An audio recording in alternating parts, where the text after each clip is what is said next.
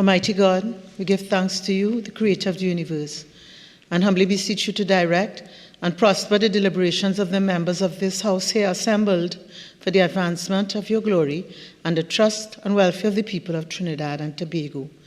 Grant that peace and happiness, truth and justice may be established among us for all generations. Amen, amen. Namaste.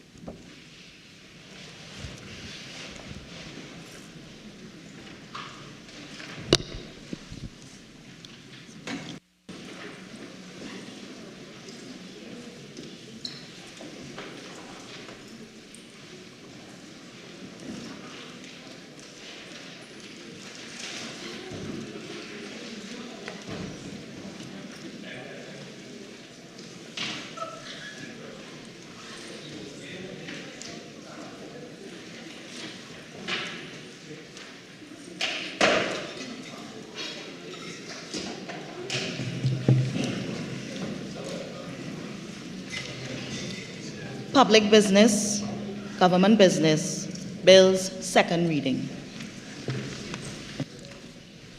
Honorable members, I shall now propose the question for debate. The question is that a bill entitled An Act to Provide for the Service of Trinidad and Tobago for the financial year ending on the 30th day of September 2024 be now read a second time. Leader of the Opposition.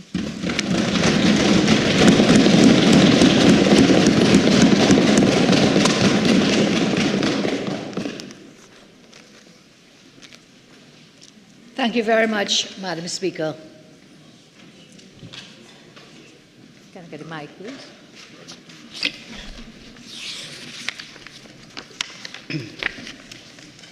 I look forward to contributing in this Budget 2024 debate, and I thank you, Madam Speaker, for the opportunity, as I thank members of this Honourable House.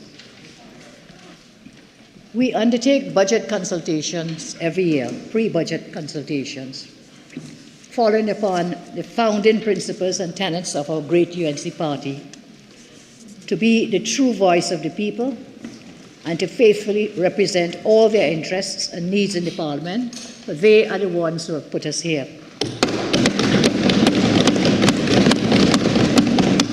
It has always been our mantra that no citizen will ever be left behind by the UNC. Through us, they will always have a voice. So I want to thank citizens and representatives from all the NGOs, labor unions, business organizations, and other groups who attended the many national pre-budget consultations and stakeholder meetings that the UNC held across the country. I want to also thank those NGOs who sent us written submissions. Thanks also to all our MPs and senators, councillors, aldermen, the staff of the constituency opposition offices, the staff of the Office of the Leader of the Opposition, and of course, I express my ongoing gratitude to the great constituents of Superior who have elected me to serve as their MP since 1995. At our budget consultations, several issues were raised, but the number one issue was crime. Coupled with that was the issue of water, or lack thereof, the high cost of living, joblessness, infrastructure, amongst others. As has happened before, this budget contains some new promises by government, which has not even kept the promises they made yesteryear. Instead of addressing promises made over the last 8 years, the minister ignores those commitments, re-promises some of them, and makes new promises, which of course, again, will not be kept. What is most concerning is that this budget for 2024 ignores the realities facing citizens. The brutal, violent crime crisis was mainly ignored. The government fails to understand that there can be no prosperity without safety and security. There can be no prosperity without safety and security. And in this regard, the budget is irrelevant. It's irrelevant because even as I speak today, even as we are here comfortably ensconced in this chamber, talking highfalutin talk about the economy, some innocent citizen will be robbed and murdered. There is a war on the outside. Criminals are at war with innocent citizens whom the government have left for themselves. I say again, there can be no prosperity without safety.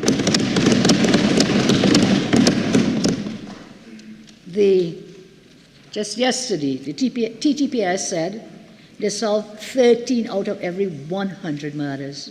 What that means is that 87 murderers out of 100, they are never caught. Government has chosen to bury its head in the sand. While they boast about how to prosper, all we see is how people suffer. The government is no longer in charge. They have ceded control to the criminals. Criminal enterprises flourishing and prospering under this government. How can you say prosper and enjoy when government's mantra is suffer and destroy? For the past 8 years, government has done everything to make the rich richer and the poor poorer. Their policies have been to the disadvantage of the working man and woman. They have destroyed the foreign used car industry, which benefited the working man. They provided forex to their financiers while starving the SMEs and regular citizens into bankruptcy. They passed laws to force citizens to seek control of their money to the banks, who then extort high fees in return. They put VAT on 7,000 food items, which were VAT-free under my government, while concentrating our nation's food and medicine supply into the hands of their financiers through the biased allocation of forex.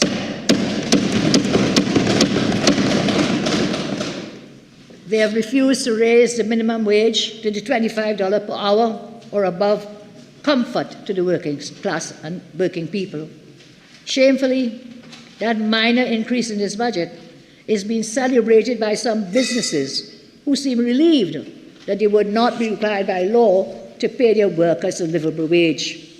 Security officers must guard the wealth of the rich, while at the same time being unable to feed themselves and their families. The policies of this government are always meant to benefit the fake elites, while in every budget they throw a pittance towards the working man and woman. And again, year upon year, their promises are painful, broken promises. They promised free access to public broadband wireless network in all areas. That has been repeated 5 times in this chamber: 2016, 2017, 2021, 2022, 2023, and today it has not materialized. Typical PNM, promises never materialize. Pension reform, which will benefit so many of our citizens, has been repeated 4 times: 2016, 2020, 2022, 2023, and today, promise has never materialized. They promised subsidizing mortgage loans at low interest rates. That has also been repeated several times: 2016, 2018, 2021, and today, promise never materialized. They promised the reintroduction of a rent-to-own program to assist low-income households, repeated 3 times: 2016, 2017, 2018. Today, promise never materialized. All these broken promises to the working man after 8 years of the most expensive misgovernance our country has ever seen. Did you know, Madam Speaker, that it has cost taxpayers $420 billion since they have taken office, and will cost a further $59.2 billion over the next 12 months. This is almost $500 billion that has been spent, yet they have no achievements tangible to benefit the honest working people. the rage many people feel now, because everyone knows that this government has been captured by the fake elites and the groveling oligarchy. The government are like prisoners of the fake elite and not protectors of the people. Due to this government's inaction, some members of the fake elite funded by narco money have embedded themselves into parts of the economy, thus fueling crime. A large portion, a large percentage of our economy, mainly the underground economy, is financed by drug money. Our economy has become awash with drug money, fueling a violent crime. Only the ignorant refuse to see it. This narco-funded crime is an inflictor of great pain on the population. Madam Speaker, only recently, we saw the murders of 4 innocent, beautiful children. The mother of those children, Anisa Mohammed, said this to reporters. When her 4 precious and most beautiful children were gone down in their sleep, she said, I never study hair or shoes or nails, because as we get money, it was for groceries. The 4 Peterkin children, Madam Speaker, innocent children. 3 were minors, 1 was 19. You have seen their photos in the media, children too beautiful for words. Now all Anisa's money has been used to bury her 4 precious and most beautiful children. 4 beautiful children, Madam Speaker. They were tucked in their beds at night, and they were zipped in body bags before sunrise. Many citizens were inconsolable at the sight. We all grieve from afar with this family. Pain happens to humans, we know. The family doesn't have to know me or know us, but I know we hurt along with them. Many people were raging mad. Indeed, Dr. Munilal, MP Munilal, was raging mad because people were not outraged by this tragic and outrageous action. Many people could hardly contain themselves, but there was silence from the eat-a-food oligarchy, for which some in this government pander. Not a word about the murders of these 4 children by wannabe elites who govern for contracts, who govern for state briefs, for rents and national awards, whilst at the same time they pontificate to real people with fake lectures on propriety. A whole nation is being kept awake, not by noise, but by thick and dense pain. A whole village in Guanapo can't work, not for lack of motivation, but because there is burning pain every time they move. Many can't eat. Their bellies are bloated with pain and grief. Pain is stabbing and stabbing and stabbing. And as if pain of their children's mass murder was not enough for the parents of the Tiffany children, of the Peterkin children, there was a cruelty of disrespect for their bodies. They were left to decompose. Sean Peterkin, the children's father, said, and I quote, when they bust open the body bag with the children in it, if you see the children, they actually get in bloom, they're rotting, they smell and stink, they stink up the whole building. They come and slaughter my children, now they leave them to rotten. We must remove the pain of the stench of murder. Do any of you know the stench of murder? While I was studying in Jamaica, working, I discovered the harbor scent of murder. I had a little yellow Volkswagen Bug and was driving along in front of the university hospital when I encountered a young man who was shot and lying in the street. I stopped, and with the help of some people, we dragged him into the car. I dropped him off at the hospital. I returned home in shock and fear. I scrubbed that car all evening. The suffocating metallic smell of blood, like rusted iron, was branded in my mind. The gurgling, scraping, and rattling songs from his chest and throat. Does any one of you present have even understand the sight, the smell, the songs of murder? I was so shocked, Madam Speaker, and full of fear, that the sight, smell, and sound of murder have been imprinted in my mind ever since. It has never left me. Too many families on our land, and police officers as well, have gone through similar experiences. And as if the murder of 4 beautiful children was not horror enough for families and communities, as if it was not heartbreaking enough, we have seen another innocent and beautiful child murdered in her sleep just a couple of weeks ago. A beautiful, innocent 13-year-old Andrea Lallan. She went to bed, and in the night, she went from dreaming and warm to cold and dead in a body bag. She went to bed to have dreams of being maybe a great dancer, maybe a singer, maybe a doctor, or just a great human being. Sleep was her escape from the reality that she had just returned from reporting to the police that she was raped. Instead of having sweet dreams, this beautiful, innocent child was murdered in the ongoing saga of the nightmare that is overseen by this government. At 13 years old, brutalized, raped, and murdered, a short, brutal life of poverty and pain. Madam Speaker, excuse me. Her sweet dream became a body bag. Her uncle, a wheelchair-bound paraplegic, was also shot dead. Her father is still fighting for his life.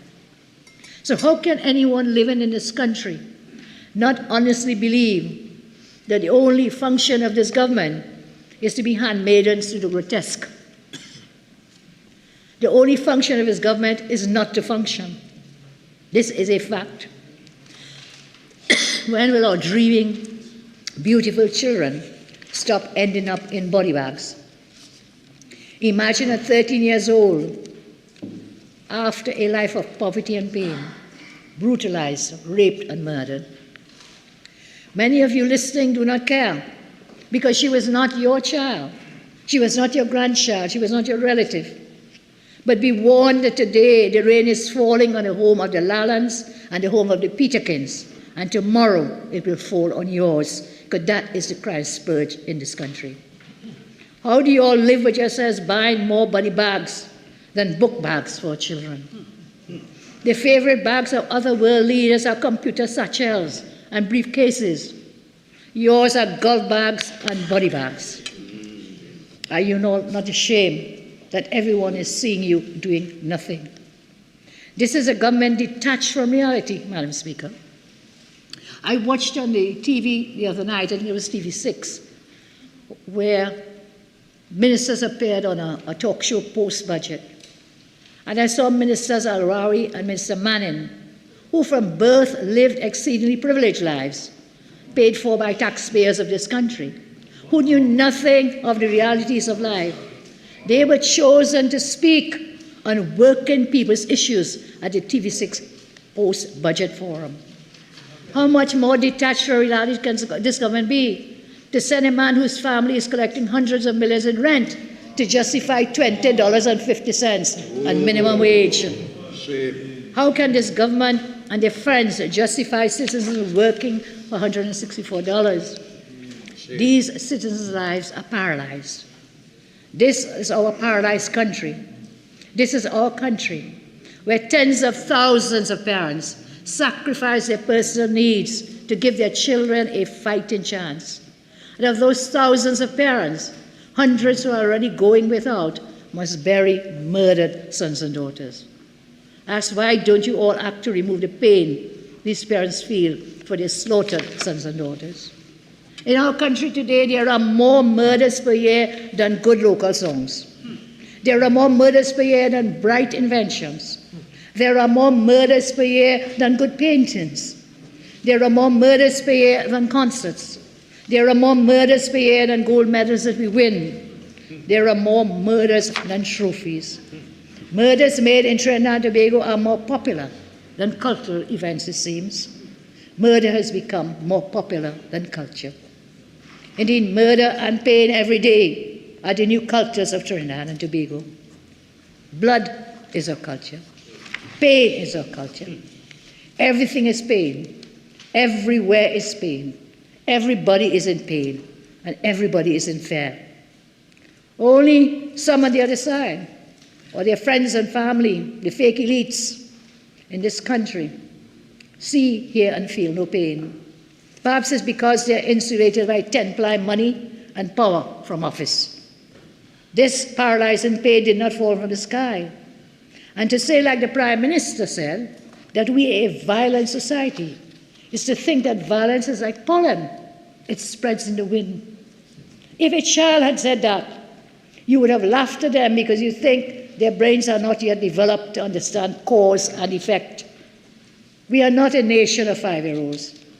Neither are we a nation of fools. We don't make glib statements like we are a violent society and leave it at that. We identify the problems and the causes and try to find solutions.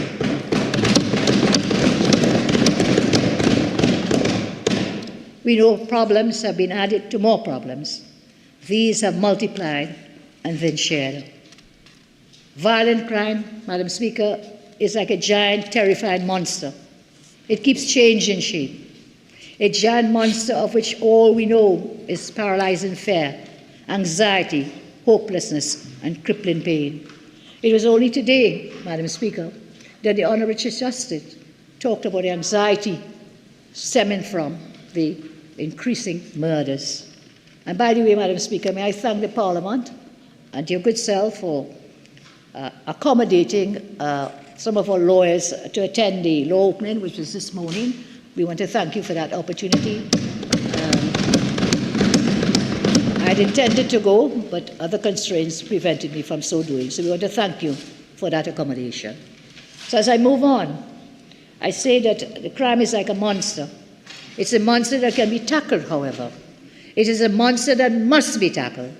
We must be humble. When offered help, we must take the help. We must be brave. We must be honest. We must always have respect for people. And we have to get serious. You cannot run away from the responsibility to protect citizens. The Minister, in his statement on Monday, did not address any tangible new plans for the current crime crisis. The Prime Minister is the only person in this country who appears to have confidence in the Minister of National Security. The Minister is not even mediocre or average. He is bluntly incompetent.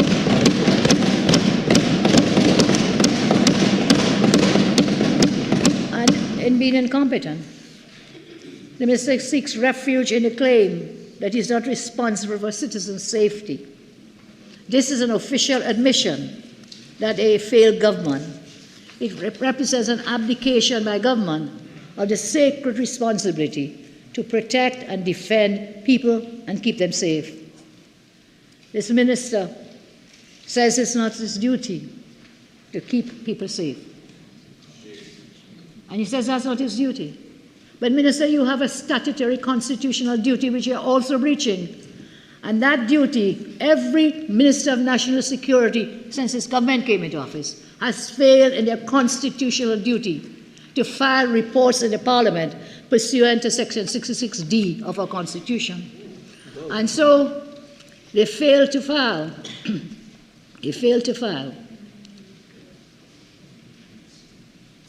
The Trafficking in Human Persons report, very important report, so people could see what's happening, why it's happening, and what's happening.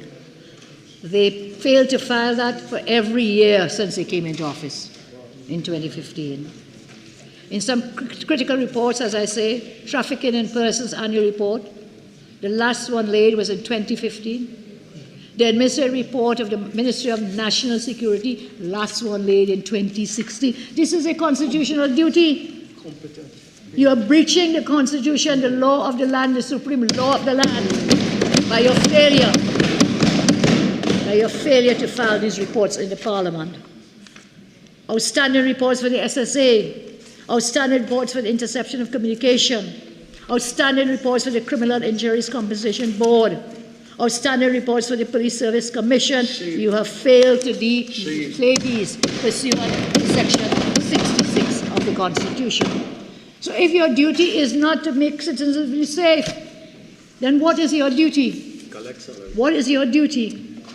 It is your sacred responsibility to protect and defend people, to keep them safe.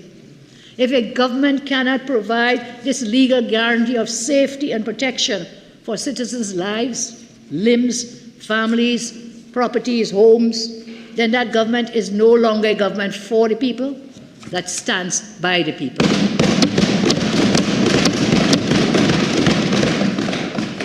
We live in an unprecedented state of emergency with self-imposed curfews.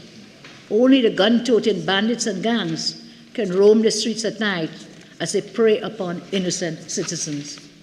Citizens have been forced to barricade and burglar-proof their homes with higher fences and barbed wire as if living in a prison. And even there, we are not safe with the onslaught of home invasions.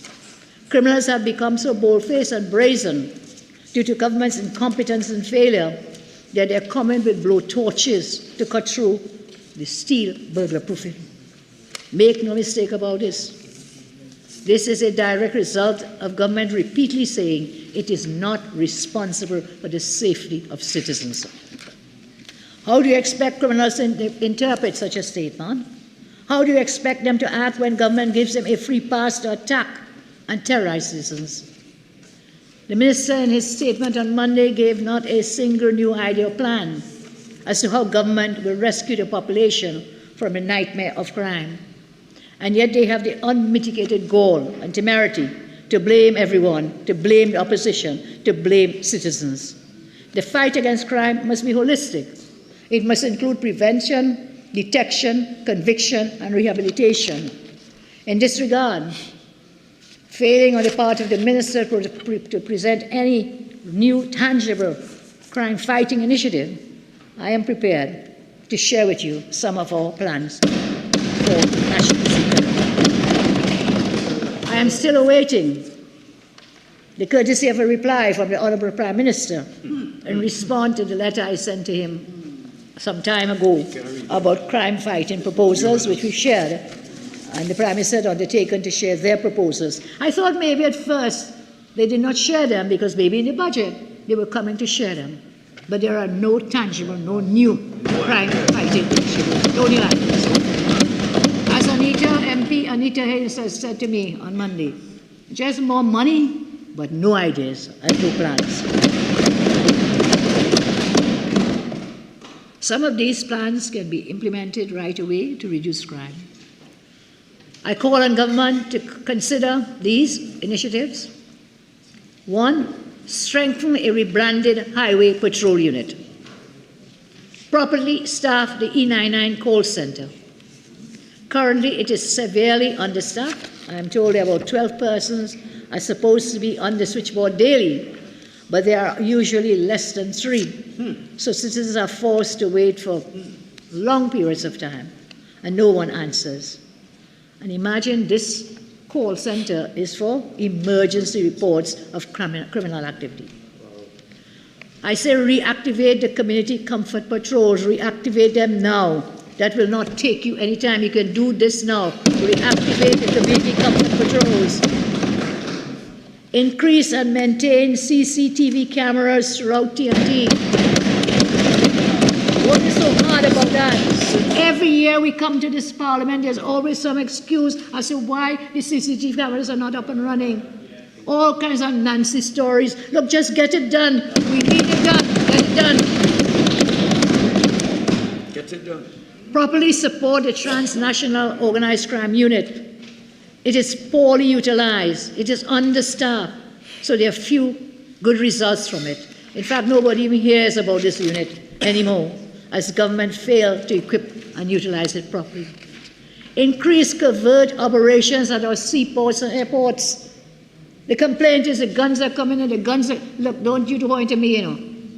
You will have your turn to speak, member. Yeah, tell it. You will have your turn to speak. Warn him. Increase covert operations at the seaports and airports. There is always the complaint that the guns and the narco, the drugs are coming in through the ports. So why are we not increasing the operations there? Why are we going up to the US to try to use their system to stop their manufacturers from manufacturing guns? Enhance and fully implement the National Operations Center. You have disabled that. Install security electronic billboards. Provide electronic data access in all police vehicles. Simple. Integrate a fully computerized crime stats and reporting system to include computerized vehicle maintenance and service records, computerization of all police stations and provision of internet access via the National Operations Center, equipping every police vehicle with GPS and link back to the NOC, indoor and outdoor shooting ranges for all the protective services, a training swimming pool facility to train all arms of the protective service, police, fire, Coast Guard, and the Army, a simulation training theater for the TTPS, proper health and fitness facilities for the TTPS, provide customer service and public relations support for the TTPS, Simple. standardize and acquire fit-for-purpose vehicles for the TTPS. There's some other areas that we can go, and I'm doing this deliberately because you have given us no plans, tangible, to fight crime. None whatsoever. We don't have to reinvent the wheel. Many of these we had in train when we brought serious crimes in this country down to the lowest in decades. But when you came in, you dismantled, you allowed others to lapse, and what has happened? Crime has escalated and continued to escalate. We propose stand your ground laws. Stand your ground laws. On your ground. I heard on the social media somewhere where they're saying, gangs are now saying, I think it's in one of the newspapers today, gangs are saying, knock it on the police. Well, I say knock it on the criminals. We have to knock it on the criminals. We have to knock it on the gangs. This is what we do, so we need to stand your ground laws to give people the laws and the means to protect themselves and their families. Create the offense of home invasion. Give an allowance for the right to bear arms or modifications to the current legislation to make acquiring firearms by law-abiding citizens easier. Change legislation to make gated communities easier. Increase the complement of municipal police. Introduce police officers full-time in all schools. Restructure the Ministry of National Security. We've said this before. Ministry of Home Affairs, Ministry of Defense, Ministry of Justice. Increase the retirement age for the Trinidad and Tobago Defense Force to align with other arms of the protective services. I have been saying this for years. We had begun the work in 2015 when we were in office. When this government came in, it scrapped it. I saw last night on the news that the TTDF is calling for this exact measure to increase the retirement age. You know why? Because they're losing so many skilled and experienced persons because they retire so early. So this is something that we will call on. And it doesn't take much to make that happen. It is not a long, lengthy process. That can be done very quickly. Very quickly. Diploma and undergraduate, postgraduate degrees in policing to be implemented for recruits combined with a police apprenticeship program. Pre-trial detention and bail reform. Individual risk and financial assessments. Minimum security detention centers. Law to prevent incarceration of non-violent drug offenders. Anchor bracelets and house arrest. By the way, what has happened with these anchor bracelets? We had put the law into place since we were there. What has happened with the anchor bracelets? What has happened? Give state support for children of incarcerated persons so that they end up criminals as well. Establish a fund for children who have lost one or both parents to crime so that they're taken care of. Seriously revamp the Witness Protection Program. When we met in 2016, that first meeting with the Honorable Prime Minister and his team, the UNCT met, this was number one on our list to revamp the Witness Protection Program. So that persons who have to go to court, maybe the young girl who was a victim of rape. After she reported the crime of rape, she was murdered. Maybe this would have helped to protect her life. Revamp the witness protection program. Construct a forensic science complex and training facility at the UWI-DB campus. You have the place shut down, closed down. You have a state-of-the-art campus there. Put a forensic science center and training facility. Up to today, we don't have a proper forensic science center, even though we've been hearing it from the other side over and over again. Provide personal licensed firearms to all active TTPS officers and prison officers. Enforcement of the drug and liquor laws against minors. Enforces zero-tolerance approach to any physical violence in schools. Any student physically attacking another student must be immediately removed from school and only be allowed to return after completing neurodiagnostic testing and a proper counseling program approved by the state. In the interim, the student can keep up with the lessons via virtual learning. What we see in schools now is more than just bullying. We are seeing violent crimes being committed and the emergence of gang cultures in our schools. Review the legislation for the allowance of marijuana use. There's an exponential increase in the marijuana usage and addiction among teens and young adults. Due to the absence of state agency oversight and control of supply, users are smoking marijuana laced with cocaine illegally imported. And then we wonder, why the crime levels are so high. My government gave this country's youth laptops so they could learn. This government gave them marijuana, legalized marijuana. Install a task force to address the imminent arrival and use of fentanyl. It is coming if it's not already here. Review legislation to enable citizens to hire private attorneys representing their interests at hearings for party and bar license. The current system is corrupted. Legislation on mandatory cut-off times for all public events requiring dancehall license that are not held within an enclosed building. Exceptions to be made during the carnival season. The other side has been talking about this about the noise levels for so long coming out of these events. I know the MP for St. Augustine is always having numerous complaints about noise pollution out of these kinds of places. Carry out a performance assessment of social projects in national security. Restructure global social programs that have become gang and criminal activity havens.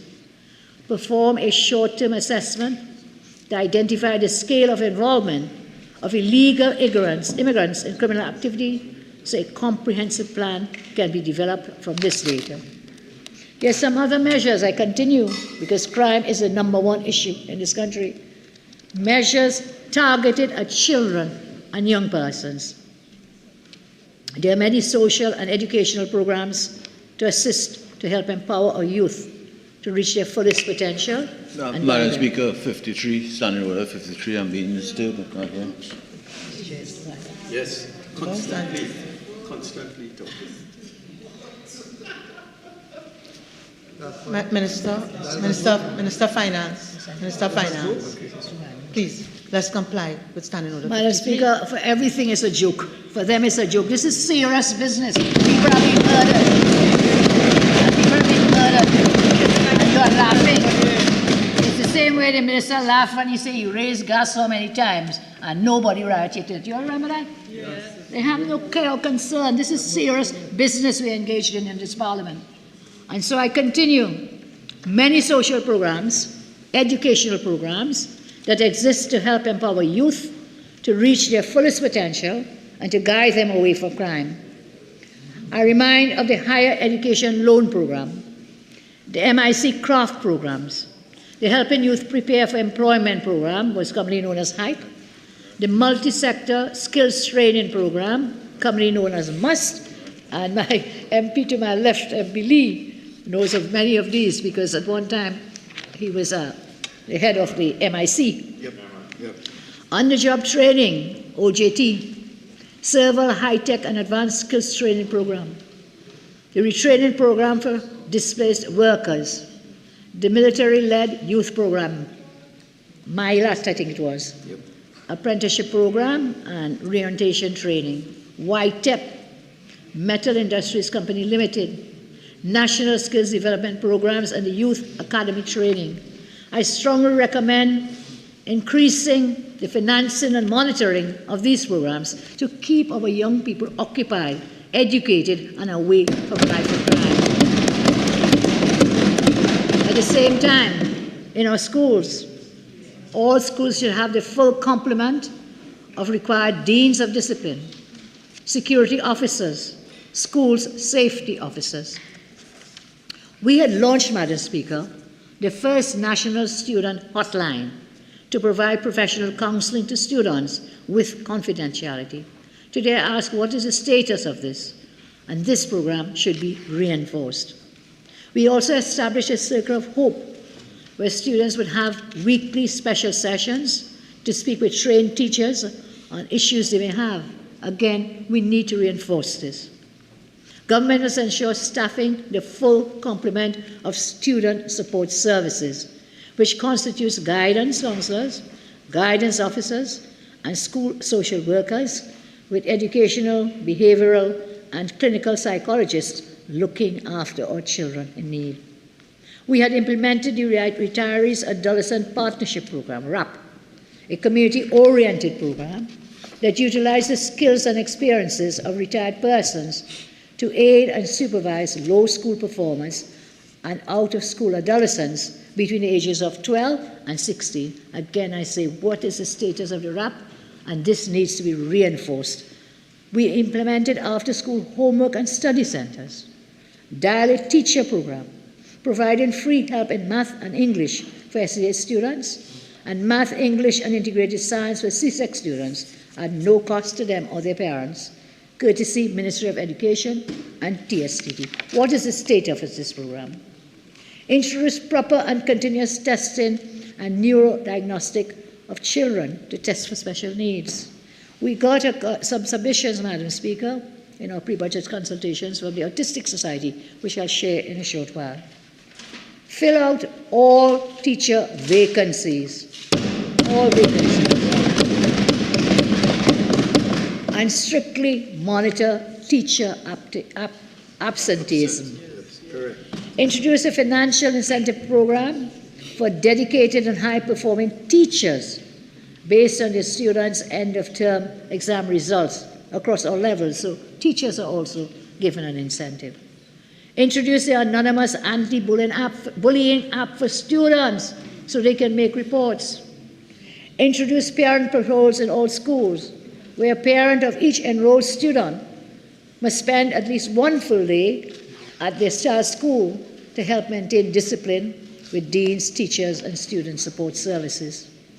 I say all students must undergo free, mandatory, annual physical and medical screening by state-approved public and private medical doctors to examine for physical abuse, substance abuse, sexual abuse, malnutrition, and diseases.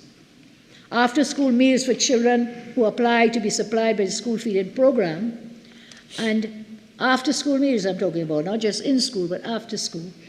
A daily vitamin, multivitamin supplement could also be provided with meals, because malnutrition is a main cause of poor learning. We had a suite of government community programs. Some good programs are community mediation services, free counseling sessions, parental support groups for single parents and victims of family violence, peer mediation, parenting workshop to address parent-child conflict, parental rejection, parental communication, proper parental supervision, and identification of criminal behaviors in children. I say we fund faith-based weekly community mentoring and guidance programs. Each community we know has a place of worship, which should be open every day after school, 2 p.m. to 6 p.m. perhaps, Saturdays and weekends, Sundays, and they can act as community homework and activity centers. The government can then provide funding for meals and student supplies and pay a stipend to staff who can be drawn from the congregations, from the community elders, from volunteer teachers and parents. This way we can integrate the parent, the school, the community, and religious bodies into children's lives. We have always heard the expression, it takes a village to raise a child. We have just completed the local government elections. And may I say congratulations to all our councillors and aldermen throughout Trinidad and Tobago. After that election, Madam Speaker, the government is now a minority government. Some say a lame duck government. They lost in their backyard in Tobago, and they lost in Trinidad. And the next thing they will lose is the and. So they will lose all of Trinidad and Tobago. So through the Ministry of Local Government, I know government has been talking a lot about local government reform. Here is something we can do to help the communities through local government. All councillors could oversee the formation of a community support council in each polling division of the electoral district. I suggest this is a manner to do it, as the boundaries are already delineated, and the demographic data is already present. These community support councils will act like the old village councils to provide guidance, mentorship, and support to children, young adults, and parents, and will also serve as a direct link with police and government representatives. And then prominent persons of good character within the community can come forward to support the councils within the area. The aim, again, is to integrate citizens better, prevent marginalization, encourage communities to directly affect, monitor, and regulate their development. These community councils should also be funded with a stipend from government. We will share other detailed plans at the consultations whenever that may be. We also have many other detailed plans which we can share during these consultations and with all willing stakeholders. Again, I call upon government to prioritize anti-crime measures, crime fighting strategies, and policies. So I said before, the crime is like a monster. We on this side can address the monster that is crime, but the monster problem is fed by two sides of the same coin. On one side, this government uses all the mental energy to create selfish policies and budgets, to focus on designing themselves and the fake elites into a rich and powerful in-group. On the other side of this coin, the real working people are neglected. They feel that life is unfair under this government. They see that everything has fallen apart. They see no hope. This is not the quality of life that people want for themselves. Hundreds of thousands of citizens feel their potential is being wasted. They feel that opportunity is only for the rich and infamous. They feel this government does not hear or speak to them respectfully. I repeat, as I began, all these measures in this budget, there can be no prosperity without safety and security. Madam Speaker, after 8 years of serial deception, what can be done? How must the giant monster of loss and grief and hopelessness and pain be fought? The government must do what the UNC has been doing for years. We in the UNC talk directly to people. We are the Working People's Party. Excuse me, ma'am.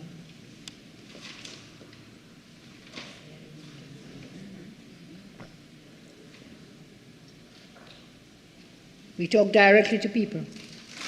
We're the Working People's Party, putting people first because we listen to the people.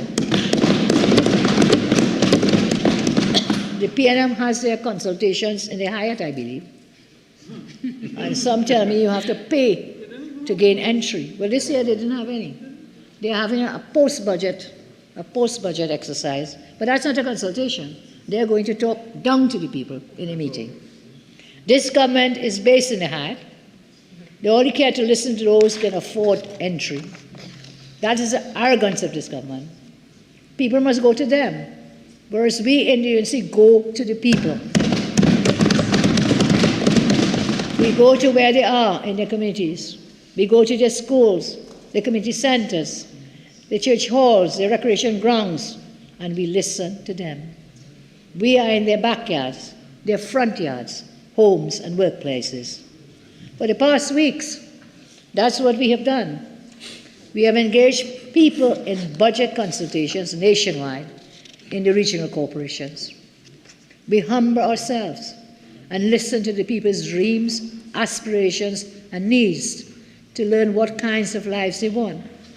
We do more than listen, Madam Speaker. We help them formulate the nature of problems and find solutions. This is the UNC. This is what we have been doing every week. Simply, the government doesn't know about the people's pain and hardship, and some think they just don't care. That is the worst part. People think they just don't care. Even areas represented by the PNM, both at the local level and the parliamentary level, citizens complain not one government official or one rep has visited them to ask their views about the budget. Not even one, Madam Speaker. They have not had a single consultation with their supporters or otherwise. This is why this government's budgets are so anti-people. They don't take the people into account at all, not their experiences, not their points of view, not their hopes, not their dreams. Government rams policies, cuts and oppression down the throats of people, and doesn't think twice about the pain and the hardship and suffering they cause. The UNC is the voice of the people. I will now put on the Hansard recommendations from the groups and the individuals who respectfully answered our requests for consultation. We owe them a duty to let their voices be heard in the seat of our democracy.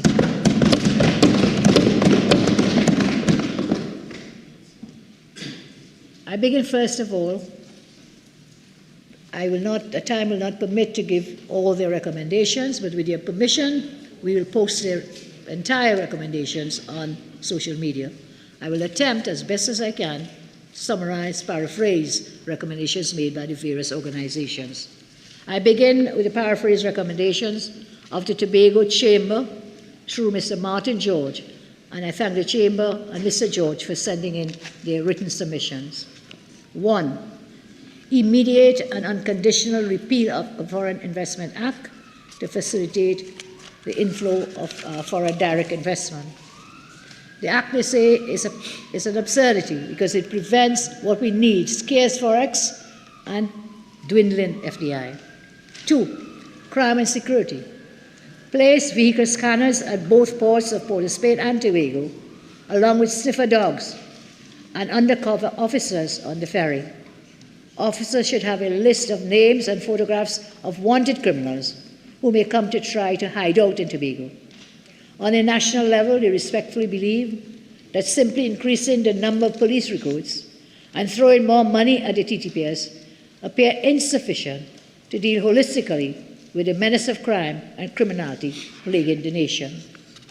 In this regard, they recommend that the Minister and government introduce legislation to create a Tobago Regional Police Force in much the same way as their municipal police officers in the Trinidad regional corporations. They further propose the establishment of an enhanced CPEP-ERP program, not just for Tobago, but nationally, and these programs be restructured and revamped to create full-time, whole-day employment in a revived and reinvigorated agriculture sector. 4. Inter-island transport. They state that the air bridge by Caribbean Airlines is an essential service and ought to be given the necessary funding and resources to make it more efficient and effective. They also propose that there be a second cargo vessel to assist on the Tobago run. 5. Duty-free, VAT-free zone. They propose that Tobago should be made a duty-free, VAT-free, exclusive economic zone, similar to what obtains in Panama. I want to thank Mr. Martin again at the Chamber for their submissions, and I take pleasure in putting their voice on the Hansard in this House. We also received oral submissions and written submissions from AmCham.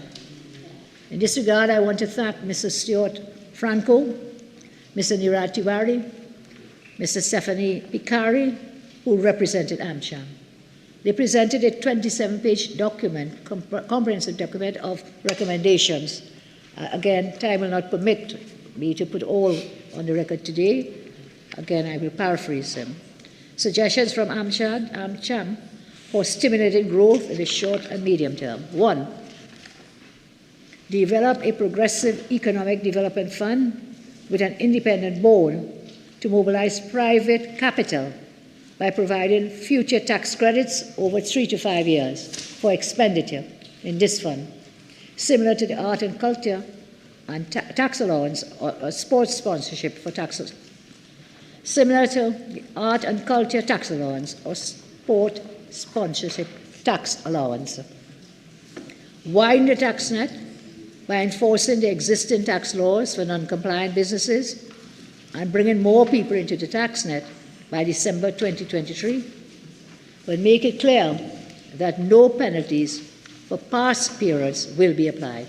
3, incentivize venture capital and private equity by amending regulations to allow institutional and private investors to invest a portion of their capital in such funds. I continue with the recommendations of AmCham. Consider allocating less than 5% of the Heritage Fund for investing in private equity as an investment asset class, alongside the private sector and the state in revenue-generating projects and diversification-centric investments based on transparent evaluation and investment criteria.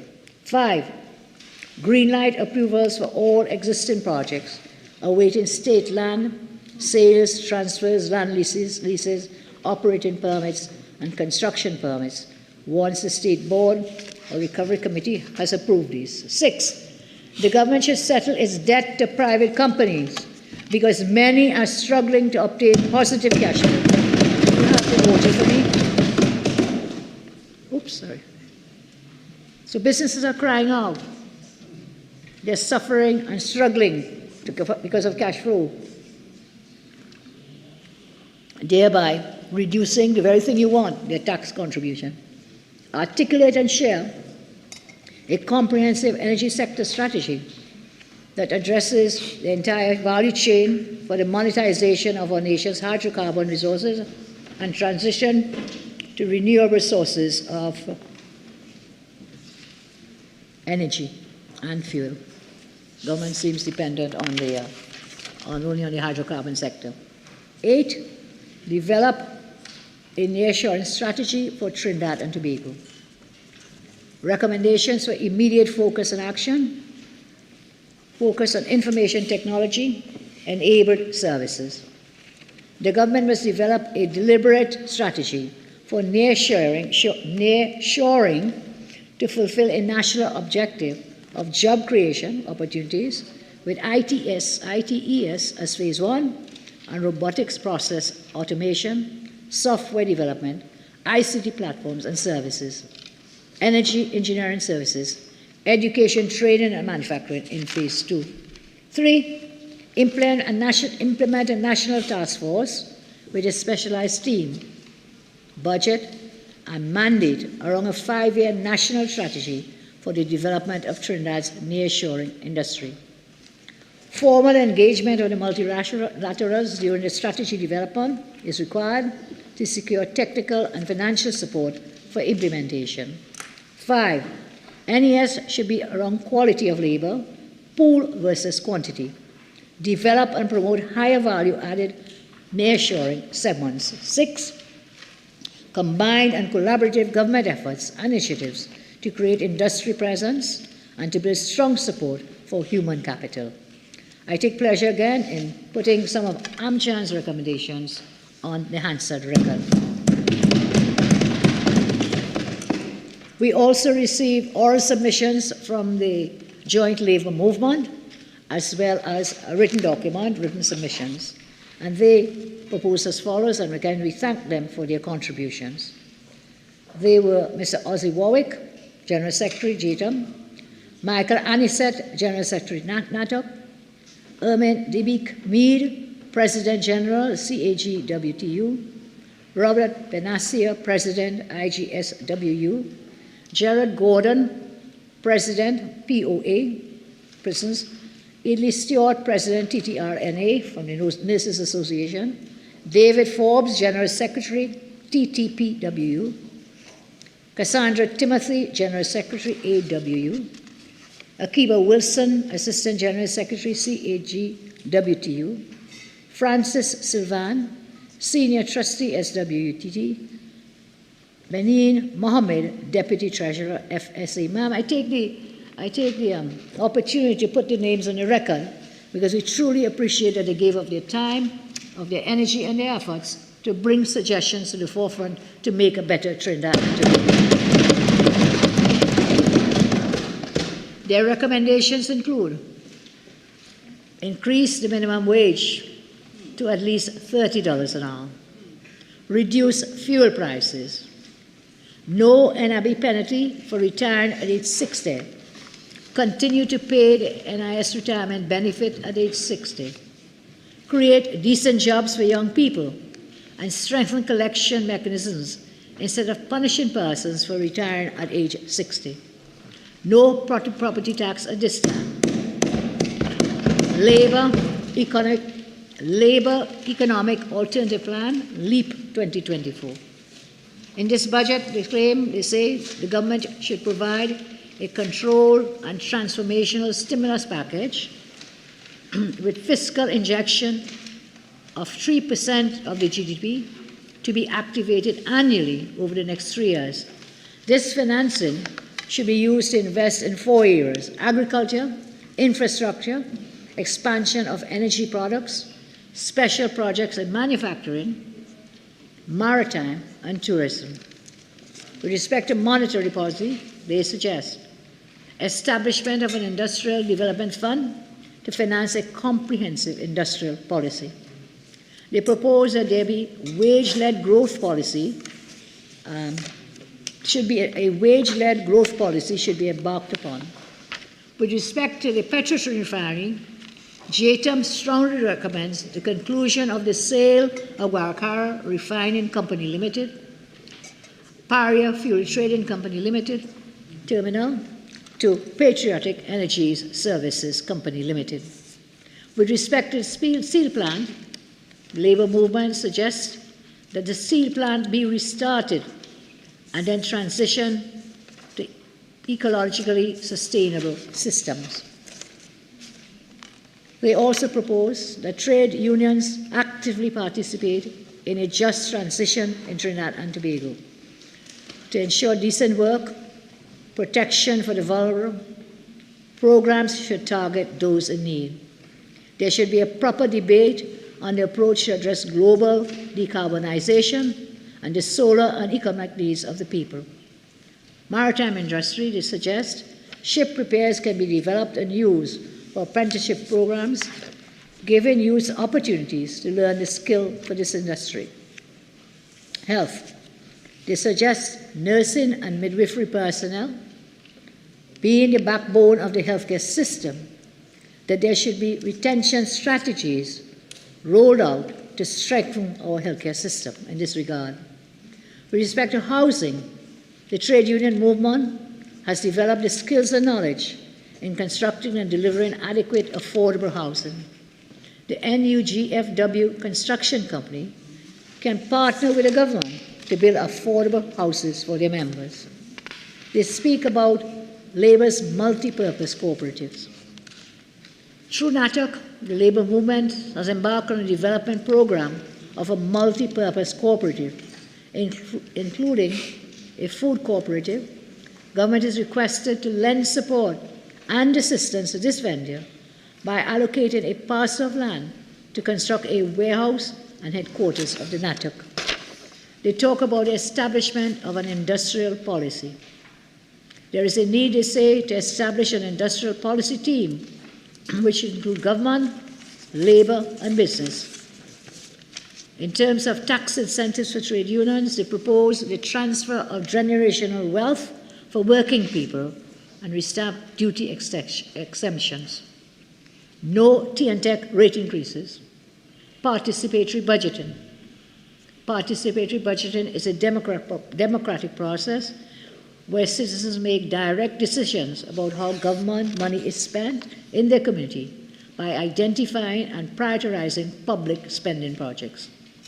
Again, thank the members of the Labour movement, and I take pleasure in putting their suggestions here on the Hansard record.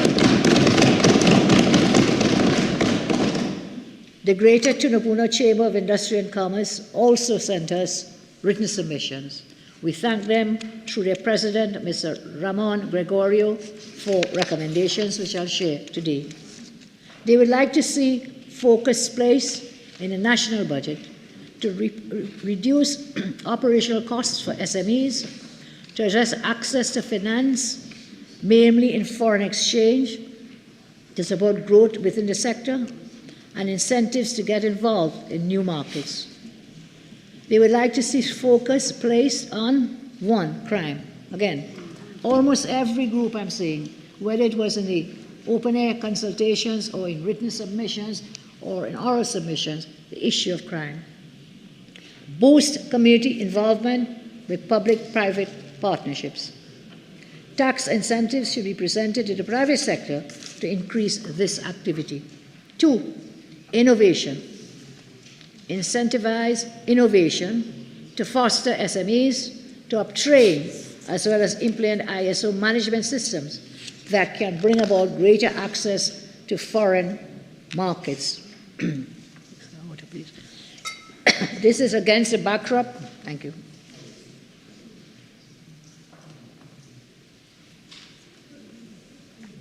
This is against the backdrop of facilities and grants to assist to encourage exporting. Finance. They would like greater access to foreign currency, another burning issue in the country, that can aid SMEs with imports. As the central trade hub of the Caribbean, many SMEs import goods, they add on value, and then they export, thereby also bringing in forex. SMEs now are trying to survive on credit cards, and as we all knew recently, Republic Bank had cut the credit card limits, so they are in a bad way, these small businesses. VAT returns. They propose replacing VAT with a standard sales tax. Now, Madam Speaker, this is a very interesting concept and one that I am inclined to consider. In the United States, you go in and you buy, you pay your sales tax. They don't have all the paperwork. With the VAT, you pay the VAT and then it's held for years. Your money is like has been kidnapped by the government because you don't get the refunds time over time and your company is starved, in a sense, of that money. So it is something I would ask the minister to seriously consider, a sales tax to replace the VAT.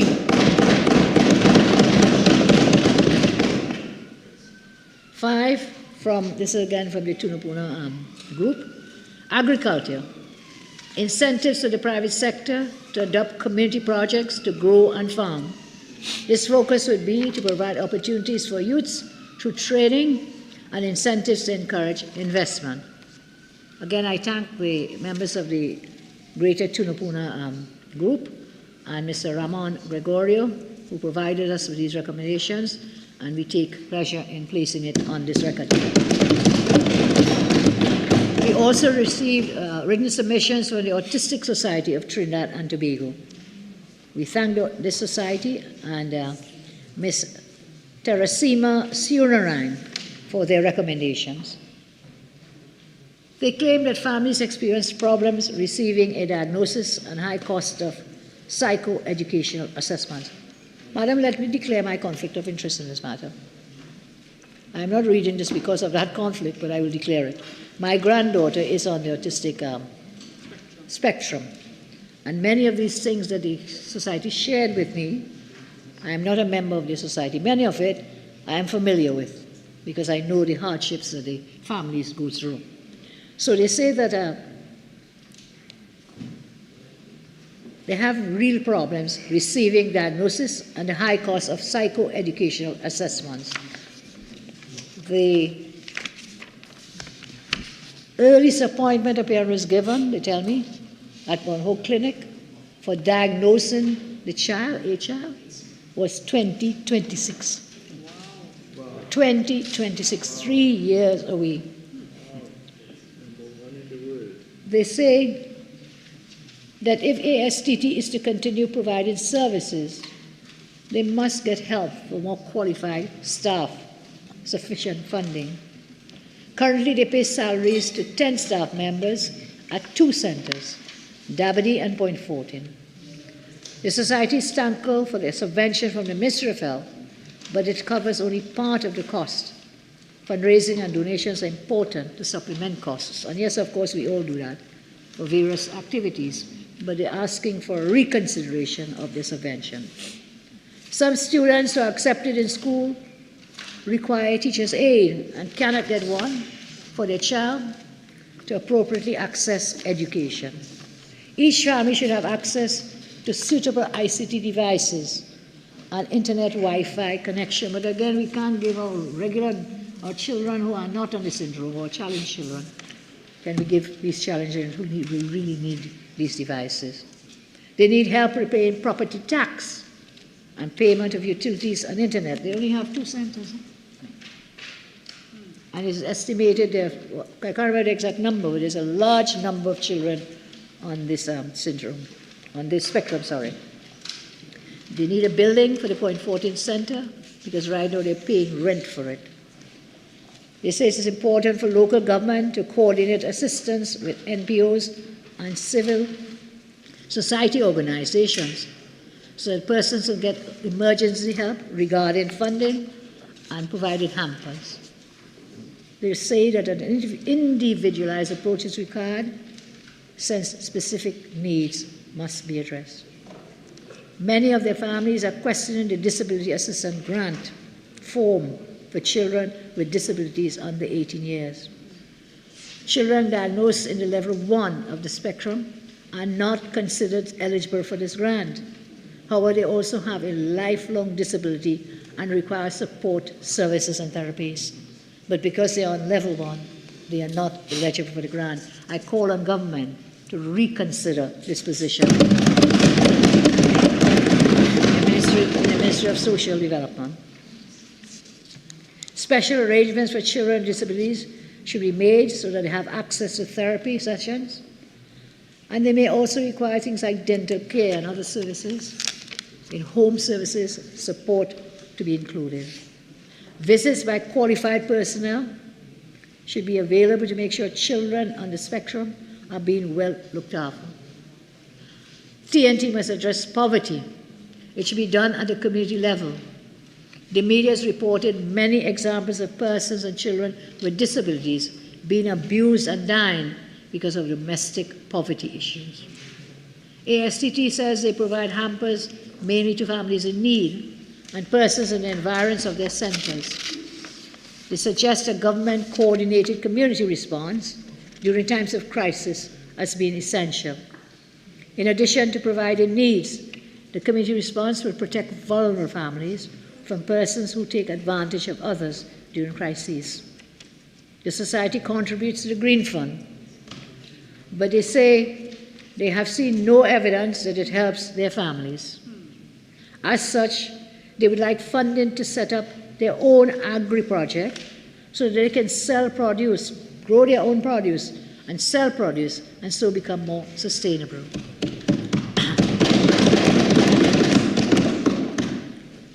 They say that they can then set up grow boxes or even a hydroponic garden that will help them to earn revenue in the long run.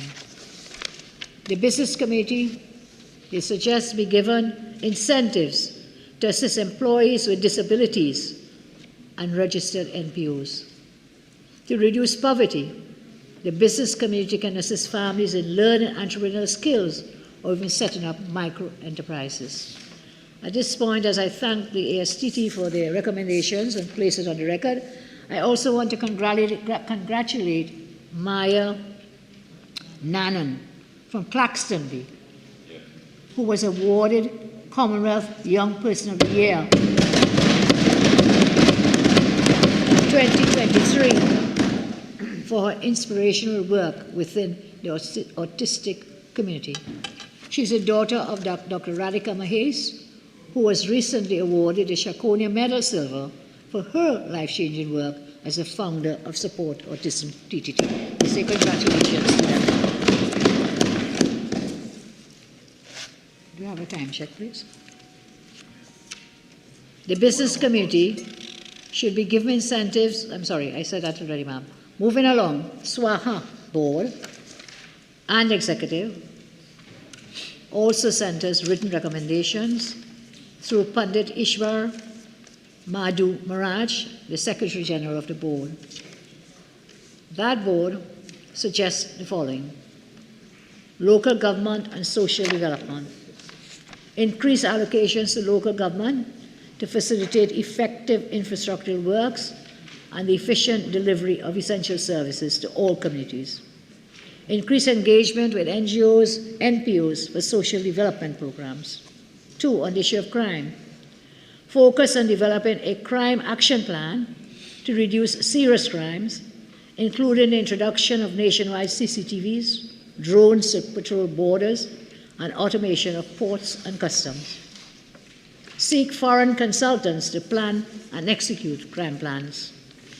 With respect to VAT and other taxes and duties, remove VAT on essential foods and everyday pharmacy items. Remove duties and taxes on baby food and products. Remove the 7% online purchase tax. With respect to education, GATE, allow funding for programs with a need or future need, and do not limit persons who have already benefited. Expansion and upgrade of the textbook management program to include greater availability of e-textbooks.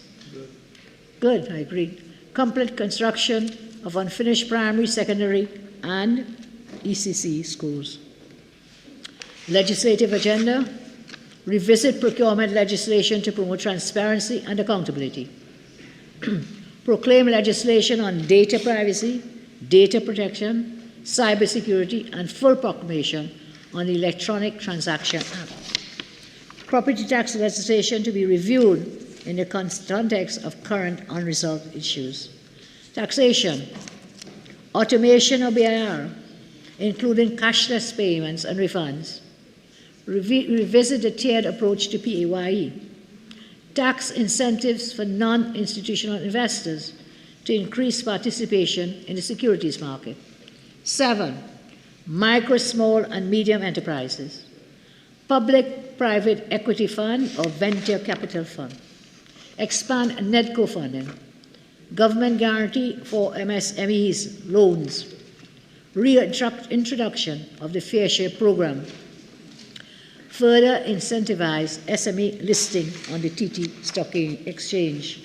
Again, I want to thank the SWAHA organization for their suggestions, some of which we totally agree with, and I offer for the consideration of government. We turn now, Madam Speaker, to the recommendations from real people on the ground. These organizations had sent their recommendations, and let's see what are some of the recurrent themes that came out from the consultations held by our councillors and aldermen and MPs throughout the country. Agriculture. Danny Rogers highlighted the pressing issues affecting crop reduction. Currently, Nestle is importing milk and poultry production has hit a low point. He has recommended for the government to present a comprehensive plan for the agricultural sector. We totally agree. Crime.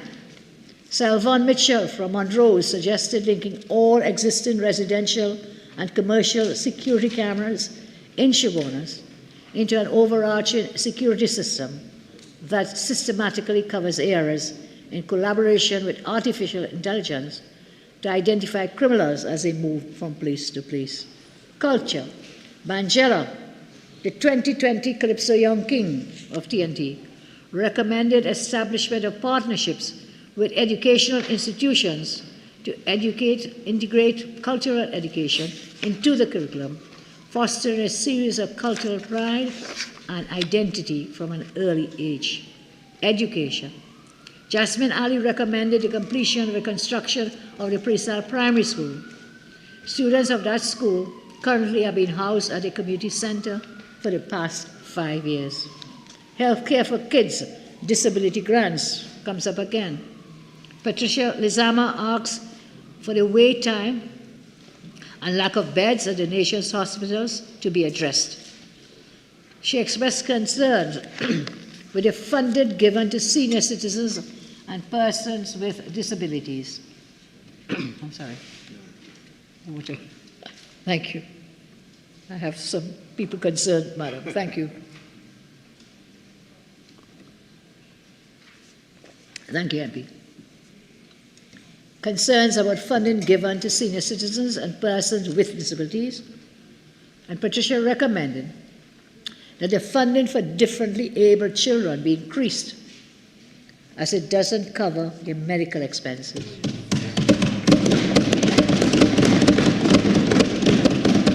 Kristen Townsend of Mayaro revealed that residents have to go to Sani Grande or San Fernando to access hospital care, and recommended an upgrade on the Mayaro Health Facility.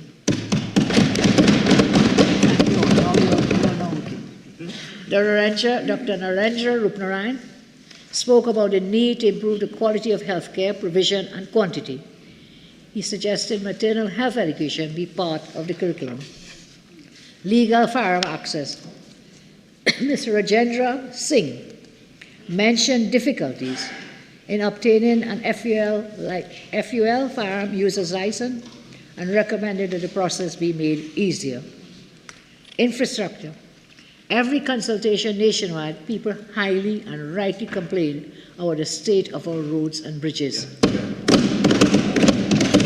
Christopher Jackman from the OWTO has emphasized that the shutting down of Petrorin not only meant that we no longer produce fuel for domestic consumption, but also did not produce bitumen. So we now have to import bitumen to fix our roads. Bitumen is necessary for paving roads.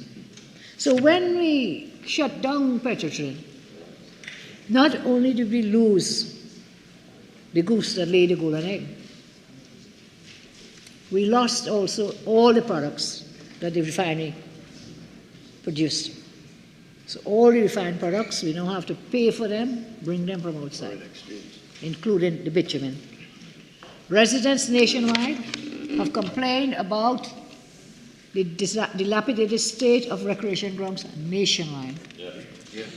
And we have received serious concerns that similar to the NIB fund, that is now collapsing upon itself, not because of what the minister tells us, but because they have mismanaged the NIB and the fund. And they're doing the same thing or similar thing is being done to the Petrotrain pension plan. Mr. Gulcharan, a former employee of Petrotrain, raised concerns about the status of the pension plan, which has been steadily deteriorating since the company shut down. He recommended, and others from the JTM also recommended, that government should allocate money to bolster the Petrotrain pension plan and for the minister to provide an update on what has been happening with this pension plan. The workers are exceedingly concerned about this Petrotrain pension plan. Another area in our consultation, predial larceny. Many farmers raise this problem, and it really deserves special mention. The farmers suggested that government provide the predial larceny unit with vehicles, proper equipment, and staffing. It is all, but what is it? It's almost non-existent to provide the farmers with the help they need. Nigel Moses from Arima suggested the need for a proper payroll system in Trinidad and Tobago, which can help with the judicial system to ensure crime goes down, and this is in the area of prisoner rehabilitation. Mr. Kenneth Rampasal from Tunapuna wants to see more recreation grounds illuminated and upkept, as there is a need for more persons to be out there in sport and exercise, and to increase family bonding. Scholarships. Emerson Chedi of Superior requested increased allocations to provide more scholarships for poor and disadvantaged students. This was a government The decrease to 500 scholarship was based on meritocracy, based on how well you perform. Took that away, reduced it, and instead now gives bursaries. We don't know what is the criteria or how is waving a P&M card that you get these bursaries. But before, it was based on meritocracy. So we're asking again, people are asking, more scholarships for poor and disadvantaged students. Special needs citizens. Helen Narayan Singh from Arima recommended more special needs schools and an increase in special needs grants. This is a serious matter in our country. Very, very serious matter. Tourism. In Sadi Grande and Mayaro, residents recommended tourism development along the East Coast. They requested that the East Coast be developed to become a premier tourist destination in the Caribbean. Water. This is another burning issue. Citizens all over the country have complained of the lack of water and the fact that not only does the government expect them to pay bills and not receive the service, but government is looking now to raise water rates. You know, in my own constituency, I received a petition of about 168 persons fairly recently. They've had no water in their taps for months, no water. And this is not special to the constituency of Superior. It is something that is happening throughout the Southland and elsewhere, of no water in the taps. MP Padarat, who shadows the portfolio of public duties, will speak more on those matters, but I think it's important to highlight it. And again, the minister makes these glib, vague promises which never materialize. Promises never materialize. So let's see what happens with this. And let's see if you're really moving to raise water rates and tea and tech rates. So, residents have complained. You're not getting pipe-borne water for almost 50 days. Some citizens call for the CEO of WASA to be removed. Youth unemployment. Ms. Ambika Gosain highlighted her concerns about employment for youth regarding the oversaturation of the on-the-job program. She highlighted that the waiting period for a first interview can take years. Earlier, I spoke about using the OJT program to help in the fight against crime. Here we are seeing people saying to get an interview can take years. She recommended that the government address the issue. So I've gone through all of these, and I'm saying if government had consulted with people before this budget, government would have had an accurate list of priorities to impact areas of greatest concern positively. That's what we did when we were in government. When you talk to people, they will often give you very useful solutions. Indeed, citizens are very creative and informed. Many of them came to these consultations well prepared, some with pages of ideas to share. And that is the tragedy of this government. They do not harness the potential, the experience, the ideas, or the greatness of a society. That is the attitude of that government. We on this side are showing the country that our philosophy and practices are different, and the way we govern is participatory.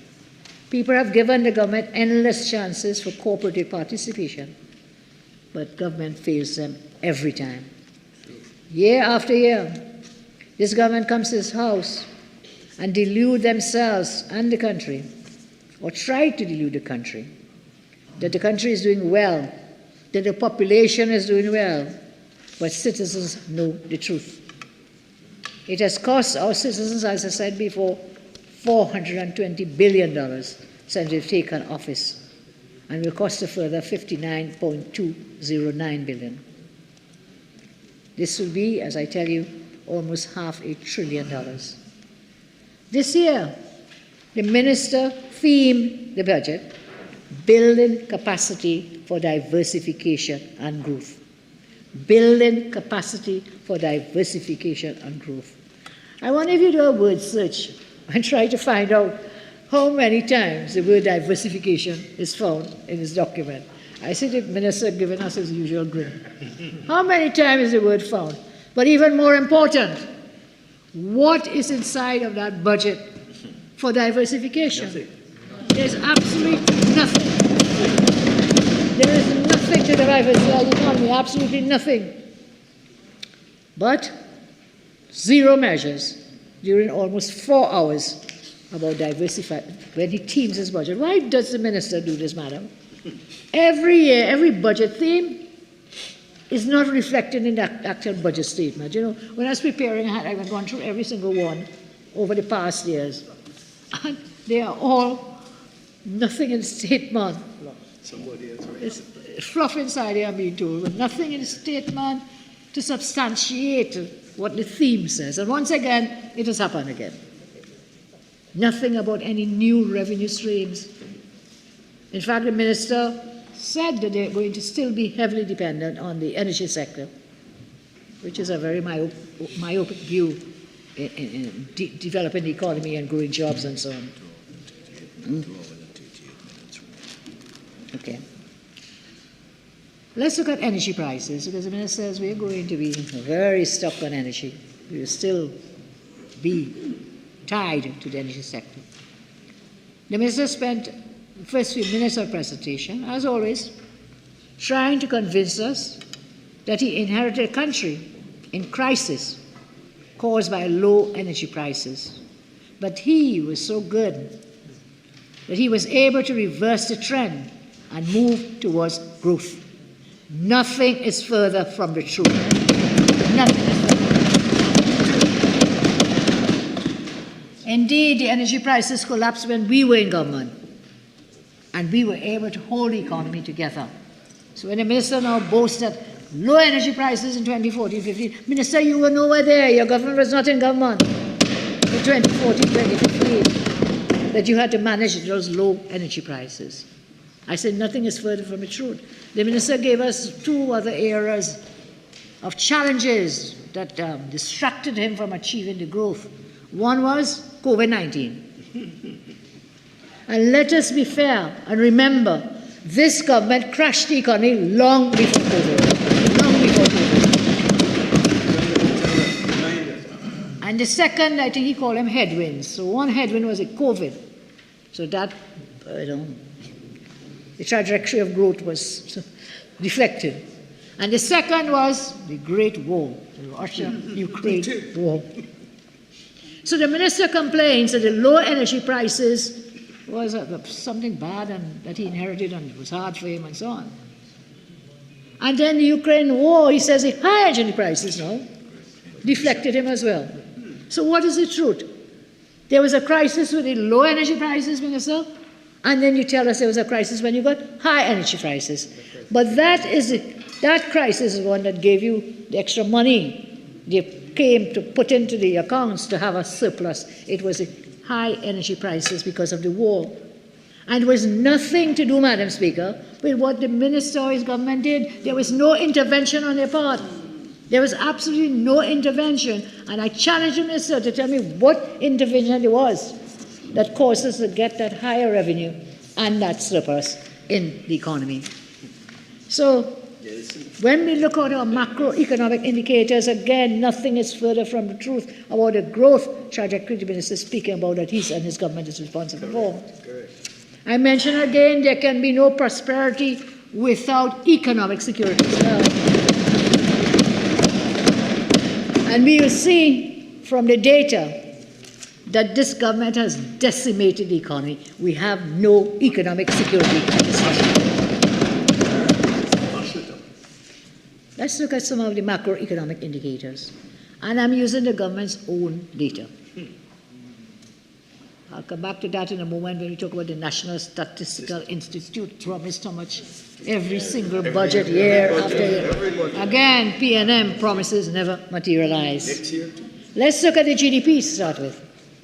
This government's anti-people decision-making undermined, decimated our economy, so much so that the real GDP collapsed by $10 billion within the first year of the P&M taking office.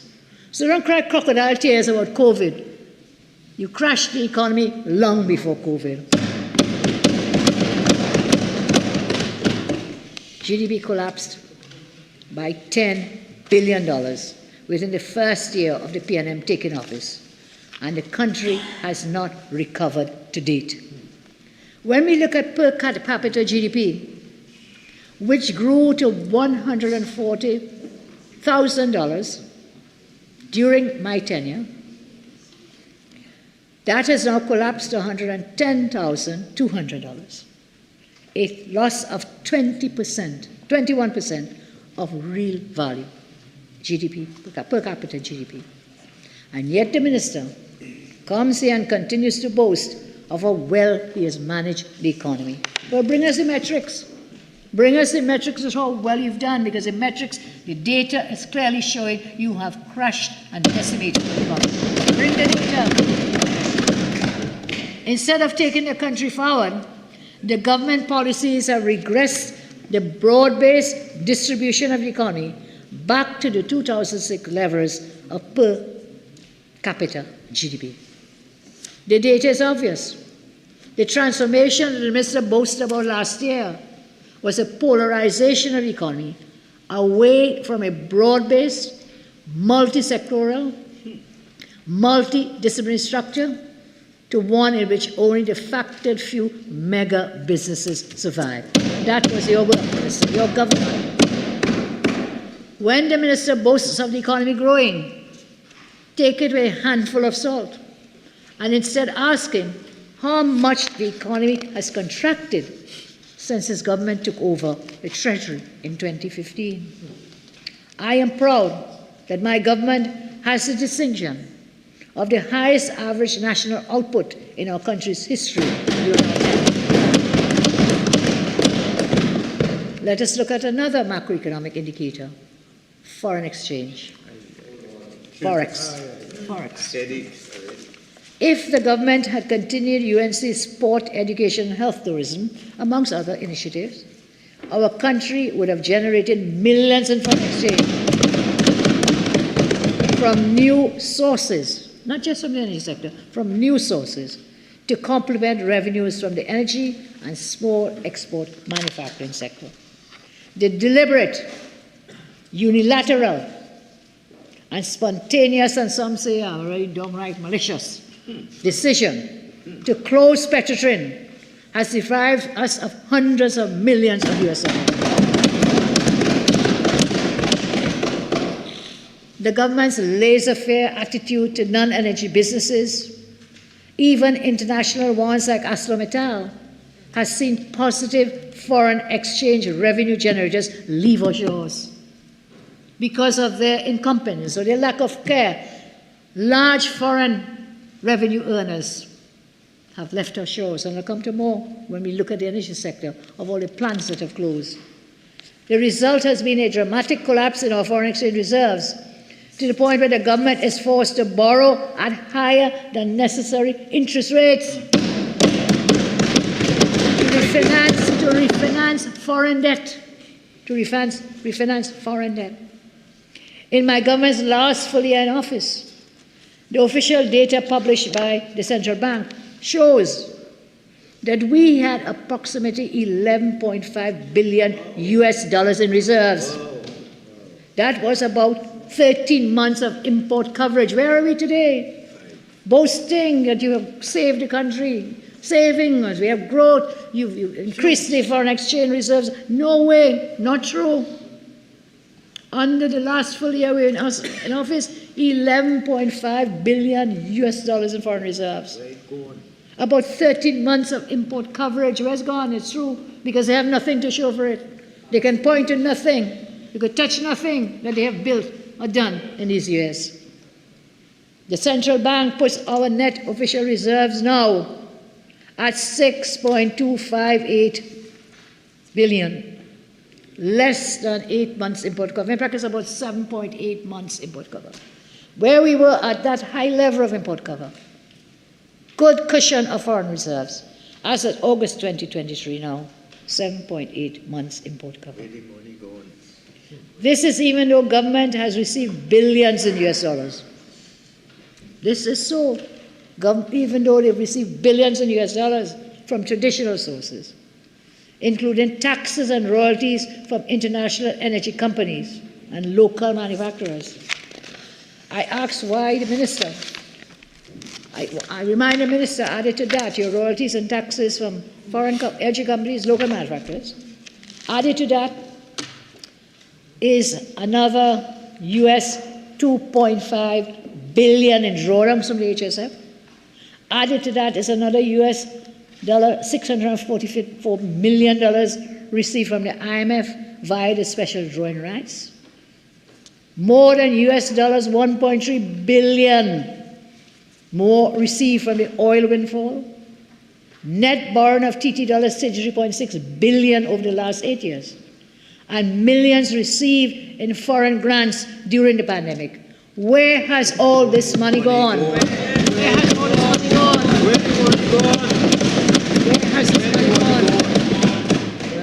money gone? On Monday, when the minister had the opportunity to level with the country over the actual state of affairs of our nation's foreign exchange reserve, the minister once again opted to misdirect and mislead.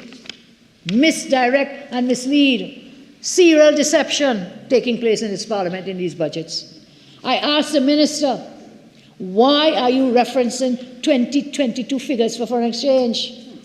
We are in the year 2023. Why are you referencing 2022 figures for foreign exchange holdings? Why is it, Mr.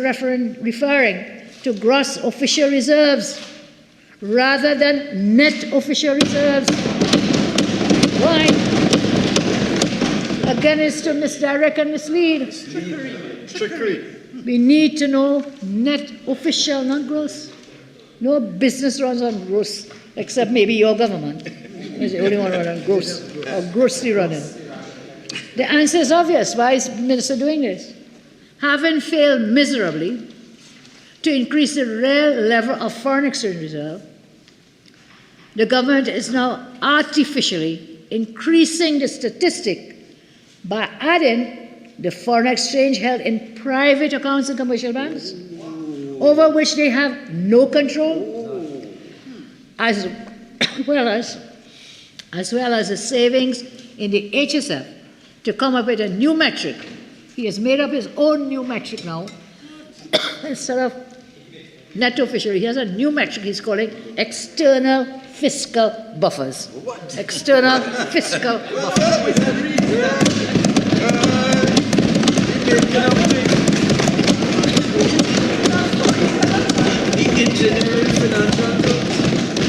Engineering financial tools. I'm being reminded, instead of the minister not just making up numbers, he's also making up words now. External fiscal buffers. Madam Speaker, thousands of business people, especially small and medium-sized business people, small and medium-sized businesses, and even average citizens disagree with Mr. Imbert when discussing forex availability. When businesses are now facing closure because they cannot get money to pay suppliers, they're in crisis. SMEs constitute over 90%, I'm told, of registered businesses in this country. So it's a serious state of affairs.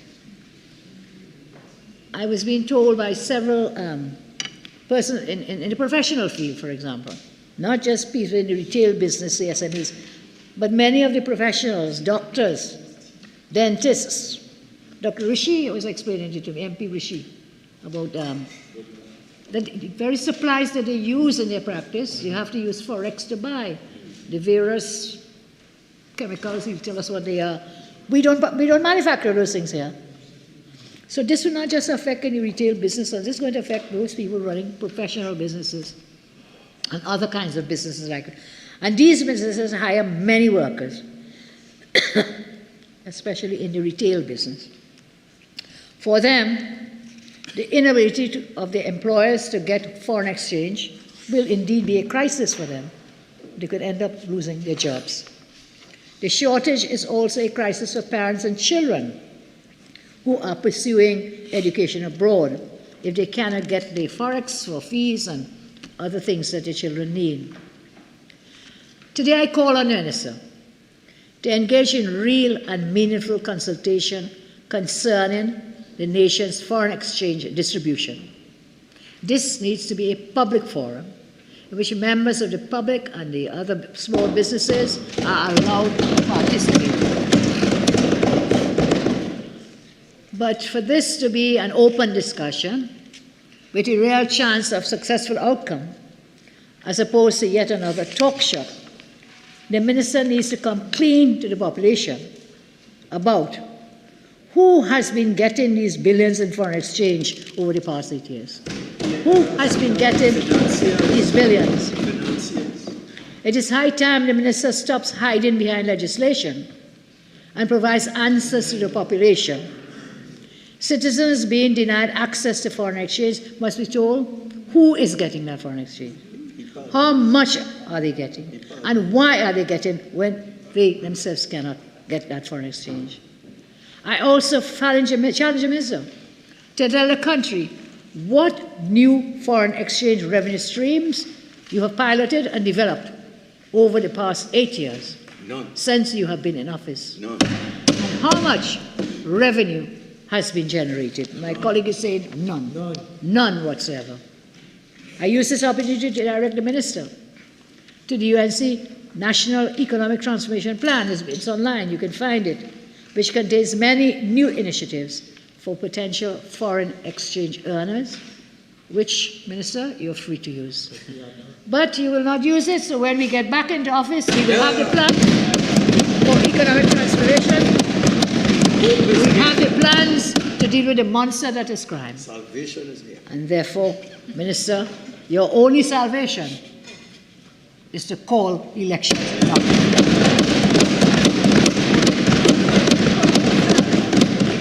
This is very dry, so I'm not getting this. Very dry.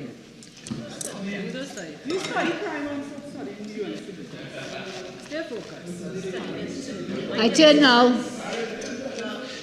Some water. I would like to hear the Leader of the Opposition.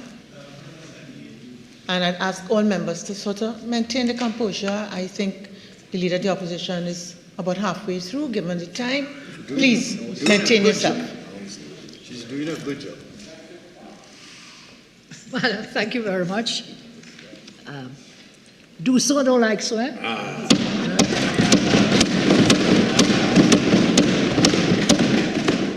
I've always heard that expression, Minister of Finance.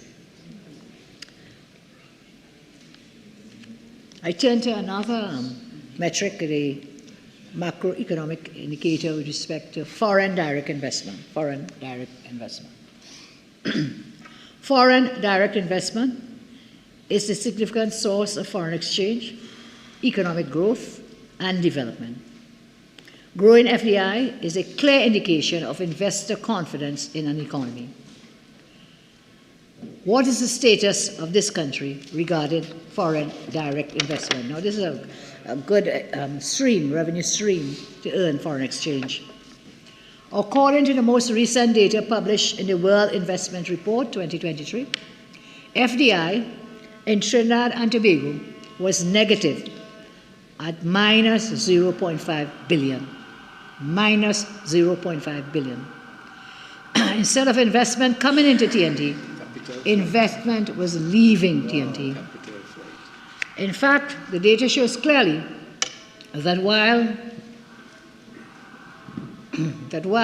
the Caribbean has had positive FDI, TNT has lost FDI for 5 of the 7 years during which we have data available under this PNM government. While the minister fiddles away with investor confidence in this country, other countries in the Caribbean are openly pursuing investors with actual initiatives, proper marketing, and deliberate decisions to address investor decision making. Under this government, from September 2016 to December 2022, Madam Speaker, Trinidad and Tobago lost US $1.5 billion in foreign FDI, which had fled the country. $1.5 billion. Trinidad and Tobago lost under this government. By comparison, under my government, we generated high levels of FDI, with FDI from the energy sector totaling US $1.459 billion in 2015. Our last full year in office. In 2013, my cabinet approved a project development agreement for a new petrochemical plant, the Mitsubishi plant, down in the south. That has brought in more FDI, created jobs, and is a functioning product that is marketed. We turn now to the rating agencies. Mr. Imbert has a real passion, he has a real thing with rating agencies. Yeah. You remember when he didn't like the rating agencies, the reports, he brought in, what was it, Fitch? Yeah, he brought in a third rating agency. But I don't think we ever saw that Fitch report.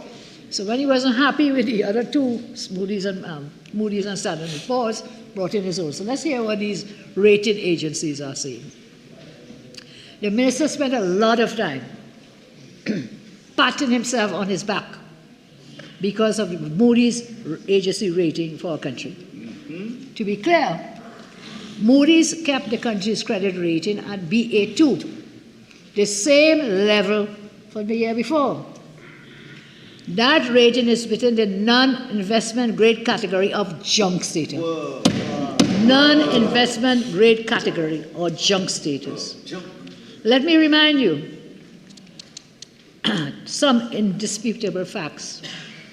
Before the minister became in charge of our treasury, our country's rating by Moody's was A3 under my watch.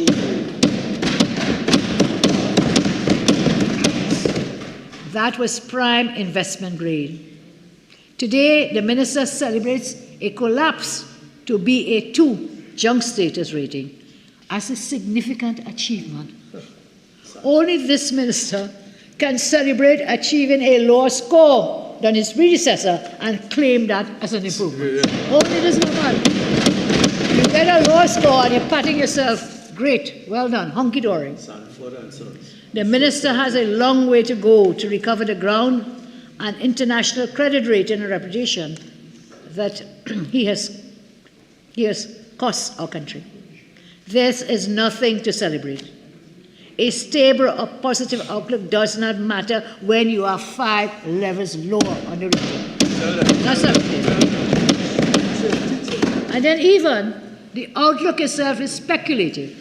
And in this case, it is premised on the continued high revenues from oil and gas, following the same great conflict, Russia-Ukraine.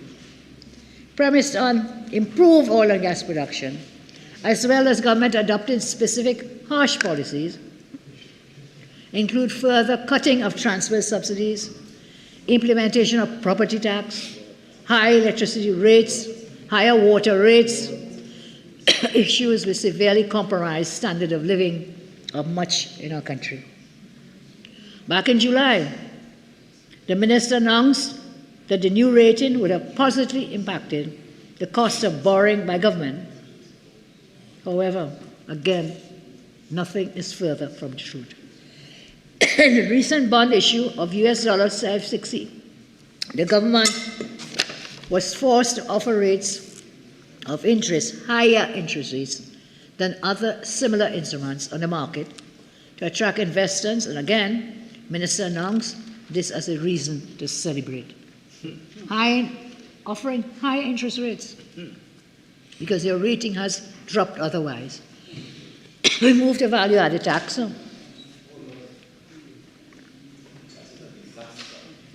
There's an engineer. One of the most vexing issues for businesses in our country of any size has been government's abuse of businesses by illegally withholding tax VAT refunds. Illegally withholding tax refunds. In May 2023, Minister Imbert admitted to Trinidad and Tobago that the government owed businessmen almost $8 billion, in fact. Kidnapped money, basically. $8 billion. Refunds at the end of March 2023. 6 months have since passed So logically, more businesses would have applied for the refunds since then.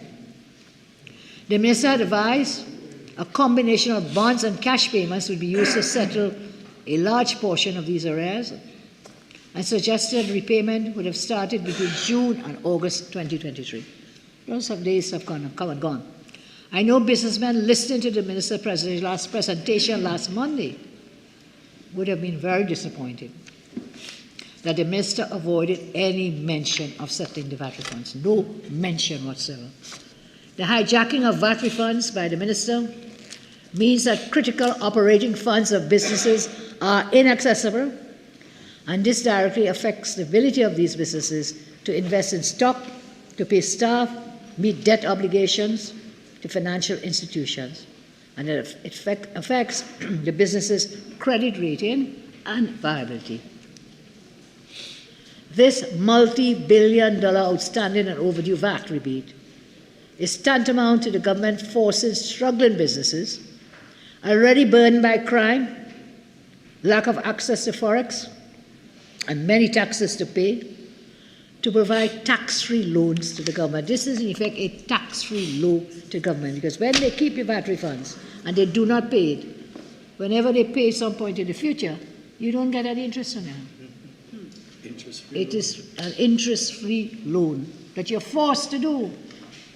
We must amend that VAT law as soon as possible. You cannot tie up people's money in this regard. It cannot be done. And therefore, the VAT law should be amended as soon as possible. The finance minister is sending mixed signals to commercial sectors. He continues to punish legitimate businesses. They abide by the law, they put in their money, they pay the VAT, dutifully paying taxes, submitting their VAT returns in time. And these are the ones being punished, as against those who break the law and they evade the VAT, they don't pay it. So this is a serious matter. I think has been, every budget we've been talking about it has been a matter of serious concern. I move along now. Having examined the macro indicators, we have seen that contrary to the minister's boast here, that he's grown the economy, he's done so very well, nothing is further from the truth because the data doesn't lie. People will lie, but the data does not lie.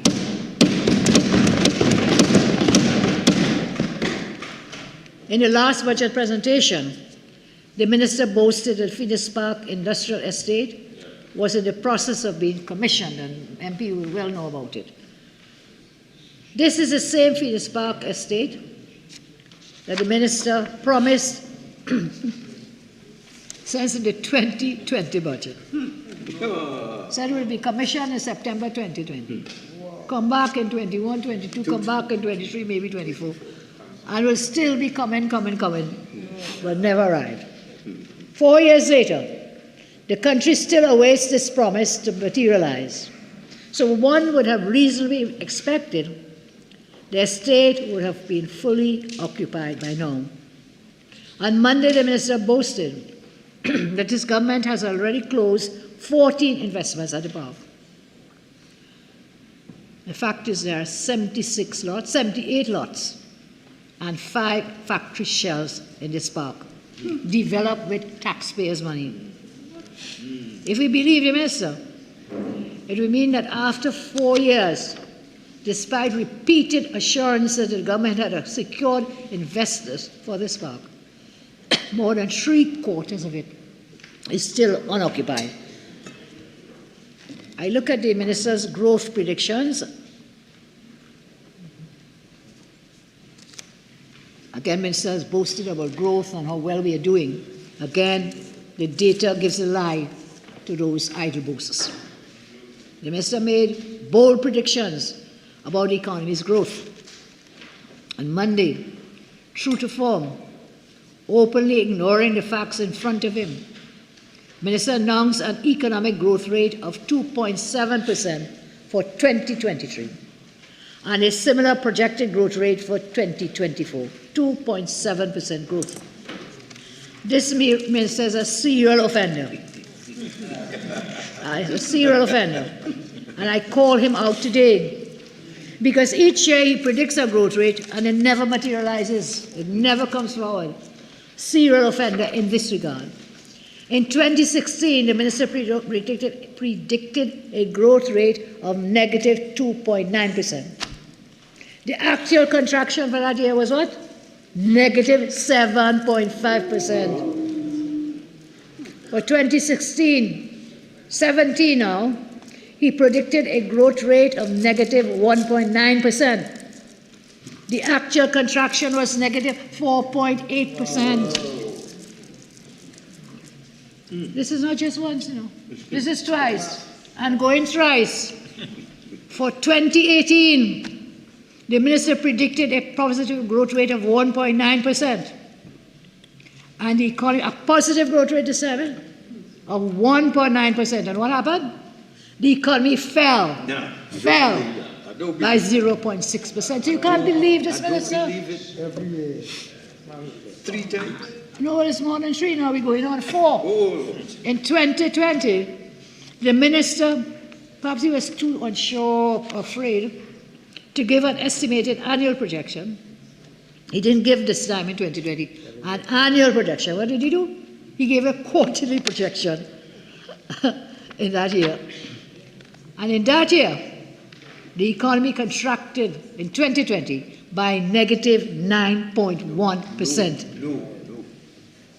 Unbelievable. Let's move along. How much is this now? 4 or 5? Or 6? I'm counting. 5. In his 2022 budget speech, the minister claimed that because of multiple major energy projects coming online, songs familiar like this here again, all these major dragon dancing and so on, all this coming online. 2022 budget minister claimed because of multiple major energy projects coming online, the energy sector will grow by 13% in 2023, with overall economic growth of 5%. Here are the hard, cold facts, Minister. The energy sector output did not grow. He has said 13% growth in man. 13%. It did not grow. 6. It contracted by 0.3%. 6. And in last year's budget speech, the minister revealed his prediction from the high of 5%, revised, said it would be high 5%. He revised it downwards to 2%. 7. Now, the Minister of Finance told us on Monday that the energy sector may contract by a further 0.6% in 2023. Do we believe him? We cannot believe him, because every prediction has been wrong. Every single one. We cannot believe this. We cannot believe it. Let's move to another macroeconomic metric. Debt. When this government assumed office in September 2015, the public sector debt to GDP ratio was 44.1%. Remember that number? Yeah. This is when we demitted office. 44.1% debt to GDP ratio. According to the minister, the figure now is about 71.1% debt to GDP. So much? You have moved our country into the valley, what is it? The shadow. The shadow of the valley of debt. And we fear no evil. They don't fear evil, but I do. If we continue to contract the economy like this, we are in serious trouble. Serious trouble. From a debt to GDP ratio of 44.1% now to 71.1%. Let's talk about what that means. The adjusted general government debt outstanding in 2015, when we demitted office, was TT $75.4 billion. 2015, $75.4 billion TT dollars. What is it today?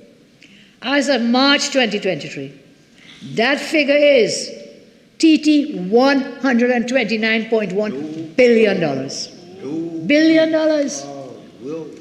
Where is all this money going? All the friends, all the borrowings, all these monies, all the drawdowns from HSF, all the loans. Where is all this money going? from $75.4 billion when we demitted office to March of this year, $129.1 billion. That is a 71% increase in the adjusted general government debt under this government, that government. These are official figures. What they show is that as a direct result of the policies of this government, there has been a substantial increase in debt since they took office. More than this, the minister's idle boast of falling debt figures noticeably ignores the 8 billion VAT refunds. So in addition to this debt that I'm talking about of 129.1 billion, you're owing VAT refunds of another 8 billion, okay? And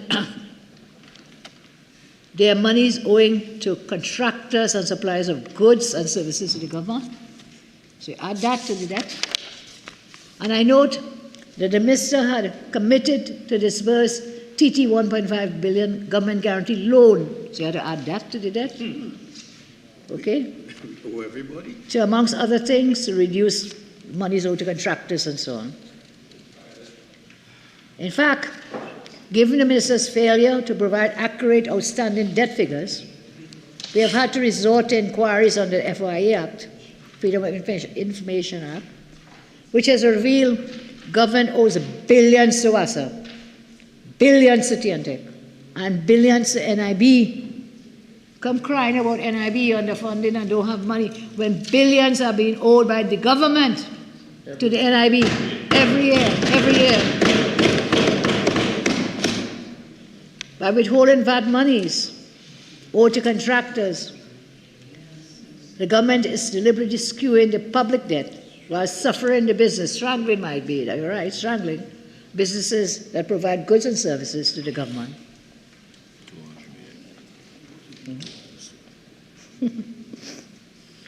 Let's talk about the deficit. Shall we talk about the deficit now? Another metric we can look to gauge the performance of the government. Over 7 years, the government has run budget deficits totaling $62 billion. 3 of the largest deficits in our history, in fiscal 17, 20, and 21. This works out on an average central government operation deficit of $8.9 billion per year. The government has announced another year of deficit in fiscal 2023, where the consecutive projected deficit, Madam Speaker, can we get some Peace and quiet. Quiet. Oh, okay. Member for Superior? Member for Superior? I think the message has been sent. Please proceed. Well, it's constant. It's constant. You will have your... Member for Superior, 1 minute. Now, all members, just remember that according to the standing orders, we are supposed to listen, speak silently, and so on. So if a member is on his or her legs and complains that the talking is distracting, then we all have to take stock of that. All right? And therefore, I'd ask all members to watch their volumes, and also remember that this is not a place for us to carry on a consistent conversation. If that's the case, then a member is free, or the members are free to go out, continue their conversation, and come back. Member for Superior. Thank you, Madam Speaker. We were talking about the deficit, and the minister has announced another year of deficit with a consecutive projected deficit in 2024. So going from 6 years of deficit to a tiny surplus in 1 year, back again to 2 years of consecutive deficits, for this minister somehow represents positive fiscal management. But here again, let's share the facts, madam. The minister has made much of the minute fiscal surplus relative to the sizes of the deficit budgets he has been running. However, I think the population is fully aware that the surplus was an illusion caused by an increased revenue on the one hand, as world prices of energy products soared due to the war. As I said before, it had nothing to do with its government and this minister. It also, the refusal by the government to meet outstanding debt obligations in the form of VAT and debts to suppliers, as I mentioned before. Indeed, if these debt obligations had been addressed in 2022 from the energy windfall, as it should have been, there would again have been a substantial deficit for the year of close to 10% of the GDP, and not the minuscule surplus the minister is pointing. So again, we don't believe the minister when it comes to deficit. Now, something interesting has emerged from the minister's own books. Monday, the minister indicated in his statement the estimated fiscal deficit as 5.197 billion. This, when we look at the estimates of revenue, one of the minister's own books, was to be financed by borrowing. Using projected revenue of 54.012 billion and projected expenditure of 59.209 billion for fiscal 2024, Minister projected deficit of 5.197. But Madam Speaker, it's always said the devil is in the details. When you go deeper and read the fine print, because this shows that the expenditure and borrowing figures are understated. If these are calculated using the minister's own book, and I have the reference here from the estimates of revenue, where borrowing is labeled under revenue, where you're already borrowing is a loan. When we look at that, we see that the minister intends to borrow about $13 billion. Wow. Not 5.197 to finance this projected deficit, but proposes to borrow about $13 billion. Then we look at what is the actual projected expenditure. Remember I said the minister it was 50-something billion. Again, when we go into the book, estimates of expenditure, in that book provided by the minister, the estimates of total government expenditure for fiscal 24 is projected at $71.4 billion. Not 50-something, $71.4 billion. Over 12 billion higher than the figure the minister provided in his budget statement on Monday. This figure now includes what is known as charges on account of the public debt. That means you're paying back interest and loans. It includes development program expenditure. And so all expenditure items, $71.4 billion. That is a true projected expenditure for 2024. So are we going to be seeing an election year in 2024? Is this an election year for next year, 2024, with a $71 billion expenditure? We will be very happy. Bring it on. We'll be ready. Bring it on. Bring on the election. Bring it on. Bring it on. 71.4 billion. It means that the difference between government revenue and government expenditure is substantially higher than what the minister told us in his budget statement. The government intends to borrow a whopping $13.244 billion in this fiscal year that we are going into. Madam Speaker, I turn now to the National Insurance Fund. This is a matter that is a sore point for many people. That's Rodney's pension. MP Rodney's pension. In the presentation on Monday, the minister announced government's intention to increase the retirement age from 60 to 65. Again, this is a repeated something. Last year, the minister talked about it. For several years now, following various actuarial reports which cited the growing deficit between contributions and expenditures. In a statement, the minister advised that the NIF is facing a combination of sustainability challenges and the risks of reserve depletion. The minister further said that he was encouraged by the progress being made in the consultative sessions relating to the increase in the retirement age from 60 to 65. Still quoting the minister, this process, including with labor unions. Madam Speaker, do I really have to ask again? If you can't behave yourself, go outside. Minister.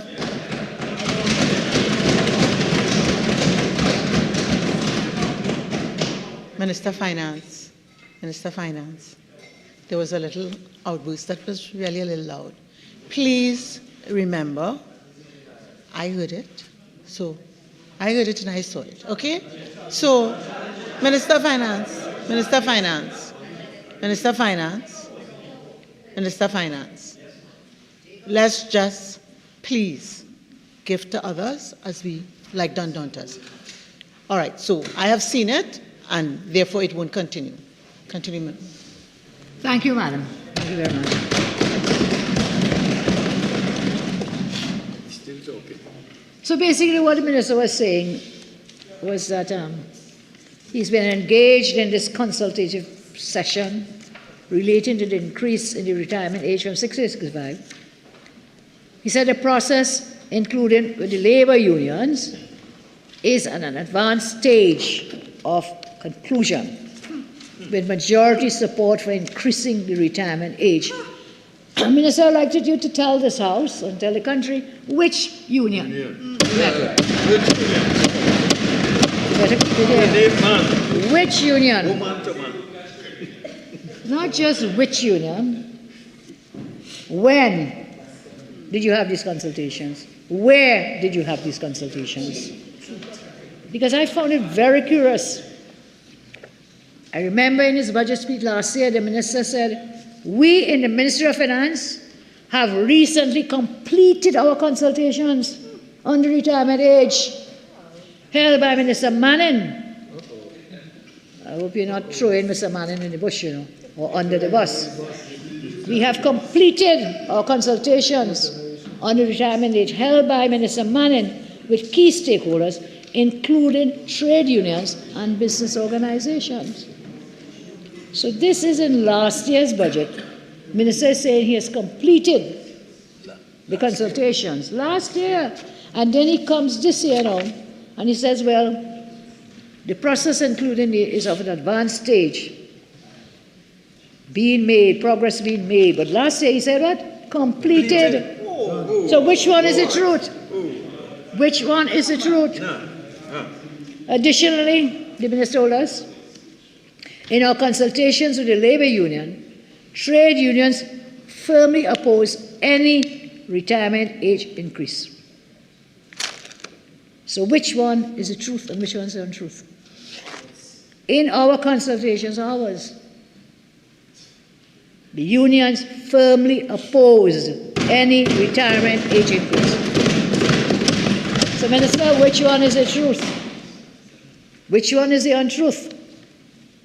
Did the minister mislead the country in his statement last year or in this year? And the question will be why? Let's move along again, talking about this NIF. The number of contributors in 2015 was 516,926. 2015, last full year of office for my government. By 2017, the number had fallen to 479,036. According to the last audited report of the NIB, by 2022, the number of insured contributors has collapsed to 455,448. Job loss. Job losses under this government. This means, what does it mean? It means that there are now 61,478 persons less making contributions to the NIF.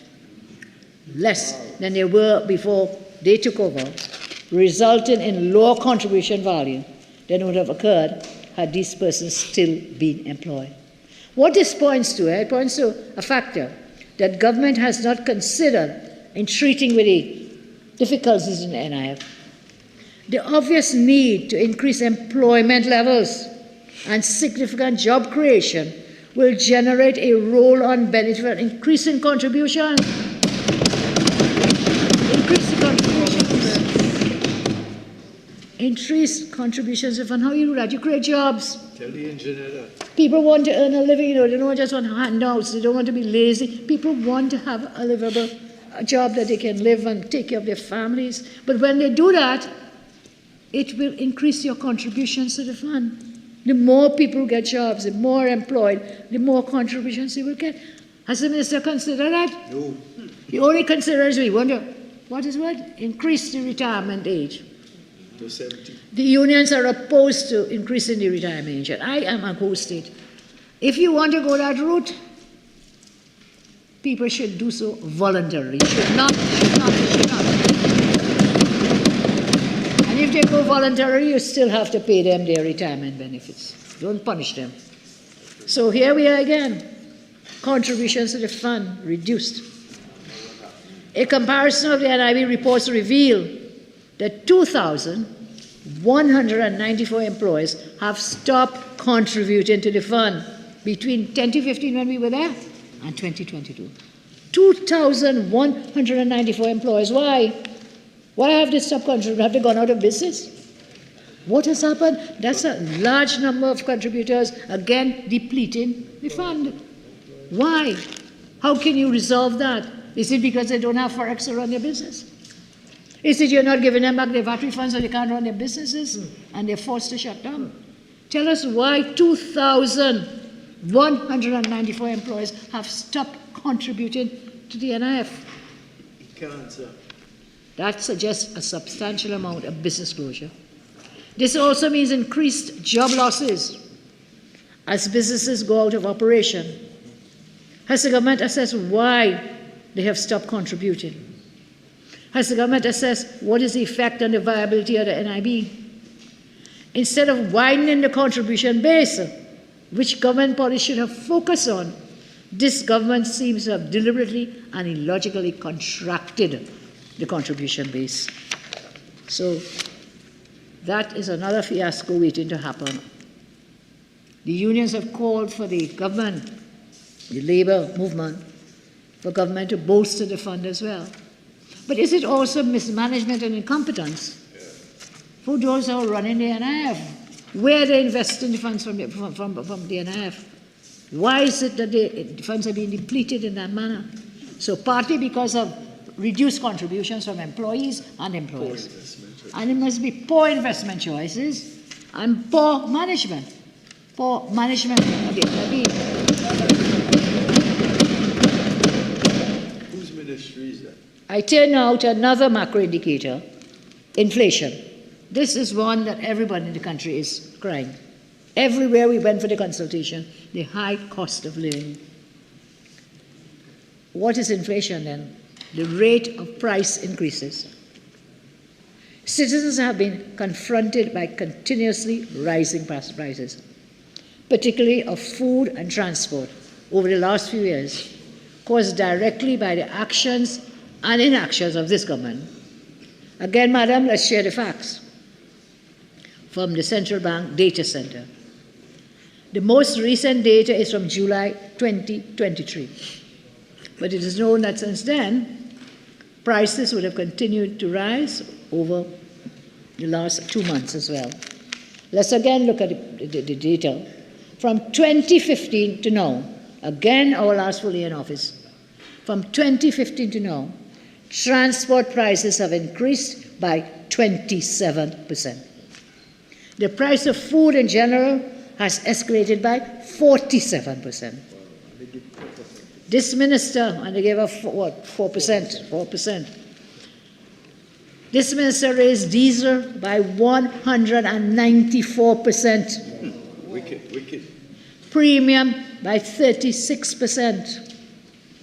Super by 158% since 2015. And they ain't riot yet. They ain't riot yet. They will riot with their fingers come election day. They will riot. The price of fish has increased by 26%. Milk, cheese, and eggs now cost 32% more. Bread and cereal prices have risen by 41%. Cooking oil is now a whopping 67%. Fruit prices are now 52% higher. Vegetable prices have risen by 61%. Wow. This is central bank data. This is not my data, it's not UNC data. This is central bank data. I give the workers 4% and beating their chests. Give the minimum wage $3. Half a double. Citizens seeking medical care now pay 45% more today than in 2015. Increase in housing costs and rent are also in double digits. For every increase in inflation, however small, we must remember we have a parallel and cumulative fall in the standard of living of citizens. It means that the real value of every dollar spent, the amount of goods and services a dollar can buy, continues to collapse. And this has had a crippling effect on citizens, especially those least able to afford it. Persons on fixed income, pensioners, disability, public assistance, and so on. But the government's decision to tie wage settlements to 4% means that men and women employed in the fire, police, prison, teachers, defense force, public servants, all must face the fact that their salaries have fallen in value, and the fall was substantial.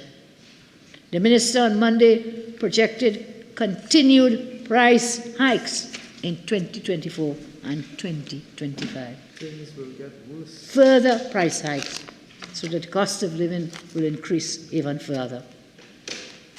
I turn now to some of the enabling sectors. I've dealt with the macro, I've dealt with the crime. I want to look at some of the enabling sectors before I take my seat. I will start with the energy sector because the government has clearly indicated their intention to really put all their eggs in the energy basket, because not a single new revenue stream has been identified, not a single new revenue stream has been identified, not a single new project to bring in revenue has been identified. The energy sector is the main one. There have been minor little mutterings about the non-energy sector and exports and so on. None of that is going to work. It has not worked before. So let's look at it. I repeat again, there can be no prosperity if there is no energy security. None whatsoever. No prosperity if there is no energy security, because that's your main revenue runner. During the recent local government campaign, government spokespersons erroneously claimed that the former government, the government island, decimated the energy sector.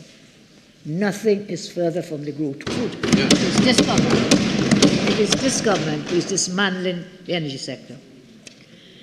They said when they went into office, that government, that all the contracts between NGC and the companies in Point Lisas had expired when they came into our government.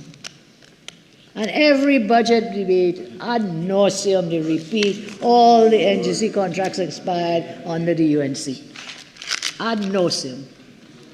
Well, it took some very brave and enterprising persons to prove your line. Fishermen and friends of the sea, I withdraw, to prove the untruth of your Distortion facts. erroneous statements. The untruth, erroneous statements. Fishermen and friends of the sea sent an FOIA request to the NGC, and they asked about the status of the contracts for natural gas supply between NGC and plants at Point Lisas as of August 31st, 2015. That's a week before that election, August 31st, 2015. The NGC replied via a letter dated August 20th, 2023, just a couple of weeks ago, saying there were 20 such commercial arrangements as at August 31st, 2015. And of these 20, only 2 were on a month-to-month basis, meaning that only 2 had expired. They say you hear untruth? That is untruth. They are untruths. That is untrue. And we will be singing that song every time in every budget statement. That is 2 out of 20.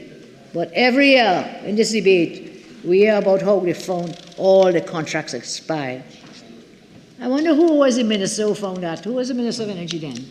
Who found two? No, the two when they were saying they were all expired. I don't know if it's the present young minister who was then Minister of Energy.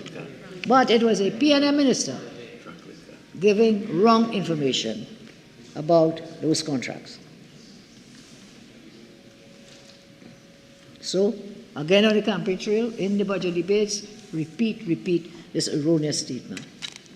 Another erroneous statement that they peddle all the time is that Petrotrin was a ward of the Treasury. Again, nothing is further from the truth.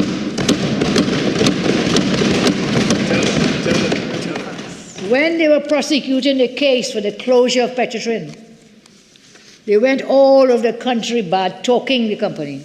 And that was a state-owned company, but they were bad-talking Petrotrin all over the country. Bad-talking the workers who are citizens of this land. When they were prosecuting the case to close Petrotrin. Up to today, I wonder if we'll ever find out the true and real reason why they closed down Petrotrin. That, the truth, will come to light. The Prime Minister then described Petrotrin as a ward of the Treasury. That has also proven to be false, misleading. In another FOIA request, same fishermen and friends of the sea were told by the Ministry of Finance. They did the FOIA. Ministry of Finance sent in a letter dated December 6, 2021.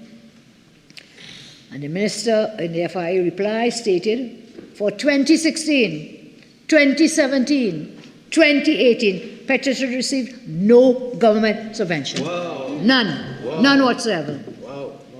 None. So what ward of the state are you talking about?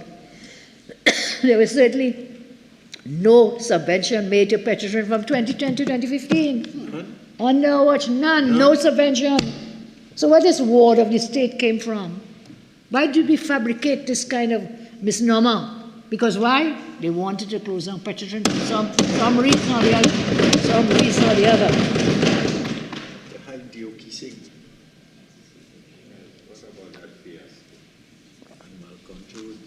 So, no subvention. Finance Ministry has confirmed. In another FIA request, no subvention. And I know for a fact, no subvention was paid during 2010 to 2015. There was a subvention, however, paid when? 2019. Why? Why? That was money to shut down and wind up the company. That was what that money was for. So no subvention paid 2010 to 15. None paid, as I've shared with you now. The only time paid was 2019 to shut down the company. What a shame. What a tragedy in Trinidad and Tobago. I refer to these two pieces of propaganda because it's important to debunk what has been said by those opposite. These are only just two pieces of propaganda. There are other untruths. We'll deal with them in due course. What we do know at this time, in the energy sector, things are going downhill. Totally dismantling of that energy sector. A lot has changed in the energy sector since they came into government, and a lot has gone downhill. It is clear against the backdrop of collapse in production, plant closure, migration of skilled workers, that government still continues to pat itself on the back, and they think they're doing a good job. But they're the only ones who think so. Anybody who knows the sector, who work in the sector, knows otherwise. Let's look at the data again. The data doesn't lie. Persons lie. Data doesn't tell untruths. I withdraw the word. Yes, it's a little difficult. Oh, but I'm sure now. Right, thank you. So please be guided. Withdraw the word, and I know you can do better. The word lie is withdrawn. Instead, untruths. Untruths are untruths. And when we look at the data is very clear that between 2015 and 2022, there's a stark picture of a frightening decline in the energy sector, marked by the closure, since then, of the refinery 5 years ago. Then the closure of Atlantic Train 1 in 2020. The now permanent closure of some plants at Point Lisas, including closures of the Metal Steel Complex in 2016, the MHTL's M1 methanol plant in 2017, the Yara ammonia plant in 2019, the Methanex Titan methanol plant in 2020. All these plants shut down, Madam Speaker. All, and by whom? Under this government, under the watch of the present government. All these are now part of the growing industrial, what is it, junk, they call it, junkyard, scrapyard, scrap iron, that is Trinidad and Tobago, standing against the backdrop of the decaying landscape, which includes the ghost towns of Faizabad, ghost town Galeota, ghost town Marabella, ghost town Vistabella, ghost town Claxton Bay, ghost town Palo Seco, ghost town Santa Flora, and others. That is the backdrop, these ghost towns, where you have created these junk heaps of scrap iron. Every metric, Madam Speaker, is down in the energy sector, every single one. It is bemusing or amusing that the minister continues to tell this nation our economic hopes remain pegged to the energy sector, when as a government they have allowed every single metric, every single indice, and industry-specific indicator to just decline over the 8 years. In the last 8 years, Madam, let's hear the studies, the country's energy sector has experienced a frightening level of contraction by evidence from drastic reductions of. There has been, since they came into office, 63% reduction in drilling activity, 32% in natural gas production, 37% in LNG production, 28% in oil production. Direct jobs in the energy sector have collapsed by 52% Lord have mercy. between 2015 and 2022. In 2015, those jobs were 22,500, and that about 10,000 being employed. Rig days have fallen. 63% of rig days between 2015 and 2023. The energy sector is solely hanging on because Russia, Ukraine, the global prices. If we take away those global prices, the government has eroded the appeal, attraction, and the competitive nature of the energy sector. This decline in the sector under their government since 2015 has manifested in the scaling down or departure of energy service companies. I mentioned some that shut down. Here's some other energy companies gone. Schlumberger, Baker Hughes, Halliburton, amongst others. So it's been capital flight, experience flight, revenue flight, everything happening under this government. These companies are departing TNT because of a lack of upstream drilling activity. The decline of Chagaramas, another part of the country you may not associate with the Petrotrin shutdown. Decline in the energy sector has impacted in Chagaramas, which is a major logistic hub for offshore oil and gas. Lower drilling since 2015 means less rigs, less seismic vessels, less supply vessels, less need to supply food, water, and fuel to the vessels, and less demand for hotel rooms. This, coupled with the decline in yachty arrival, has led to the decline in the peninsula, as evidenced by the closure of restaurants, the closure of Republic Bank, the closure of Royal Bank, the closure of the massive stores, all under the watch of that government. These are markers of decline. Decline of Shagaramas, located in the constituency of the Prime Minister, started well before COVID and can be directly correlated to the decline in the energy sector. The PNM friends in the energy chamber will never tell you these things. They are too busy hugging the multinational oil and gas giants to care about the SMEs amongst the energy service companies, which are owned and operated by hard-working citizens of a country. They have sat silently for 8 years as the energy sector declines, and places, I said, like Galeota and Marabella turn into tumbleweed and scrap iron heaps. The government and multinationals have also forgotten about local content. The multinationals are back to their old ways of hiring foreign service companies ahead of those owned by citizens of TNT. In 2025, I give this assurance, when we return to government in 2025 or before, we'll come to end and we will make local content, inclusion of FEs, a priority in the sector.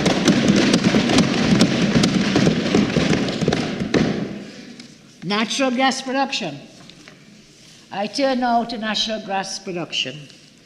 Every time the minister reads a budget speech, the minister gives a forecast for natural gas production for the following year. Again, always wrong. In the 2021 budget speech, delivered October 5th, 20, the minister said natural gas production would average about 3.2 billion cubic feet per day in 2021. Keep the number, save the number. 3.2 billion cubic feet per day in 21. What was the actual production for that year? It was 2.58 billion. That's one. So projected 3.2 and was 2.58. That's one. In the 22 budget on October 4, 2021, Minister predicted in 22 natural gas production to be 3.37 billion cubic feet per day. What was the actual figure? 2.69 billion cubic feet. That's twice.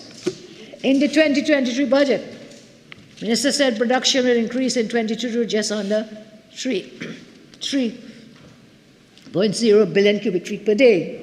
The reality is we are well short of that forecast, as the average for the year is around 2.5, 2.6 billion cubic feet. But this is wrong again. Wrong projections, over and over again. 3 times. One wonders if this is a deliberate pattern. Is the minister trying to paint a bright picture for the rating agencies and the IMF? Whatever he's doing, there's a significant gap between government's outlook for natural gas and the reality on the ground. The reality is the state of natural gas production is very worrisome. Even the Prime Minister has expressed concern. In the Express of September 13, 2022, the Prime Minister is reported to have said that he had seen a diagram on the outlook for natural gas production, which showed a marked decline in natural gas production around 2026, 27, and 28. The minister went on to speak of far-reaching consequences for government revenues and the quality of life of the people of TNT. In contemplating the consequences of the future, the Prime Minister must reflect too on the fact that this government took 8 years before they awarded any acreage for exploration. It was this government that let a failed bid run for shallow water acreage in 2016. It was this government that reversed and diminished incentives to stimulate exploration and development. So what the Prime Minister saw in that diagram should not surprise him at all. Then we come to the decline in jobs. The decline is further evidenced by the labor force data from CSO. These reports, which are done on a quarterly basis, show persons with direct jobs in the petroleum sector in the third quarter of 2015, that is just as we limited office, at 22,500. Can I repeat that? Jobs in the petroleum sector, third quarter 2015, 22,500. Fast forward to the first quarter of this year, 2023. The figure has collapsed to $10,000, meaning about 11,000 persons have lost their jobs. The central bank data from reports, central bank data room reports these figures on an annualized basis. According to their data, in 2015, there was 20,500 people with jobs in the petroleum sector, and that figure collapsed to 9,800 in 2020, a decline of 52%. 52%. These numbers of retrenched do not include the tens of thousands who were employed through SMEs and contractors who provided goods and services to the energy sector. What accounts for this? Where have these people gone? Attributing disclosure of Petrotrin does not come close to telling the full story. The decline is much bigger than the closure of Petrotrin, as I've shown you, with respect to production and all the other factors. This is a sector-wide decline, unprecedented in the history of the energy sector. And it is a product of policies of the persons who accuse the UNC of decimating the energy sector in 10 and 15. Today, the data demonstrates that it is this government, it is that government on the other side who has dismantled and is decimated the energy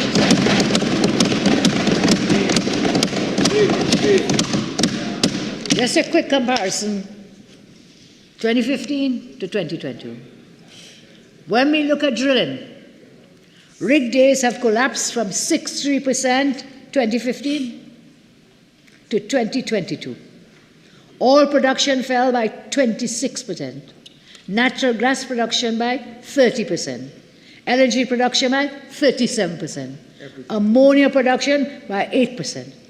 Energy sector real GDP fell by 28%. And of course, refinery throughput fell by 100%. As for oil production, the PNM has no plan. Oil production is now at approximately 56,000 barrels per day, and it keeps sliding every year. The changes made by the government, that government, to the SPT, the Supplemental Petroleum Tax from the last budget, have had absolutely no impact and have not stimulated investment. They boast that Heritage is profitable. Heritage Petroleum didn't drop from the sky in November 2018. Heritage Petroleum inherited a functioning, operational oil company, namely the upstream assets of Petrotrin, including Trinma. That upstream arm of Petrotrin was always profitable, always. Tell them. So there is nothing to boast about when it comes to Heritage Petroleum. When they closed Petrotrin, they sent home many experienced nationals of our country, some with 20 years, 30 years, 40 years experience. They replaced them with people who are ex-employees of BP and other foreign multinationals. Did you know that? They replaced our nationals with ex-employees of BP and other foreign nationals. The premise being that such persons must somehow be magically better than those who work for Petrotrin. That experiment has failed.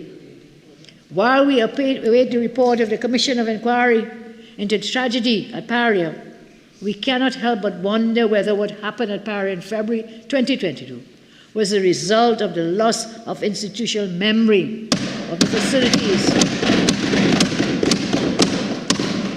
at the port in Pointe-à-Pitre. Tell them. A loss that was incurred when all the experienced personnel at the port operations of Petrotrin was sent home. The refinery has now been closed for 5 years.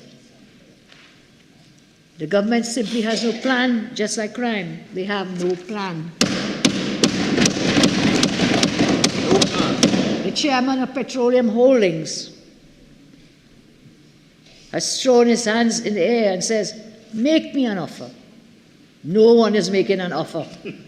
No one is making an offer. And the refinery continues to rot and turn into the biggest scrap iron heat in the Caribbean.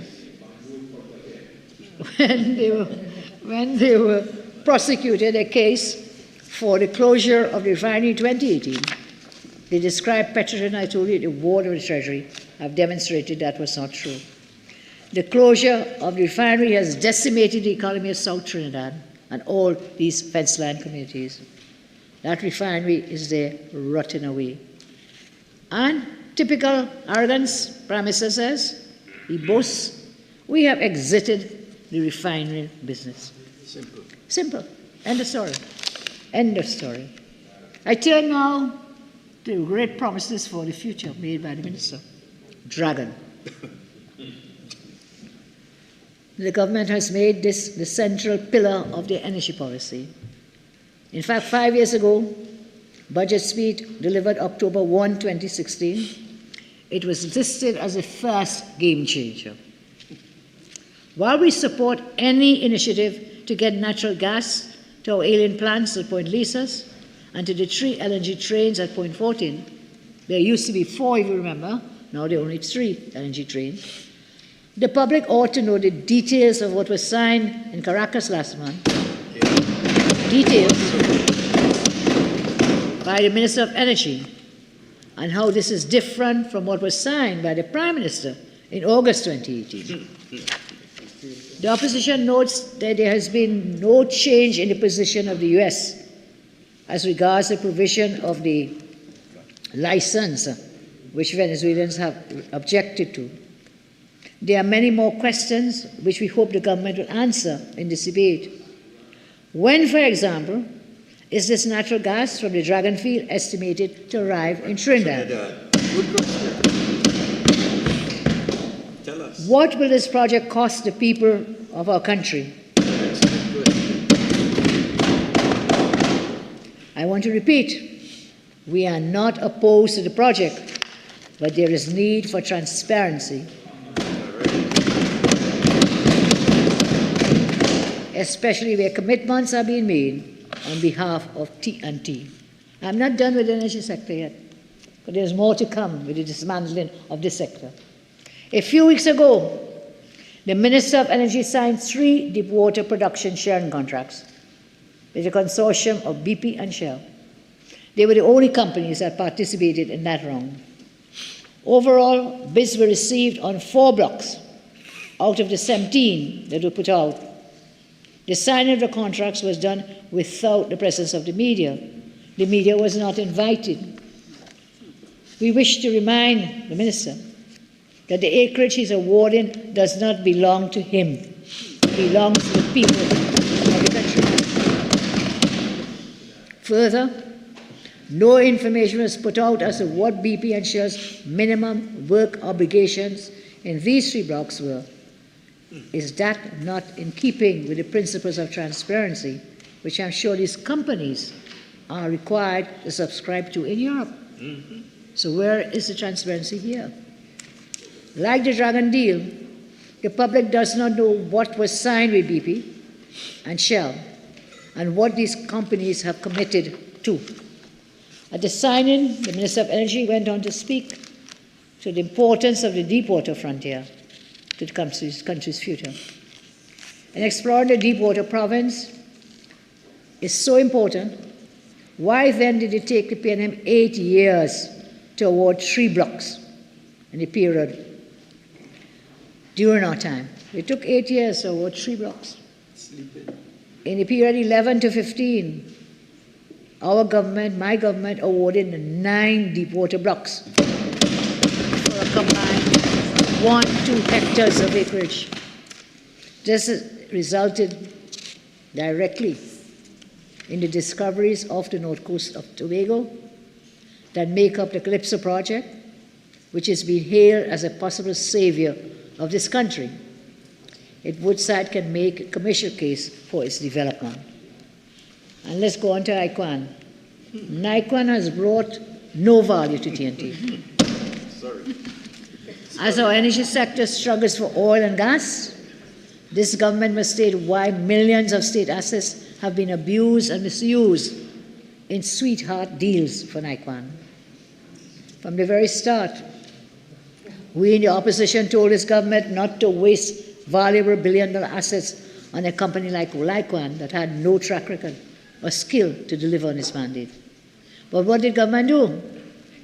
The government took the WGTL plant, which burdened Petrotrin with billions of debts, and that was one of their own, Malcolm Jones, who burdened Petrotrin with debts. They sold it to Naikwan at a peppercorn rate. This government took our scarce gas supply. They gave Naikwan a guaranteed supply. But that was enough. Then ensured that Naikwan have a pay or take agreement with Petrotrin for all offtake from Naikwan to be purchased. Today we ask the government, where is the millions in tax revenue that the Prime Minister promised Naikwan would deliver? Where are the jobs? Where is the forex? Today Naikwan is owing the state or the upstream, downstream company limited reportedly over US $19 million. $19 million. And Naikwan is also owing creditors billions of dollars. So after giving away billions in monies, taxpayers' monies, assets, all the Prime Minister could tell the public is about MAGA dog. That's all he could tell us. Today we want answers on when the government will recover the money owed to the state. Answers. I turn now to another enabling sector, a very important one. Again, I say there can be no prosperity without job security. There can be no prosperity without job security, as I turn to the labor sector.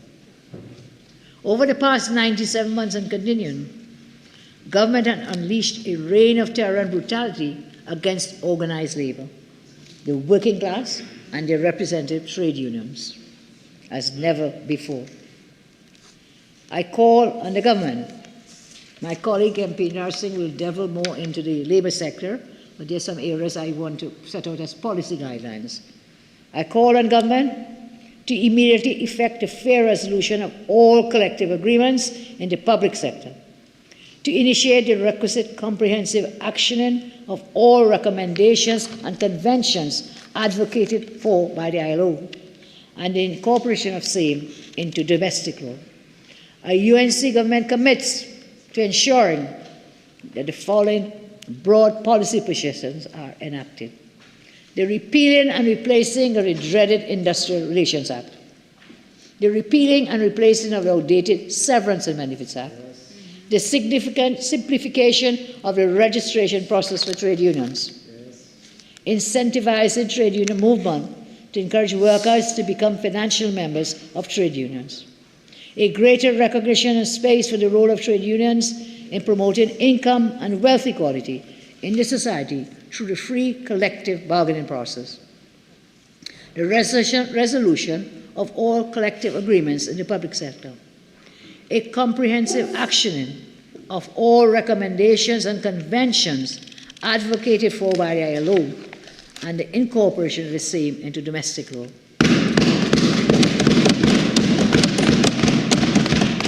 A review of the Occupational Health and Safety Act and the Occupational Health and Safety Agencies.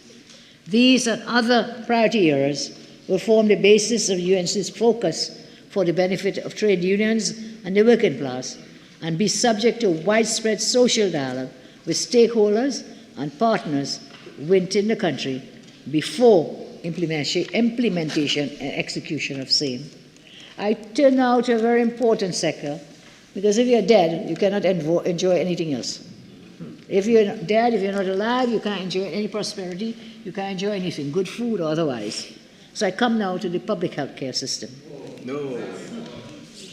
I make the point again, there can be no prosperity without health security. Have you worked out timing, please, in terms of how many pages I have to go? I asked you to calculate it. You didn't give me an answer. 62 pages, Public health care system. The public health care system is littered with 8 years of collapsed promises, abandoned or delayed projects, warped priorities, lack of life-saving pharmaceuticals and equipment, critical medical staff shortages, and gross mismanagement, all leading to premature and unnecessary deaths of patients.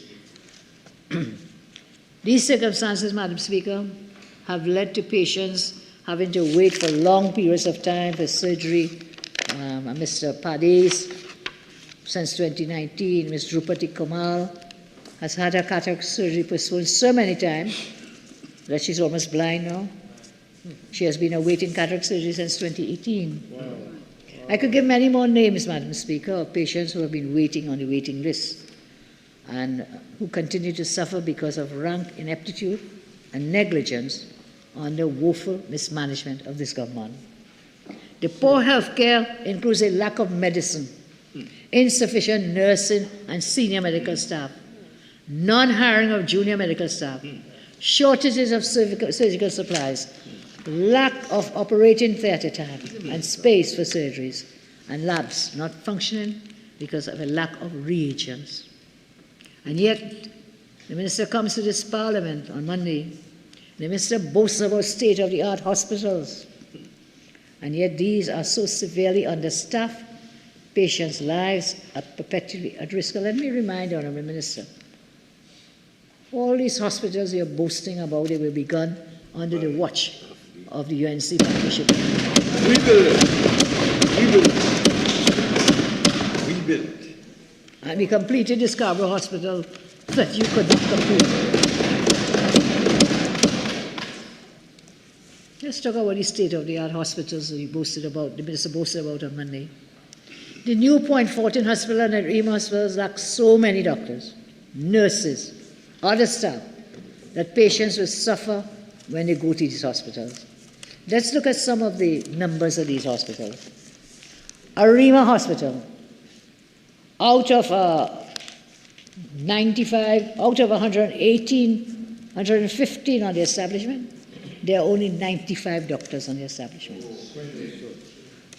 Out of 458 nurses on the establishment, there are only 384 at the Point Fortin Hospital. The rest in England. Let's talk about the Point Fortin Hospital. Point Fortin Hospital, doctors establishment, 23 out of 29 on the establishment, that's not so bad. Nurses, 113 out of 187 on that establishment. And may I ask, is there any government minister who has someone in a hospital for 3 months now and who is not really needing medical care? I don't know if there's anyone who will own up, but I'm being told that there's someone whose mother doesn't need medical care but has just been housed at the Rima Hospital for the past 3 months. Wow. So I don't know. Wow.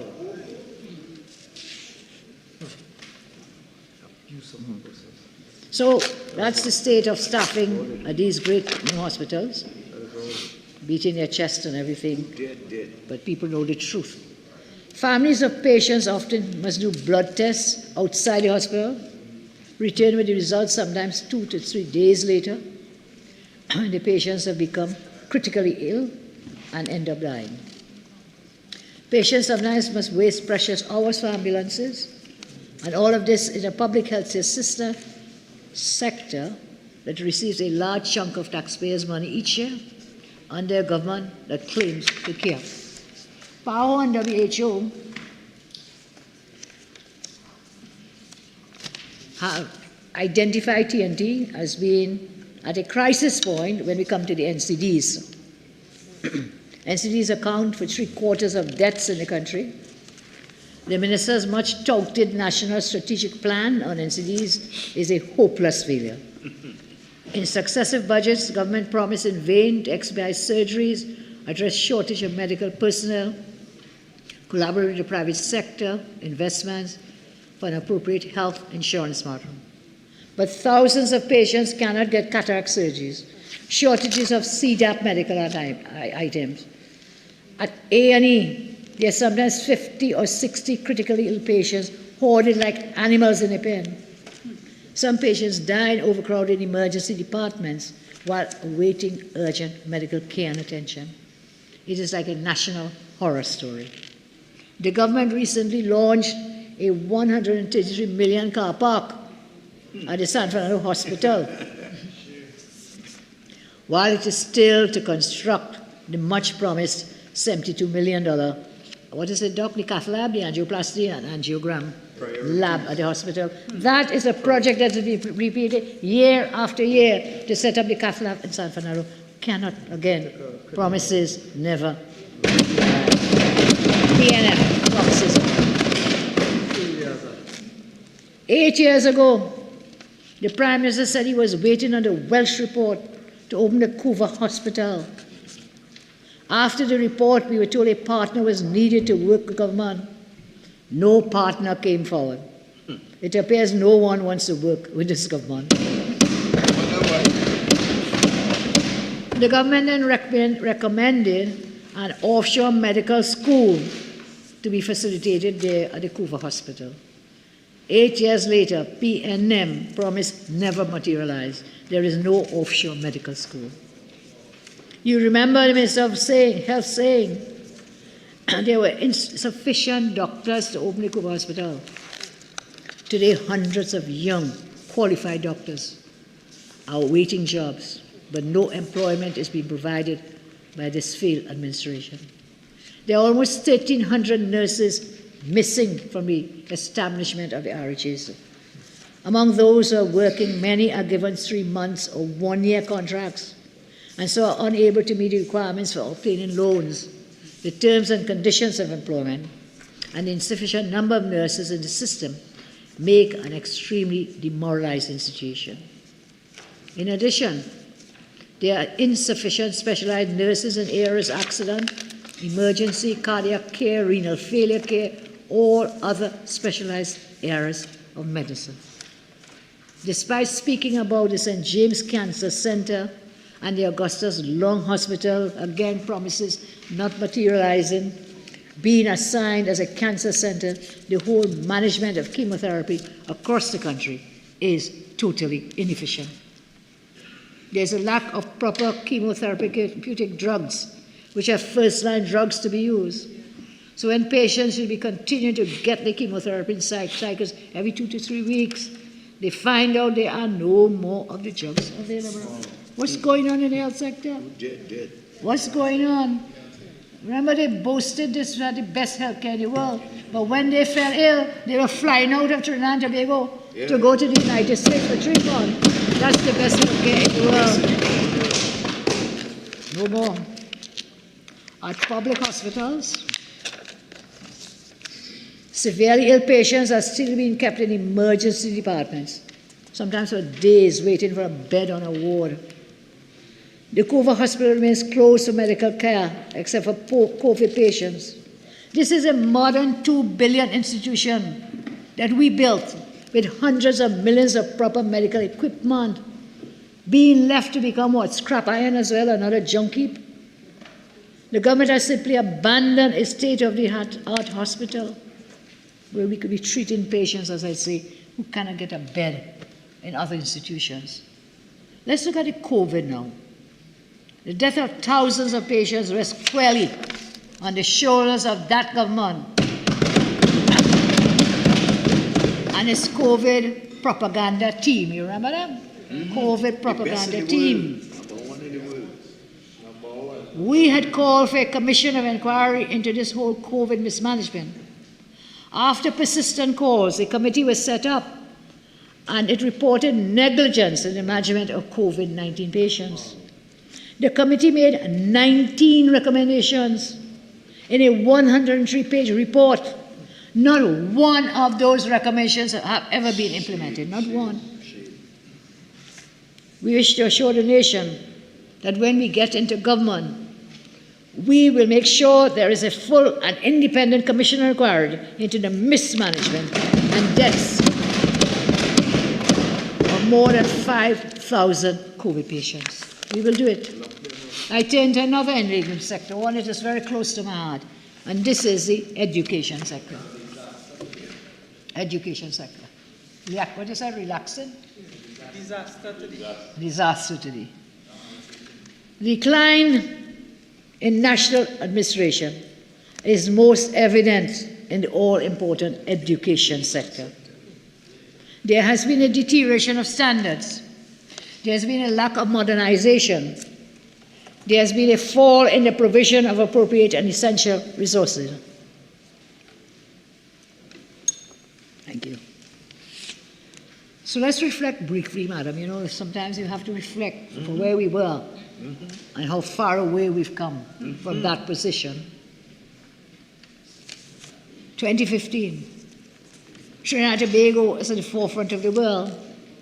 We were praised by the then UN Secretary General Ban Ki-moon for being the first country in the world to achieve universal early childhood education.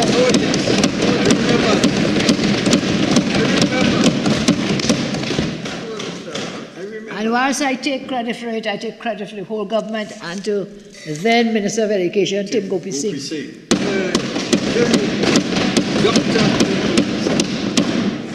We were also commended by the IADB in Washington.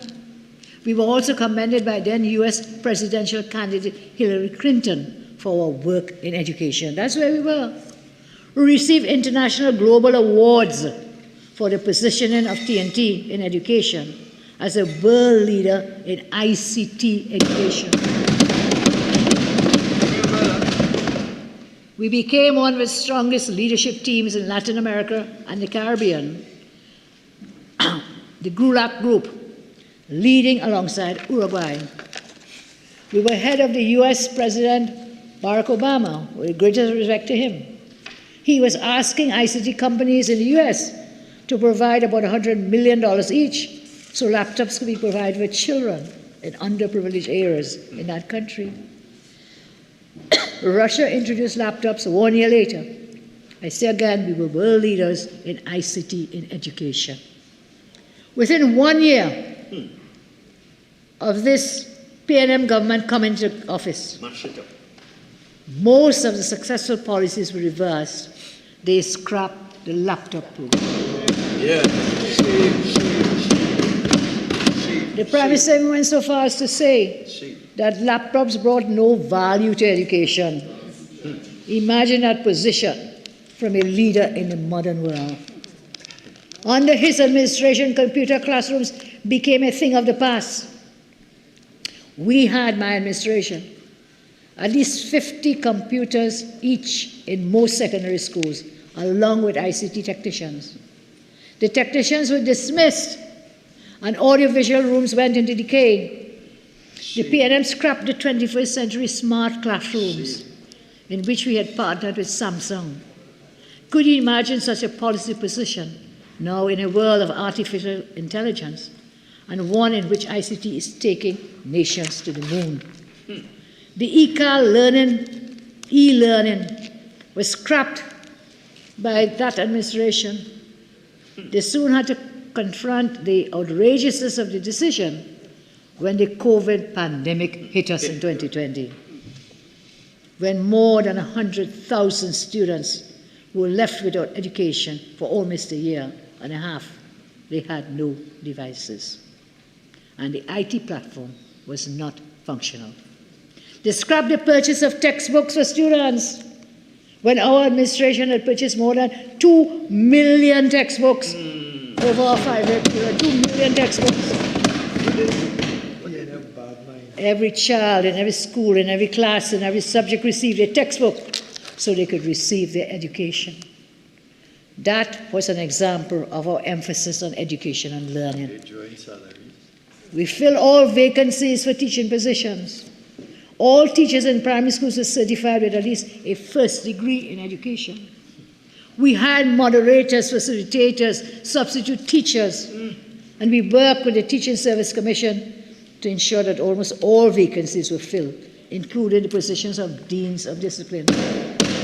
That's why today I said about filling these positions in the schools, the deans of discipline in schools and so on. Not only has the PNM government systematically destroyed the ICT systems on laptop, you know what they did as well? They scrapped the homework centers. I talked about them again today. A total of 402 schools had homework centers on evenings to benefit thousands. For a period, the school feeding program became non-functional. Today it is inefficient, with thousands deserving students unable to get nutritious meals. Children they're looking up. That exists in a country in which poverty and malnutrition is on the rise. When we come to school transport, they refuse to pay drivers. Students suffer. Again, a reflection on their lack of appreciation of students and education. Their importance, the performance in exams is no better. The pass marks in SE worsen from year to year. More students fail the CSEC. Over the past 8 years, Trinidad and Tobago has experienced the worst level of education in our history ever. What they doing? Last year, exams revealed more than 9,000 students, SEA, out of 18,000 failed to get a pass, Madam Speaker. No amount of remedial learning in the summer vacation would have helped any of these students to do better. The Rowley-led government has refused to continue construction of any one of the 71 schools that we left. Some were almost 98% complete. Ramai Trace Hindu, Bimulilal talks about that, Reform Hindu. Several schools, almost 98% complete some. The PNM government is victimizing our young children. We completed, under my administration, 106 schools. Now students are made to study in cramped, makeshift conditions and mandirs and mosques. That is the legacy of the PM in education after 8 years. That is the legacy after 8 years. I command, excuse me, Yeshiva boys, shut down. In my constituency, was almost complete. Almost complete, just left abandoned with vines growing all over it. Geographic discrimination. Just left there in abandonment. When we go back, we will continue our constructions of schools, but Madam Speaker, I'll tell you this, it will cost so much more money because they've been abandoned for so long. Vandals have gone in and stolen the windows and the doors and the toilets and everything else. Such a waste of money for these places. In typical PNM style, school repairs and maintenance are routinely started almost at the end of the mid-year vacation. Each year, again affecting the education of students. Hundreds of vacancies now exist in schools, both government and denominational, worsening levels of performance. We had undertaken public consultations and introduced something called a continuous assessment component. Indeed, since I was Minister of Education, I remember this CAC, continuous assessment component, to support the SE. What has happened with that? Tech work skills trade education, we expanded from 42 schools to 105. What has happened with that? We encourage more teachers to be trained in tech work. There have been cutbacks, serious cutbacks in GATE for tertiary education. We had an education sector now that has become wrecked by incompetence, mismanagement, and a lack of vision, an absence of appreciation of the global dynamics in this sector. The government has severely set back our country's human capital. Set back human capital. There can be no prosperity. Time check, please. There can be no prosperity, I say again, without food security. Without food security. Young people. How much time do you have, please? Madam, how much time do you have? You finish at 5:38. So you roughly have maybe about 40. 40. Yeah, a little more than even 40 I can't minutes. see you yeah? writing your time. Yeah, about, 40. yeah, Thank about you. 45 minutes. Yes, ma'am, thank you so much. Great. That gives me sufficient time. 50 minutes. 50 or 40? 38. Again, I have to watch this way because I have no clock this way. So. It's 4:38. Okay. 4:49. 4:40. Oh, dear. Okay, you give me a time check like 5 minutes before, so I can wrap up. Yeah? Thank you. Agriculture. Young people are not interested in entering agriculture because they don't want the back-breaking kind of agricultural work that older generations like me, we grew up doing agricultural work, Madam Speaker, believe it or not. We can look at how quickly Guyana is developing an export-oriented agricultural economy with soya bean, rice, and corn. We are still experimenting. What is UWI doing? What has happened to the Imperial College of Tropical Agriculture? Under my government, we started to grow onions and potatoes. What has happened to that project? I say it should be brought back.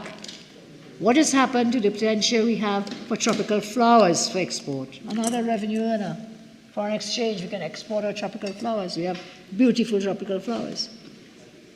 We should let government focus on the production of ornamental flowers for export.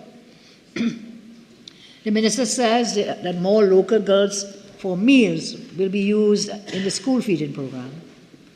Question: how many farmers are being incentivized to produce more local meats, hams, sausages, eggs, chicken, fish, and on fish farms? Government must sign multi-year contracts with farmers to provide goods to the school feeding program. This is the only way they will be able to access credit and financing from banks to increase production.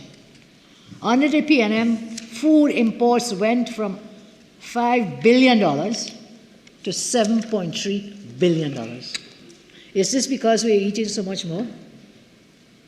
This is an indictment, I think, on the Minister of Agriculture and the government. We need to find out what categories of food have witnessed the highest increases in quantity, or is it really that increased prices have accounted for change and not quantities and quantities? We are at a stage where our capacity to import corn and soya to feed chicken production could be severely affected due to war and climate change. Where in this budget, where have they addressed this given our very high per capita consumption of chicken? We should focus our farmers on corn and soybean production to provide feed for chicken and small ruminants. The Agriculture Ministry has to have new and innovative thinking. They're regressive in their thinking and stuck in time. The agricultural degree program at UE must be revised. Students receiving GATE and entering the program must agree to start farms at the end of their first 2 years on lands provided by government and including modern modes of production. At the end of 4 years, they will spend a fifth completing the academic requirements.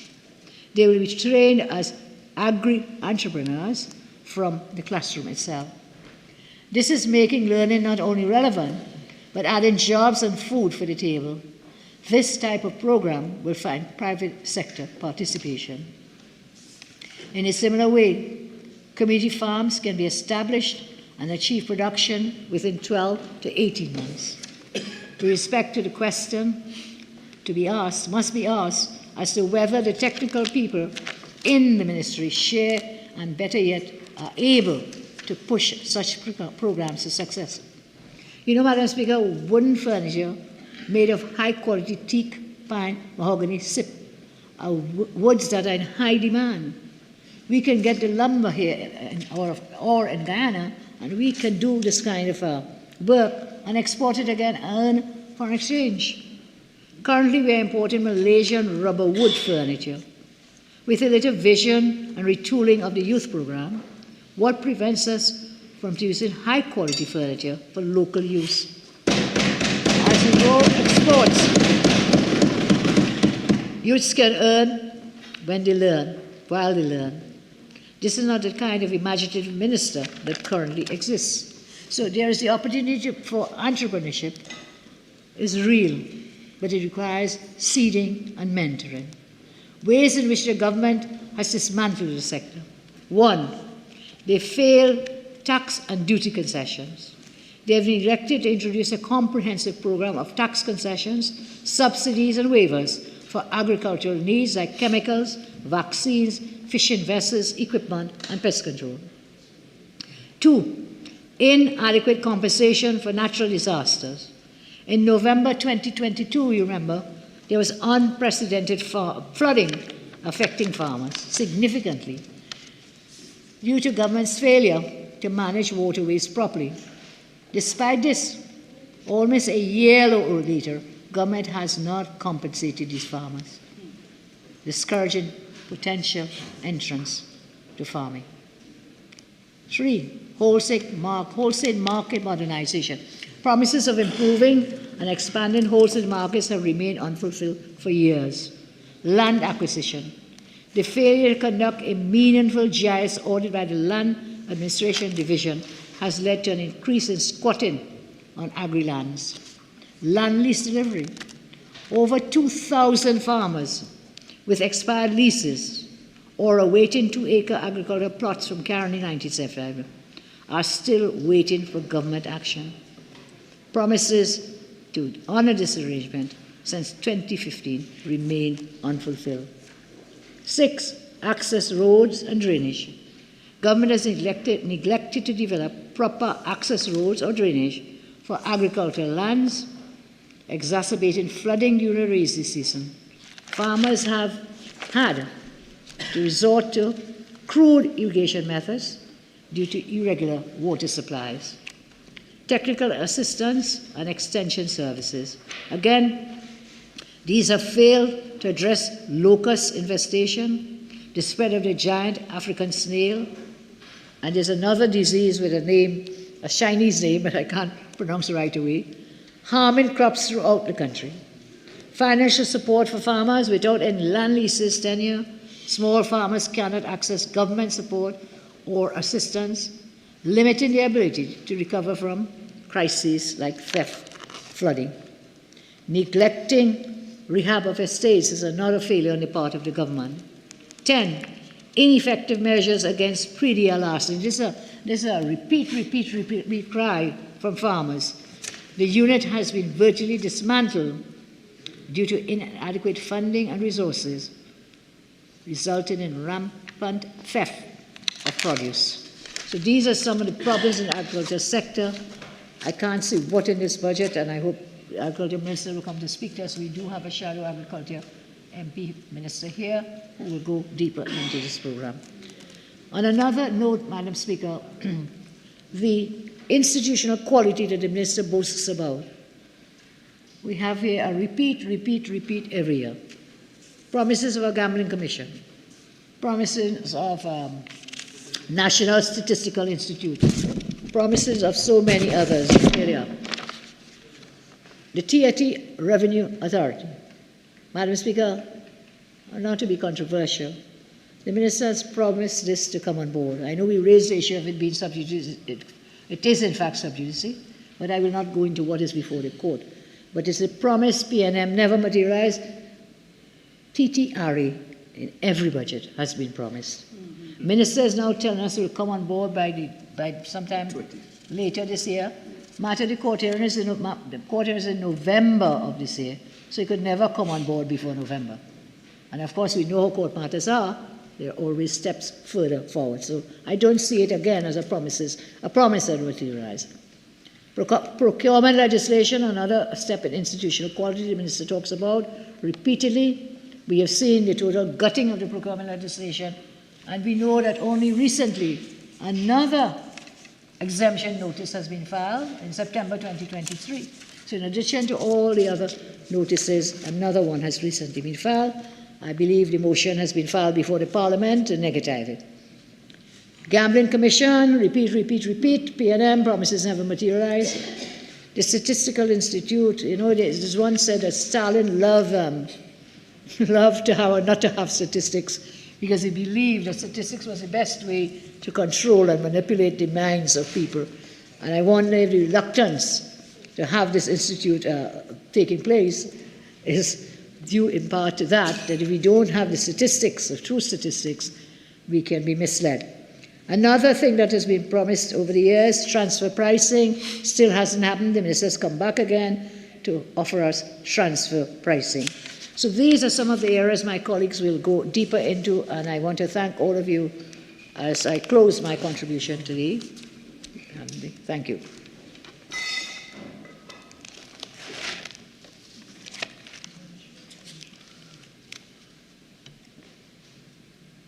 So, Madam Speaker, as I come to the conclusion, what we have before us is a population that has reached boiling point. People are fed up, nothing works, and no one in government seems to care to fix it. The education sector has fallen apart. Schools, bullying, sexual assaults, crime have now become normal. Infrastructure has collapsed. Every week some community must burn tires just to get some attention. Healthcare is beyond recovery. Essential machines don't work. Essential medication is not available. Healthcare staff are targets for criminals. Private healthcare is only accessible to the wealthy. Young doctors are terrified of speaking out because they fear victimization. And then we move on, Madam Speaker, public utilities. My colleague MP Paradise will speak more on that. Most inefficient, Wassa and Tiantec. Then we go to the labor sector, workers and unions. Just because they're trying to save themselves from drowning, just because they want to negotiate for better salaries, they're treated as enemies of the state. Why do the hard-working people of this country not deserve to be paid well? Why must they not want to have what everybody else wants, a good car, a good house, and so on? It seems as though the attitude by government is no macaroni pie for these labor people and the union people and workers of the country. Why must having things be for only the fake elites and financiers who have captured the government?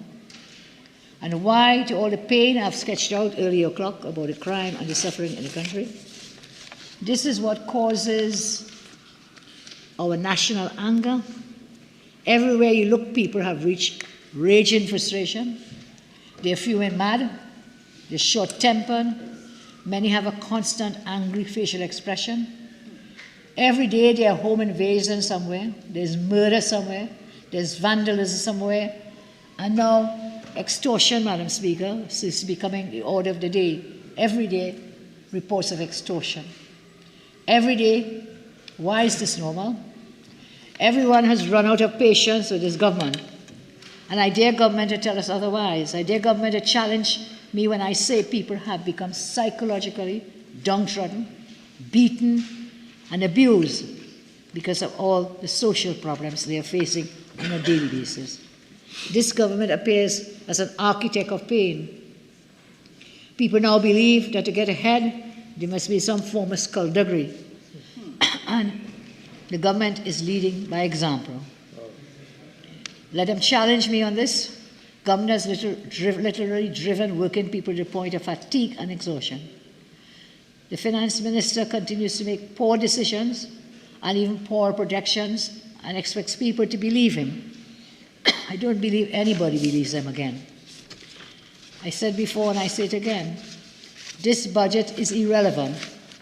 It is irrelevant because even as I speak today, even as we are here today, comfortably ensconced in this chamber, talking highfalutin talk about the economy, some innocent citizens will be robbed and murdered. There is a war on the outside. Criminals are at war with innocent citizens within a government, whom the government have left to fend for themselves. I repeat, there can be no prosperity without safety and security. There can be no prosperity without safety and security. Only yesterday, I mentioned to you, TTPS said 13 out of every 100 murders. That means 87 murderers are going free. The government has chosen to bury its head in the sand while they boast about how to prosper. What I see, as I told you, people suffer. The government is no longer in charge, the criminals are in charge. And so now is the time, I say, Madam Speaker, as we look at the newspaper headlines today. You know, from January to about the 23rd of September, there were over 90 front page newspapers, front pages dealing with crime. About 90 front pages. Evidence. No, I need this. Thank you. So I will just hold it up, Madam Speaker. The minister told us on Monday that the government had contained crime. Contained. Use the word contained crime. I don't understand what that means, because we have seen the crime worsening year after year after year. When we were last in office, the murder rate was about 420, if my memory serves me right. And we have reached a situation where last year murders crossed over 600. And we are heading into this year another situation of murders going over 600.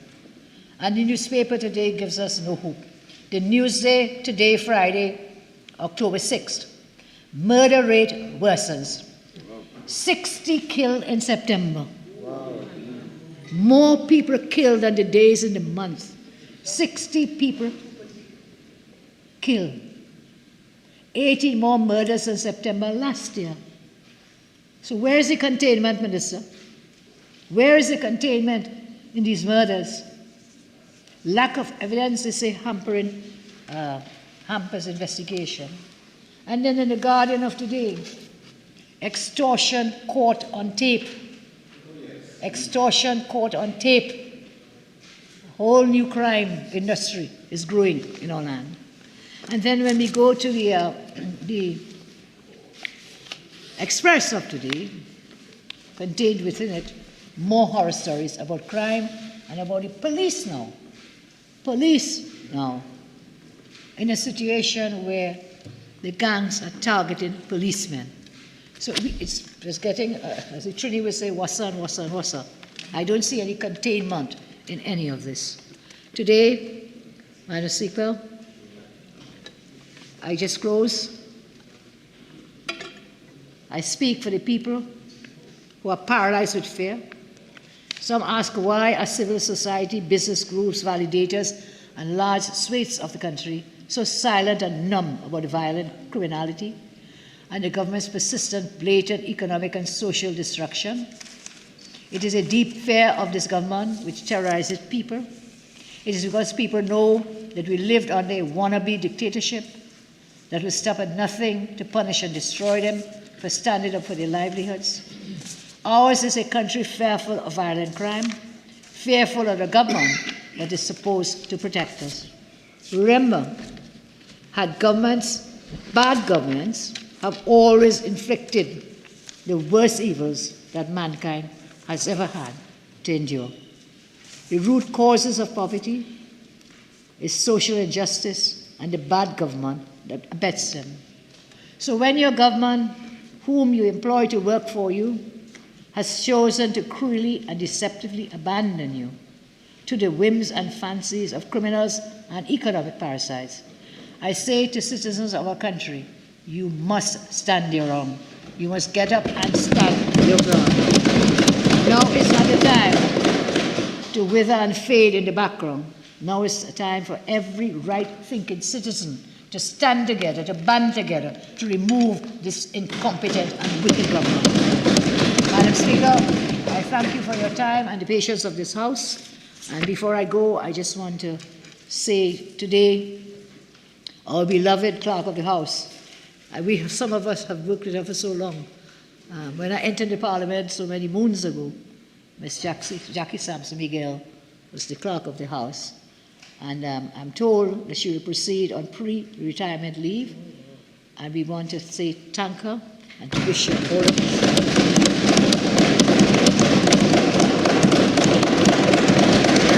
Minister of Youth, Development and National Service.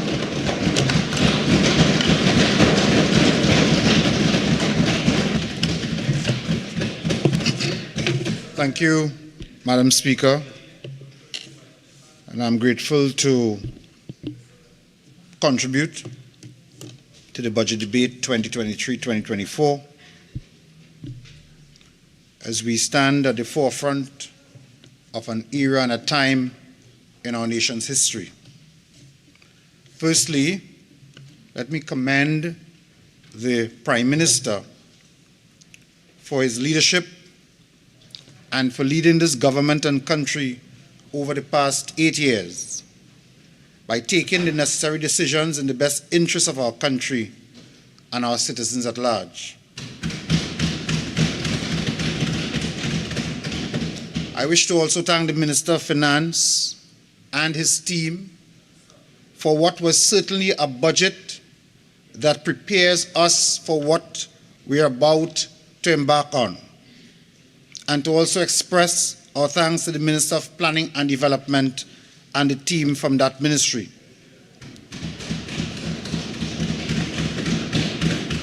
Over the past 3 years, the government faced and overcame the challenges arising from the COVID pandemic. And despite what may have been expressed from the other side, I think most citizens agree that the government did exceptionally well in managing our affairs during the COVID pandemic. Going forward, Madam Speaker, we are charged with a profound sense of duty and responsibility. And I firmly believe that our endeavors in this fiscal year, 2023-2024, will play a pivotal role in steering our beloved country, Trinidad and Tobago, towards the targets we have set our sights on as part of our Vision 2030 realization. As we embark on this journey, Madam Speaker, we need to underscore the importance of our overall development, and in particular, because of the responsibility I hold in the government, I would want to pay some attention to the question of youth development. It is a responsibility of all members of government. It is a responsibility of all members of Parliament that we consider and we look at the question of youth development. And this government has taken the forefront by putting forward a national youth policy, a strategic blueprint that champions the empowerment and strategic engagement of our youth as positive actors of our sustainable development. But, Mr. Deputy Speaker, it is clear that there are those who pay no attention to these matters. Our mission is clear. We are not merely allocating funds, but we are investing in the potential of our young people and our population, arming them with skills and knowledge and opportunities that they need to be torch-bearers of Trinidad and Tobago's progress. Mr. Deputy Speaker, in 2020, the Honorable Prime Minister, in his wisdom, created for the first time a ministry specifically targeted towards youth development. And in 2021, I was given the opportunity to lead this relatively new ministry. To this day, I continue to do so, bearing in mind that the young people are the future of Trinidad and Tobago. Mr. Deputy Speaker, from independence to republicanism and continuing to today, the PNM has always understood the importance of our young people, coming from Dr. Eric Williams' advice to our young people, continuing with successive leaders of the PNM, as we continue to demonstrate and to say to our young people, you have a crucial role to play in the development of Trinidad and Tobago. Not only those youths that we target and want to assist in terms of those who may be referred to as at risk, but also those young people who continue to excel at in various fields at various levels and who continue to make Trinidad and Tobago proud. This is a call for all our young people to come on board and work with us as we develop Trinidad and Tobago in a positive way. Once again, we have heard over the last few hours the usual doom and gloom response from the UNC to the budget put forward by the Minister of Finance. Every year, it is the same type of response, the same type of scare tactic, with no commitment to the development of this country or the development of the citizens of this country. You can imagine, Mr. Deputy Speaker, how shocked most of us was when we heard the leader of the opposition boast about the programs for young people, most of which, or all of which, that were put in place by the People's National Movement.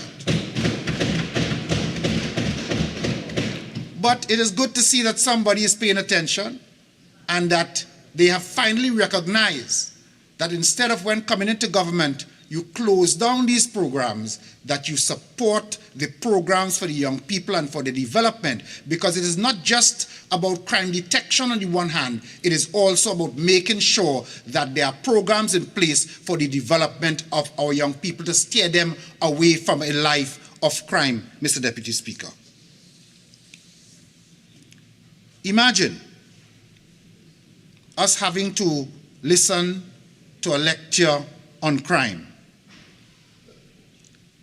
The UNC claims that they have the experience on crime, but the population does not want that type of experience. The population has tried that experience, and they certainly have no interest in it anymore. In 2010, the UNC ran a similar campaign on crime and tax, and they were ushered into government. And in 2015, the country very quickly sent them back into opposition because they realized that they had no solutions whatsoever, Mr. Deputy Speaker. In 2020, the UNC ran a campaign on crime and taxation again. And the country, understanding their ways of the past, returned the PNM to the governance of Trinidad and Tobago. When you listen to them, Mr. Deputy Speaker, it is like the calypso from the late Winston Bailey the Shadow. The cat loved the rat, but the rat don't need that kind of love. The PNM, the people of Trinidad and Tobago, does not want the UNC's experience in crime. They want an experienced and responsible government like the PNM, led by the Honorable Keith Christopher Rowley. Mr. Deputy Speaker, I do not have to remind Trinidad and Tobago about the UNC's experience in crime fighting, or the UNC attempt at solving the crime problem which I like to speak about so much. It is well spoken of. The very many ministers of national security that they changed during their tenure, the cancellation of the OPVs, but the ones that stands out the most, the ones that stands out, leaving the borders porous and open to the drug trade and the guns. If they think that is the best thing, then we really have to be concerned about them. But the ones that stand out, the one that stands out the most is the state of emergency that the UNC used as a crime-fighting initiative, arresting thousands of urban youths, and the only positive result that ever came from that are the cases that came afterwards against the state for the kind of treatment that was meted out to the young people in this country by the UNC government. Mr. Deputy Speaker, we are addressing some of the root causes of crime. We are targeting the youth of the nation, as I said earlier on, to steer them along a road of productivity and a road of progress, to give them the encouragement and the support that they need to become the best that they can be. And so there's a lot available in this budget that I will demonstrate in a short while how we are going to implement some of these programs. The government places youth at the center of development, and the work across many government ministries is rooted in creating opportunities to contribute to the greater national and the broader national objective. It is an all-of-government approach, Mr. Deputy Speaker, at the Ministry of Education, from the Ministry of National Security, from the Ministry of Public Administration, from the Ministry of Agriculture, from the Ministry of Trade and Industry, all working together as one to make sure that we have programs available for the benefit of our young people. It is free education from nursery to tertiary, including the infrastructural development of schools throughout Trinidad and Tobago, youth facilities, community centers, homework centers in almost every community, investment in developing young entrepreneurship through small business grants, loans, and training, Mr. Deputy Speaker, investment in sports through funding and infrastructural development, a vast array of technical vocational programs. We have spoken about the success of the MILAT program, the MyPath program, which is the military-led youth program of apprenticeship and reorientation training, both done in partnership with the Ministry of National Security. Mr. Deputy Speaker, the HYPE, the MUST, the NESC, the YTEP, and many other programs such as the CCC, the GAP, NEDCO, Youth in Agriculture, Youth in Business, the reopening of the youth camps and youth centers, heavy equipment operation, air condition and refrigeration, YAP, shade house, aquaculture. Mr. Deputy Speaker, the government of Trinidad and Tobago is at work, and at work for the development of the people. This is just a few, and I have so many more that I will come to later in my contribution. But as the country has come to the conclusion a long time ago that when it comes to making good and decent policy for the development of Trinidad and Tobago, they can certainly count on a PNM government so to do. You know, sometimes, Mr. Deputy Speaker, I think even members on the other side, in their quiet moments, would admit that this is in fact so.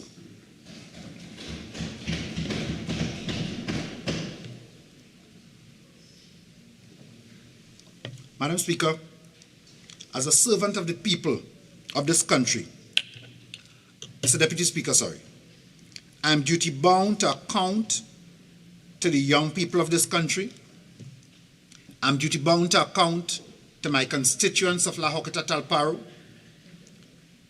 and I must account overall to all of the citizens of this country relative to the work at the Ministry of Youth Development and National Service.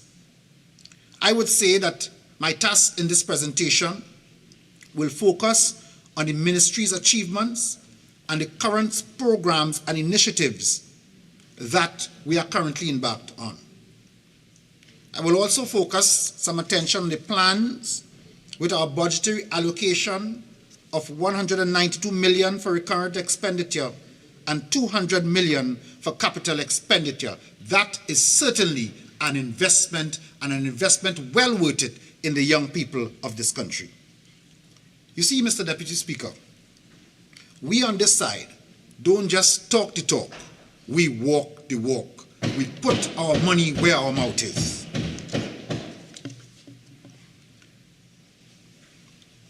Mr. Deputy Speaker, I will focus on three main areas today: youth development, entrepreneurship, and national service. Youth development, because we must all pay attention to securing the future of our country, and what we as a government, I will focus on what we as a government has put in place to address youth development. Entrepreneurship, because we must do all that we can as a facilitator for budding entrepreneurs as we seek to expand the cadre of business persons within the country who are participating in economic activity. And national service, we have prioritized because we want to make sure that we have a group of civic-minded citizens who understand what our country is about and how they can contribute to its sustainable development. I'll take some time, Mr. Deputy Speaker, to share some of the programs with you, to put it on the record, but also to make sure that citizens, many of whom tune in to the discourse within this parliament, are alert and aware to some of the activities and the programs that we have embarked upon and that we have catered for in this budget as we move in the direction of development of our young people. Mr. Deputy Speaker, if I can share a few of these programs, a youth production and life skill program called Amplify. This program has benefited 97 young people. 100 additional persons will be enrolled in 2023. We execute this program in conjunction with the NESC Training Institute, and the program is for young persons who wish to work in professional studios, start their professional studios to operate digital multi-track recorders, and the ministry is committed to sparking entrepreneurship for the young people in the creative industry. We have so many talented young people in this country, and in one of the associated programs, the Youth on the Stage, as you move across the country and you pay attention to the talent from our young people, you just have to be impressed by the level of talent we have available in the creative sector in this country, Mr. Deputy Speaker. This program offers formalized training from experienced instructors and allows youth to network with other youths pursuing similar career paths. The successful participants will receive a certificate of participation from the NESC Technical Institute. And Mr. Deputy Speaker, I'm pleased to indicate that this project will continue into fiscal 2024. The National Leadership Training Program, because we must encourage and train and harness the leadership potential of our youth. So while they spend all of their time trying to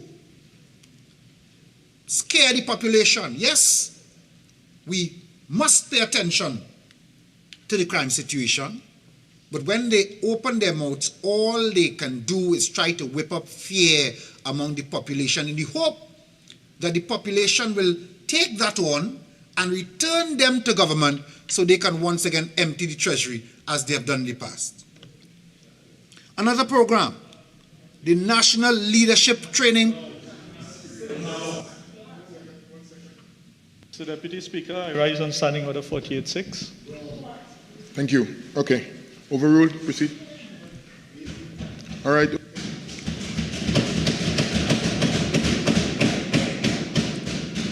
Mr. Deputy Speaker, if the member continues to waste our time, I hope I'll get injury time. This program is a program that maybe members, a lot of young people from Couva North can come and attend programs like this in leadership and training. How do you execute? How do you be responsible? And how do you know when to call the right standing order? Mr. Deputy Speaker, this program is done in conjunction with the University of the West Indies, and it seeks to prepare youths with leadership skills to combat global challenges. It was developed to have young persons engage in decision-making for the betterment of society.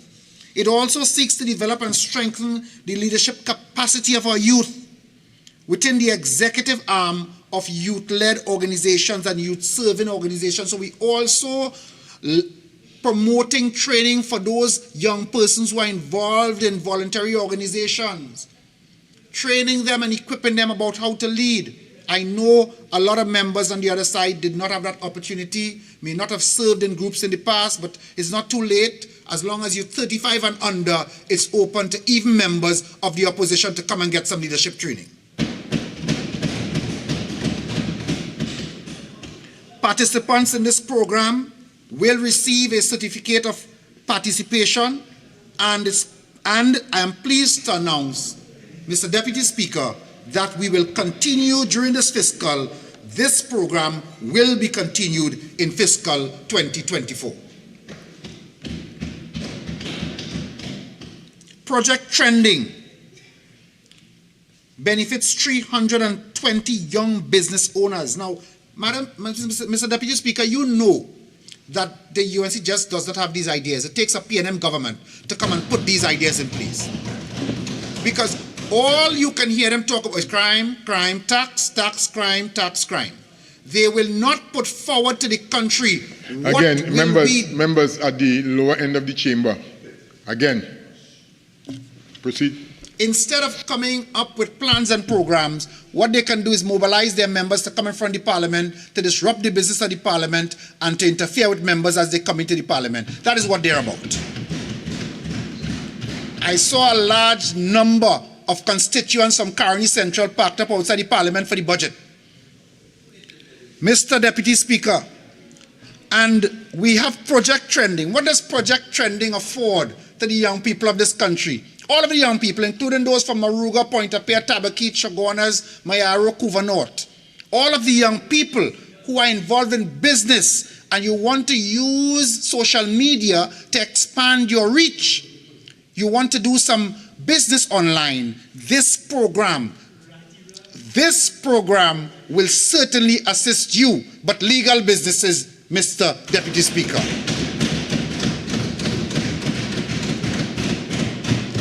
Legal businesses, we will not allow anything like human trafficking to get into this. We assisting young people who are involved in business and want to promote themselves. And then we have all set. You see, we are saying to the young people, don't be distracted by the noise coming from the opposition. If you want to learn to operate a backhoe, a truck, a bulldozer, an excavator, come, and we have the programs here for you. At the NESC, we will train you to do that. And that is what we are saying. We are saying to you, there's a program called Bridging Success. What is that program about? In the event you left secondary school without your full CSEC passes, you are probably unemployed or you are underemployed as a young person. This government is saying to you, in conjunction with the UTT, we have developed a program called Bridging Success. You can come into that program, and after you successfully complete that program, you're now able, as an adult student, to matriculate to university education and improve your circumstances in life. That is what we are doing. I'm pleased to say that we have had an allocation for the Minister of Finance to reintroduce and to continue that program to assist all those young people who wish to enter tertiary education and improve themselves. We know that we are importing a lot of hybrid vehicles. We move into electric vehicles and so forth. A lot of our mechanics have been trained to repair the traditional vehicles. And so we have introduced a program, an automotive servicing program called Project Drive. So when you have your new hybrid vehicle or your electric vehicle and you need a mechanic in your community, this program is for that. This is training designed to fulfill the needs of the society at this time in 2023. That is what your government is doing. We have an allocation to continue that program in 2024, Mr. Deputy Speaker. Crisp, to train our young persons in air condition and refrigeration. This program is a very interesting program, Mr. Deputy Speaker. We do it in collaboration with NESC. It will provide 100 young men and women who are interested in getting involved in domestic refrigeration, air condition, automotive electrical, HVAC maintenance. I'm sure many persons were unaware, but we successfully graduated 100 persons from this program, and we will continue to expand that program. Mr. Deputy Speaker, in conjunction with the Ministry of Education, we launched the 40 Under 40 program once again, and 26 schools participated in this program. Doesn't matter where they are, government-controlled constituencies, opposition-controlled constituencies. We are about governing for all of Trinidad and Tobago. We utilize entrepreneurs, established persons, movers and shakers in society, entertainers, sportsmen, and fashion designers. Many of them, our young people need role models. So many of them who have succeeded, we've asked them to come on board. And they go to the schools with us. We'll soon come to Pointe-a-Pierre. And they go to the schools with us. and they mentor these young children, and they give them hope and encouragement. I understand the member for Tabakit would like us to move the program there. I give the commitment that we come into Tabakit too. That is how the PNM operates. Mr. Deputy Speaker, the 40 under 40 program will continue in this fiscal 2024. Mr. Deputy Speaker, I'm pleased to announce that what the government has done, we focus on taking the programs, marketing these programs that I've spent some time speaking about through traditional social media, through the electronic media, through the print media, radio, television, etc. On social media, so persons get on their phone, but you know, there are some communities where we need to get in the community and demonstrate to the young people the range of government programs. So we have put together what is called a Youth Career and Education Caravan. Or what does that caravan do? Where if we roll into Claxton Bay or Marabella, that caravan will have with it all of the programs of the government, everything, all, from the Ministry of Planning and Development, the Ministry of Agriculture, the Ministry of Education, the Ministry of Youth, all of the programs of the government that touch on the development of young people. We come in, we set up shop, and we invite the young people to come and apply on the same day at the same time. That is your PNM government at work. Only PNM can do that. Only the PNM can do that. Instead, if it were a UNC caravan, they'll be standing right there telling you about property tax and crime and all those kinds of things. We are giving hope and progress to the young people of this country. Mr. Deputy Speaker, the youth caravan, the youth education caravan, has been allocated the sum of $5 million in this fiscal, and we will take it to every nook and cranny in Trinidad and Tobago. You know, some of the rural areas, I think this area falls into the constituency of the member for Tabakit. You see, it's only the PNM when the PNM is in government. We don't make decisions based on whether it's a PNM or a UNC member of parliament. We are about governing for the whole country. So there's a project in a community called Mayo, which I think falls somewhere inside Tabakit. And what has happened there is a public-private partnership between the private sector and the government. TCL, the Trinidad Cement Limited, has donated 40 acres of land, fertile land, so that that land is going into a community agricultural project, Mr. Deputy Speaker. The project was launched in March of 2023, and the persons participating will be trained in sustainable agricultural practices and will be developed into an agricultural cooperative. Additionally, this project will create 40 small-scale farming operators, and it's for residents of Mayo and environs. They'll be encouraged in cultivation of these lands and will be able to improve on the community's food security, provide employment, and promote healthy social interaction in a manner that is formalized and economically sustainable. Nobody from La Hoqueta coming in that program. That is a program designed for the community of Mayo and those persons in that environs. Governance PNM style for all citizens of the country. Mr. Deputy Speaker, I know the member of Tabakit tempted to knock that desk about that program, but of course, alas, we will continue to govern for all the citizens of this country. Mr. Deputy Speaker, there's a program called RAP. You know, the leader of the opposition spoke about called out a history of programs and, you know, admonished the government that we should put more money into this, we should put more money into that. If I calculate All of the funds that we have put into youth development across the range of ministries, Mr. Deputy Speaker, the sum will exceed 1 billion Trinidad and Tobago dollars. That has never been done by any government other than a government of the PNM. RAP utilizes a holistic approach to enhance the academic, cultural, life skills, and sporting capacities of young persons 9 to 21 years.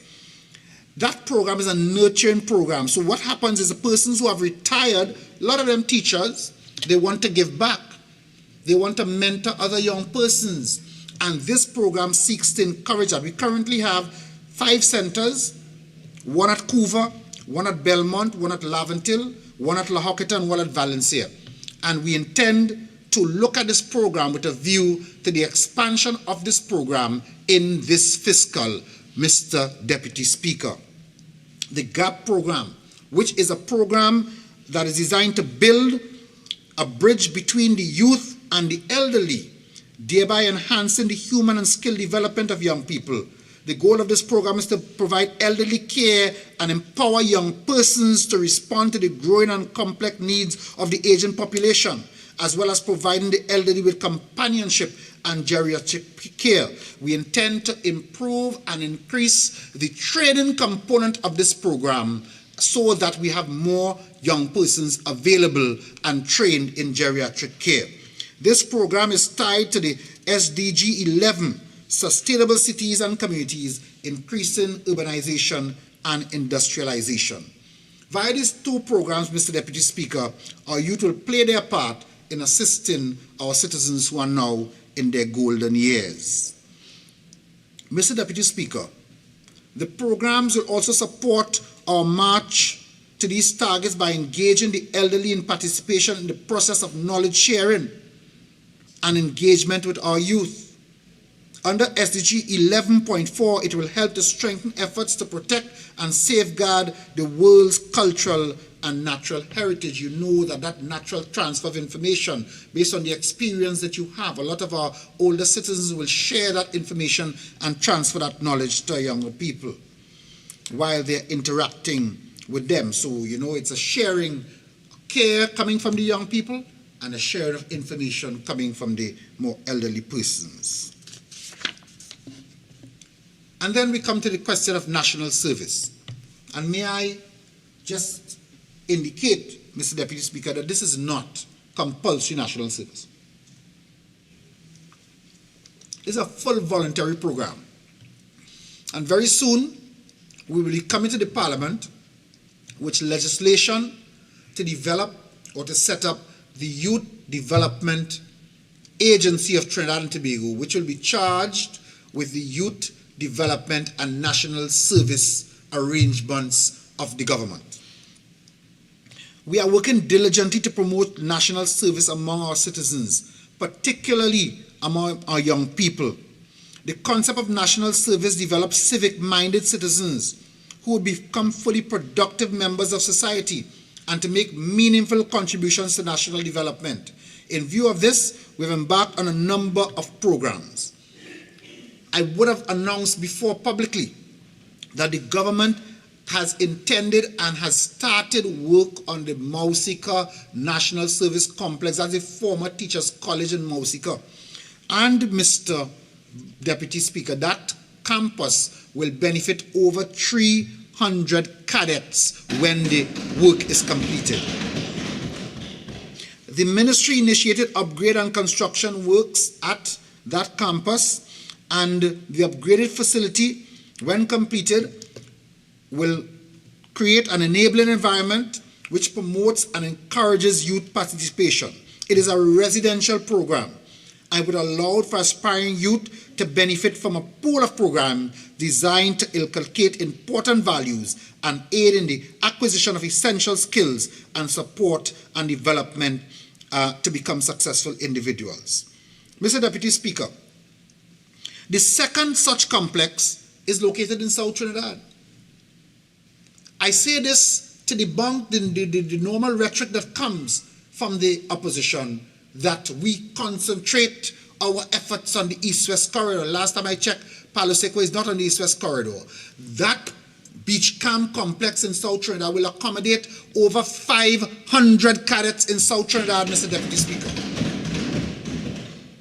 Programs such as MyLat, MyPart, CCC will be run at that campus in South Trinidad. So all of those constituencies from Chabonas and Moruga and so forth will be able to send their young people down there and take part. And those from the east and the west will be able to take part in Mausika. We are determined to provide opportunities for young people. The work at that beach camp facility has started. It is in progress. You know that facility is a former Petrotrin compound, and we will be able to run a residential program there for the benefit of our young people, Mr. Deputy Speaker. The MyLat.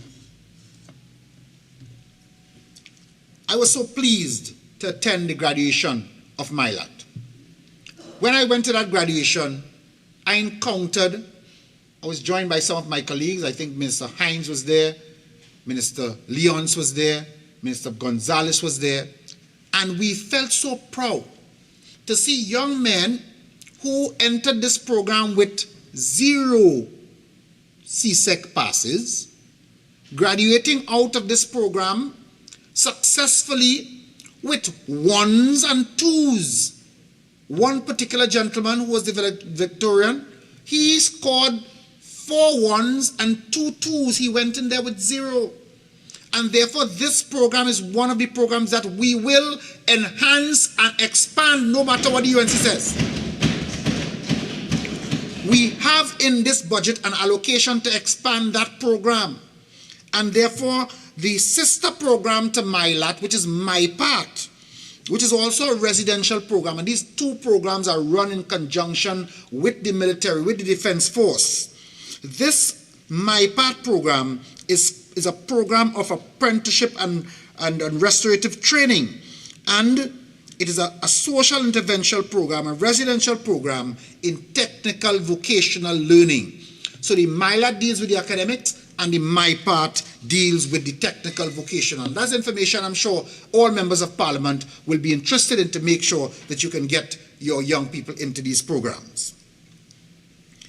We know over time, Mr. Deputy Speaker, that persons exiting the community residences, what you may call an orphan home in the past, many of them, when they get to the age of 18, they have to exit from that arrangement.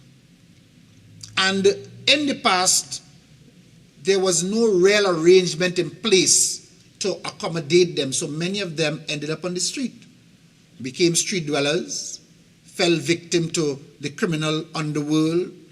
Many of them may have ended up on drugs. And therefore, we have determined to put in place and to strengthen our transition home arrangements. You would know about Josephine Shaw. We have just completed the refurbishment of Josephine Shaw Transition Home at the cost of over $20 million, and we'll be able to accommodate our female members of society in need of transition services at that location in Port of Spain. And to support the point I was making earlier about services to every part of this country, you'll be pleased to know, Mr. Deputy Speaker, that we have as well, and we are currently, whatever I'm speaking about here is in action as we speak, is supported by funding from the budget. This is no pie in the sky. This is no promises. This is what is happening today, Mr. Deputy Speaker. We have started work on the construction of another transition home in Sevilla, Cuba. And therefore, that home will be able to cater for the young ladies in Central Trinidad and South Trinidad. And I should have mentioned also at the Palo Seco location, we will be doing a transition home at that location as well. So at the end of this exercise, we'll have one in Port of Spain, one in Cuba, one in Palo Seco. We will also, in St. Madeleine, I wonder where that constituency falls. In St. Madeleine, we'll also expand the transition home in St. Madeleine for boys. So we'll have the one in Port of Spain, Josephine Shaw for women, the one in Sevilla for women, the one in St. Madeleine for young men, and the one in Santa Flora also for young men. 2 for women and 2 for young men in need of this service. Mr. Deputy Speaker, we have completed the refurbishment of the St. Michael School for Boys, and that facility will be able to deliver residential restorative development programs for our children in need of supervision, all males. We are those young persons who are beyond the control of their parents and guardians, charged but not convicted for a criminal offense due to a lack of evidence, inadequate home supervision, who have gang affiliations, the absence of secure accommodation as required by law, and therefore this upgraded facility would be staffed by trained teachers and vocational instructors. The programs delivered will be accredited and relevant to the child's state of development. We are making arrangements for our children in need of supervision. I must tell you as well, Mr. Deputy Speaker, that in Aruka, at the old 5 Rivers Secondary School, we have put in place a committee to report to the government on how we can implement a program for our female chins, and that is going to be coming on stream during this fiscal year, Mr. Deputy Speaker. Mr. Deputy Speaker, I must also inform the Parliament and the national community that we are well advanced with work at the El Dorado former youth camp for girls. It is at this time 49% completed, and works are being done on the southeast block, the northern block dorms, refurbishment of the buildings and mechanical, electrical and plumbing infrastructure. And we have as well put in place a committee that will, as soon as this complex is completed, be able to reopen the El Dorado Apprenticeship Center, formerly the El Dorado Youth Camp, for our young women for residential training. In Presto, I think that is in Freeport, that might be in the constituency of Caroni Central, we are refurbishing the Presto former youth camp. It is currently 68% completed, and the refurbishment and upgrading of the facilities, the dorms, the dining hall are ongoing, in addition to the construction of new dormitory, music room, and main stores. This project is scheduled to be completed in 2024 and will accommodate 250 of our young men in a residential training program. In Chatham, that's in South Trinidad, we are currently refurbishing that facility. It is 75% completed, and the refurbishment works continue, and we will also have that facility available for South Trinidad, Point Fortin, Moruga, Oropouche, Naparima, Siparia, and all those constituencies and support and members, young persons who require that kind of support. Young men, 250. Honourable Member, your initial speaking time, you just have about a minute. You have an additional 10 minutes. You care to avail yourself? Thank you very much, Mr. Deputy Proceed. Speaker. I really would need an hour, but I will accept the 10 minutes. Mr. Deputy Speaker, we will also construct, we are at advanced stage of procurement for the construction of the Chagaramas and the Wallerfield youth facilities to allow our young people to access this type of training. I was pleased to attend the National Youth Awards this year. And coming into this ministry, it is a program that I've insisted we must continue each year, because it does, and this year our theme was celebrating youth excellence. We honored young men and women from across Trinidad and Tobago in 28 categories, including youthful resilience, agriculture, entrepreneurship, science and technology, engineering, maths, sport, and technical vocational skills, to name a few. Mr. Deputy Speaker, I see this awards as a tool in celebrating and validating and motivating the over 500,000 plus young men and women that we have in this country as they look on and they see their peers being recognized for excellence. That is what we have to do as leaders in this country. We have to encourage and motivate them and drive them and provide for them the best opportunities that we can. At some point in time, the petty and cheap politics must be put aside. Imagine you have, for instance, the leader of the opposition very, very casually and very happily going around the country laughing and boasting and saying to young people, load up the matic and shoot and all this, this kind of vigilantism that is being encouraged out of the house of the opposition. We are saying to the young people, put down the guns, denounce violence in all its forms. And as Dr. Eric Williams said, pick up your book. The future of this country, Mr. Deputy Speaker, cannot be taken lightly. And it's time that the opposition exercises more responsible action. And instead of telling people, take the law into your own hands, we want standing ground legislation. I mean, look across the world. Look to North America where there has been standing ground legislation. What have we seen as a result of that? You want that in Trinidad and Tobago? We in the PNM say, no way. We are encouraging young people in entrepreneurship to open businesses. In this year, we will introduce a grant program because we are training a lot of people, So as we train them, it's not only for employment, we want to encourage them to get into business. So we are on the cusp of looking at a grant program that will be administered through NEDCO, so that those young persons who are trained can now apply and get support of startup funds so that they can go into business. All of the young people who have that mission and that vision, at a later stage as they develop, they will take advantage of the loan opportunities, the business incubator, the business accelerator program. The business incubator program will take them, we have allocated in this fiscal $3.5 million for a business incubator program. That program is a one-stop shop. It will hold your hand, assist you in how do you register your business, how do you keep your statutory records, how do you make sure and pay your taxes and your NIS and all of these things, and how do you access new markets and expand your business. That is what the government is all about and focusing on for young people. Not load up the matic and shoot this one and shoot that one. We are not about that, Mr. Deputy Speaker.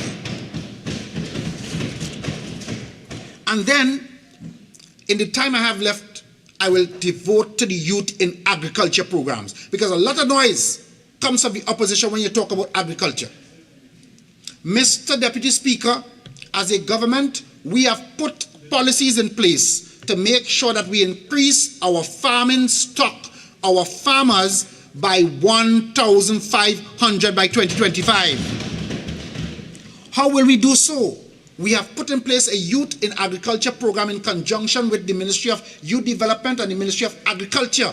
Because as you produce more farmers and put them on the field, both in traditional farming and in the new and improved methods of farming, Mr. Deputy Speaker, we are going to improve on our food security. We are going to put idle state land to use. In Chatham, in South Trinidad, the first estate is being developed. It will accommodate 182-acre parcels, homesteads. You're getting the land, the starter home, and a startup grant of $20,000, Mr. Deputy Speaker, after you complete a 2-year training program at UTT ECIAF. And that is what the government is at work doing. We have already graduated 180 persons from the first cohort.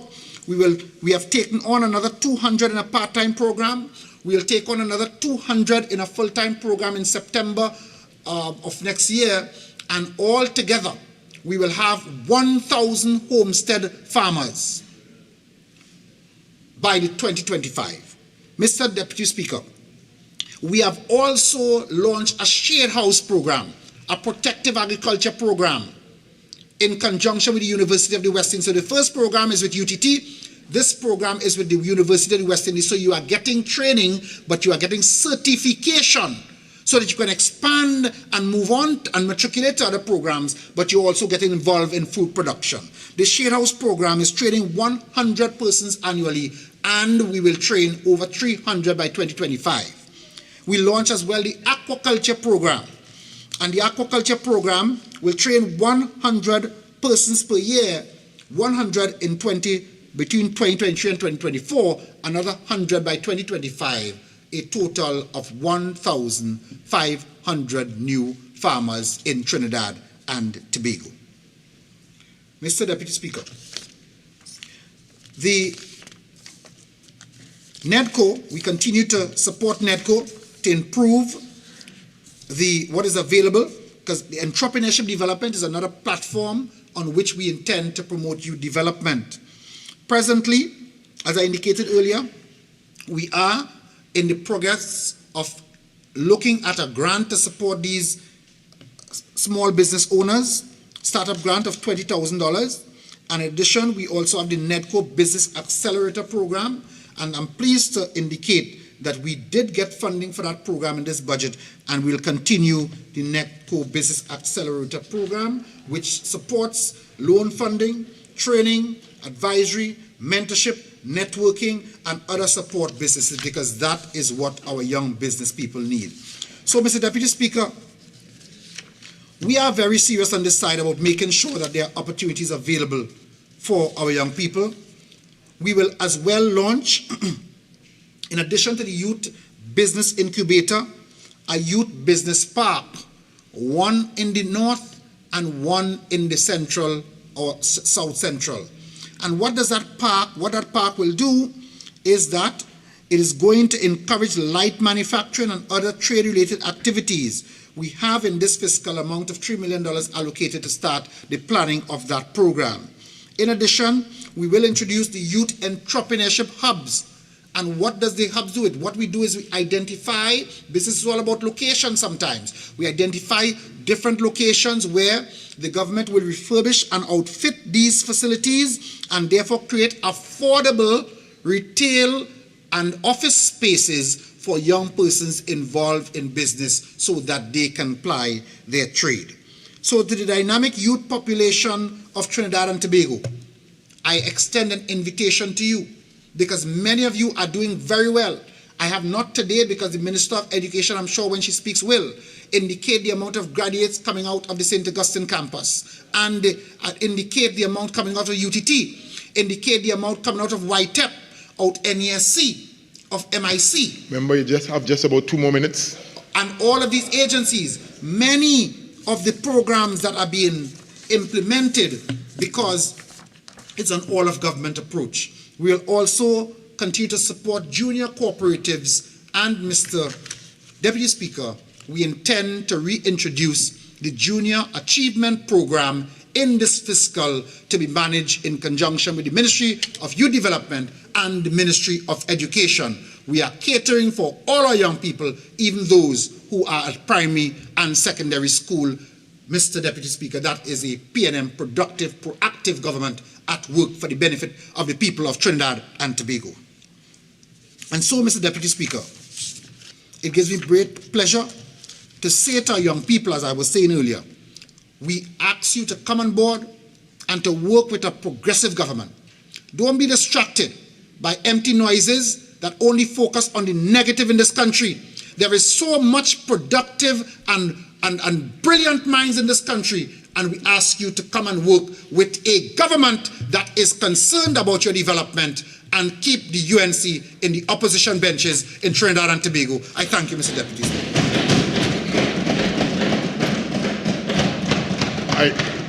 I recognize the member for Caroni Central.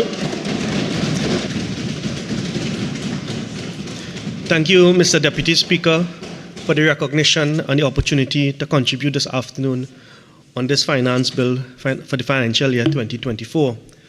Let me at the onset, Mr. Deputy Speaker, recognize the sterling contribution of the member for Siparia, and I want to endorse the manner in which the member dismantled the Minister's of Finance budget contribution. Just a couple of rebuttal points, Mr. Deputy Speaker, in respect of the previous speaker, the member for Lahakta Talparu. It shows that the propaganda and the misinformation continues by this government. This government has dismantled every sector of our society, Mr. Deputy Speaker. And there is a saying in Latin, res is per licita. The facts speak for themselves.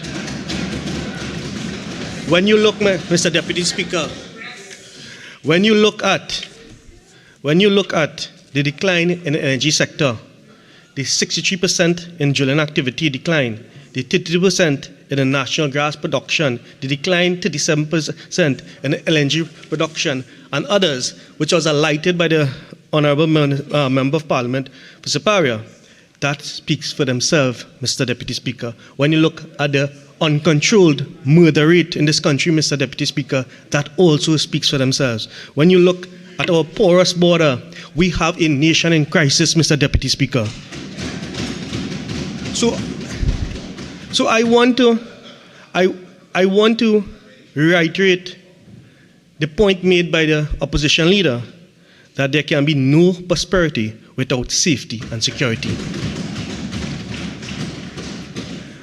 And the previous speaker, he spoke about, the honourable member, spoke about things happening in different parts of the country. I asked the honourable member, what is happening with respect to Tobago? Has the PNM abandoned Tobago because of curtail?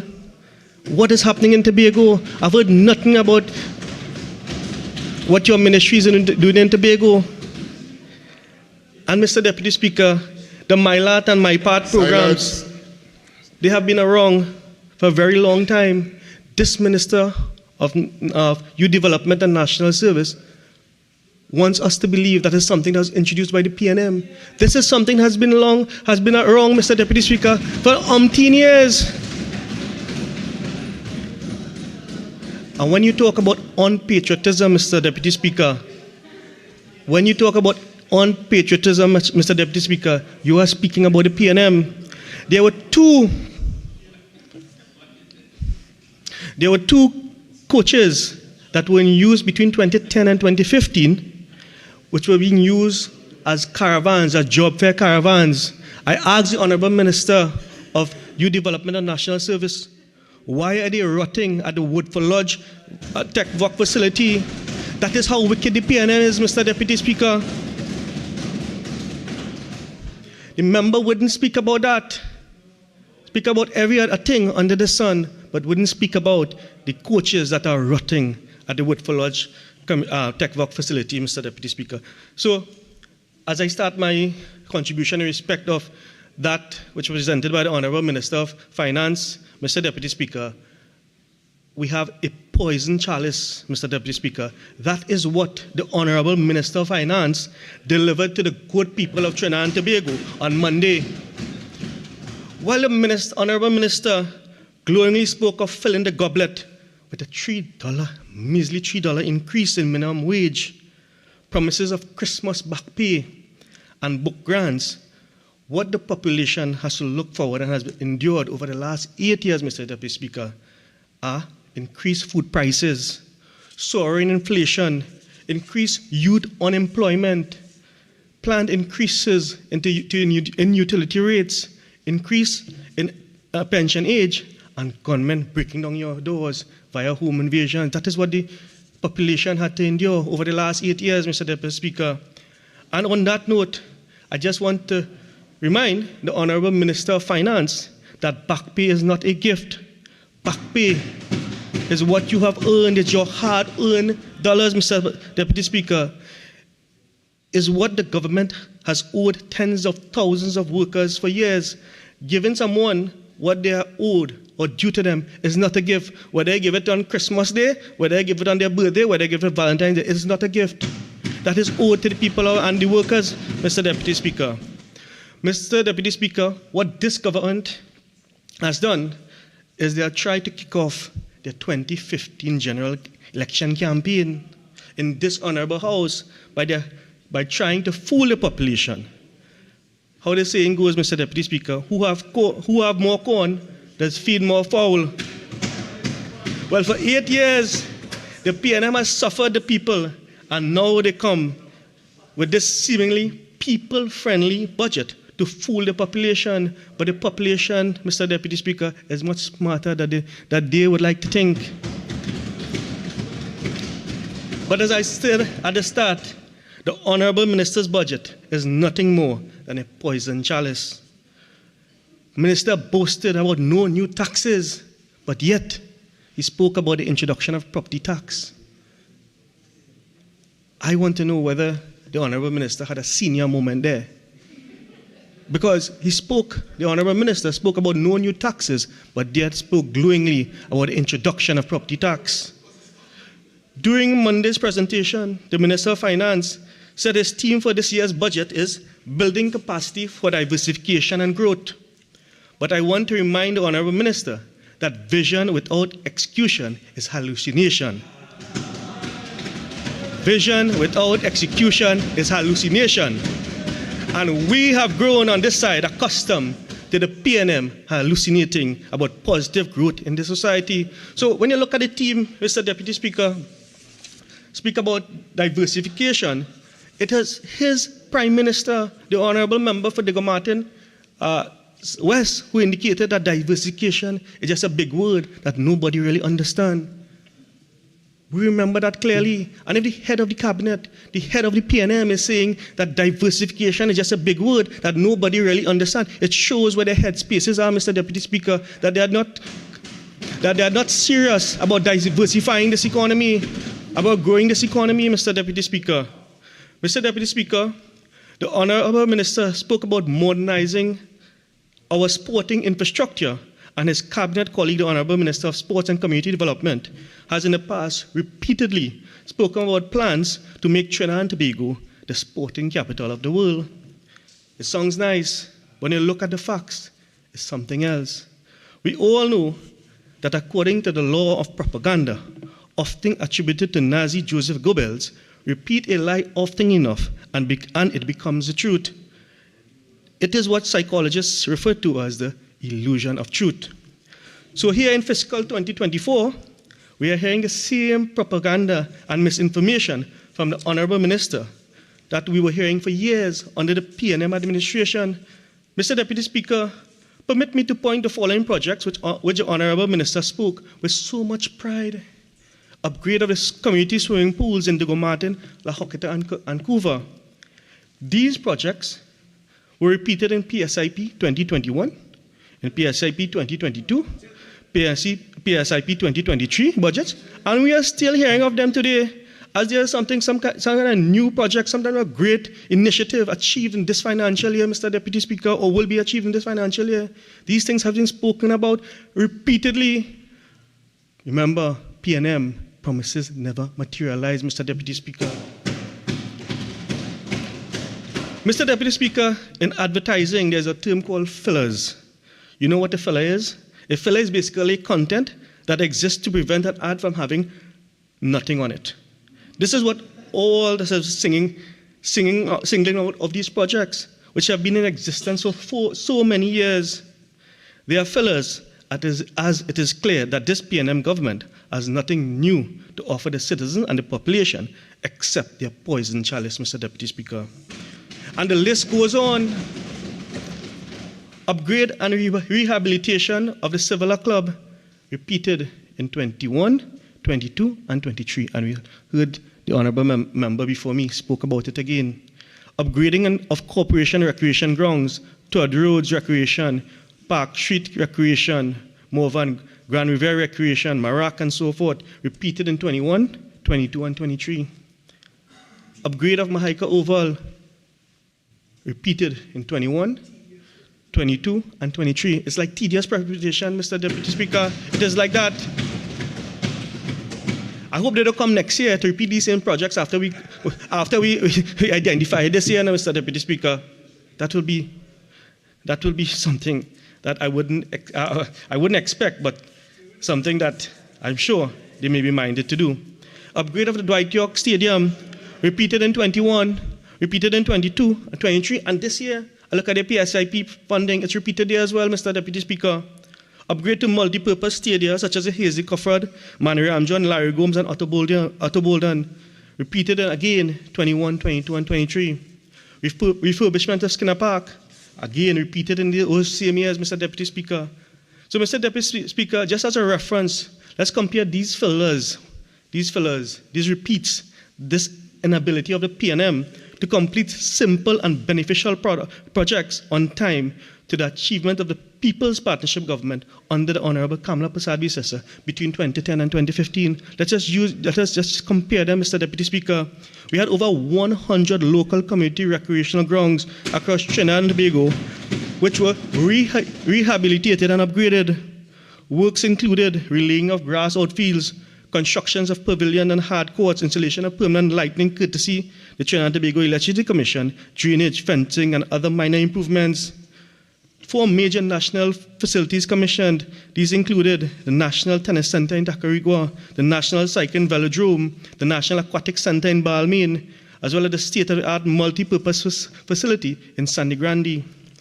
In addition to these mega projects, Mr. Deputy Speaker, the Committee of Sipario was earmarked to have a modern multi-purpose facility at Irwin Park, which would include a cycling track, international standard football pitch, international standard cricket pitch, 400-meter grass running track, pavilion, and bleachers, amongst other things. Mr. Deputy Speaker, and the list goes on, with over 1,000 community sporting groups benefited from funding during 5 years, 2010 to 2015. But I understand, Mr. Deputy Speaker, that the job of this PNM is to tell untruths to the people about their achievements and to make themselves look good. As Nazar Joseph Goebbels wrote in 1941, the principle that when one lies, one should lie big and stick to it. Member, That is a again, quote, Mr. Deputy you Speaker. used one word twice there. Retract it and... Okay. What you said it, what is that? Quote. I will quote your source. Once you can quote your source, you... Goebbels. Listen, members, once you can quote your source, fine with me. And to keep up with the untruths. No, members. Even. Hold on. I have ruled and I have ruled. Okay? Member, are you quoting your source? Could you quote the source you get it from? Yes, please. I did. All right. Nice. And to keep up with the untruths, even the risk of looking ridiculous. So, Mr. Deputy Speaker, let's look at anti-doping. And when you compare what was done in 2010 to 2015 in respect of the anti-doping legislation, which was unanimously passed in both houses of Parliament, it was intended to add structure and parameters to the anti-doping regime in Trinidad and Tobago, as well as to align local regulations to international movement against doping in sports. Let's look at what the PNM did this year when they rushed through amendments to the Anti-Doping Act to facilitate the hosting of the Commonwealth Youth Games. They introduced the amendments, the Anti-Doping Amendment Bill, with enthusiasm to adopt the entire 2021 International Anti-Doping and WADA guidelines. Now that the games are over and the enthusiasm has gone, the PNM has allocated a measly $300,000 to implement the amendments, $300,000, Mr. Deputy Speaker, to implement the code. A code that requires facilities, infrastructure, and personnel to implement and execute. The allocation for anti-doping is indicative that this government is not serious about sporting community of Trinidad and Tobago. And I made the point during that debate, Mr. Deputy Speaker, that Trinidad and Tobago had to depend on other agencies outside of Trinidad and Tobago providing the testing that's required for athletes. And the anti-doping organization, which is meant to have our own facilities in Trinidad and Tobago, that was to cure this and to ensure that we don't have to wait for handouts from persons outside of Trinidad and Tobago to test our athletes. But yet, a measly $300,000 has been allocated, which is grossly insufficient to meet the demands of the anti-doping organization that is required in this country.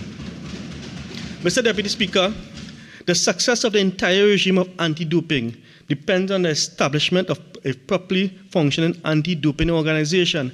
At least, this is what the original legislation contemplated. $300,000 to do that, Mr. Deputy Speaker, but millions to fix golf courses for the PNM and friends to tee off while Trinidad and Tobago burns. One only has to go back to the contribution of then member, the Honorable Donna Cox, during the debate in the Act in 2013 to understand that this PNM government is hoodwinking the nation. The Honorable member said, a perusal of the bill reveals that the implementation of this process will be costly and must involve proper planning. Might I add, it also reaffirms the importance of the national sports policy, including the establishment of the Sports Commission, as there must be a holistic, integrated, and systematic framework in the development of sport rather than a piecemeal approach. In the national sports policy, one of the objectives is that Trinidad and Tobago should become the preferred destination for international events and a hub for sports in the Caribbean. The Honorable Minister of Social Development then said, but no, this is what the PNM do. They allocate $300,000 to this organization. But Mr. Deputy Speaker, the PNM disregard for sporting development does not end there. Mr. Deputy Speaker, on the point of the Commonwealth Youth Games, I would like the Honorable Minister to explain why under Head 79 of the draft estimates of development program for fiscal 2024, there's an allocation of approximately $15,332,000 for the hosting of these games. Mr. Deputy Speaker, we are allocating $15 million to host games that have already come and gone. That is unheard of. The games was held, Mr. Deputy Speaker, during the months of August this year. I believe it's 4011, I stand to be corrected, but those are the dates that I remember. And we are now allocating an additional $15 million for the hosting of these Commonwealth Games. I have sat through this. Surely 48-1, surely the member at this point remembers that we have a stand in finance where these questions can be asked. All right. I said 48-1. Okay, members.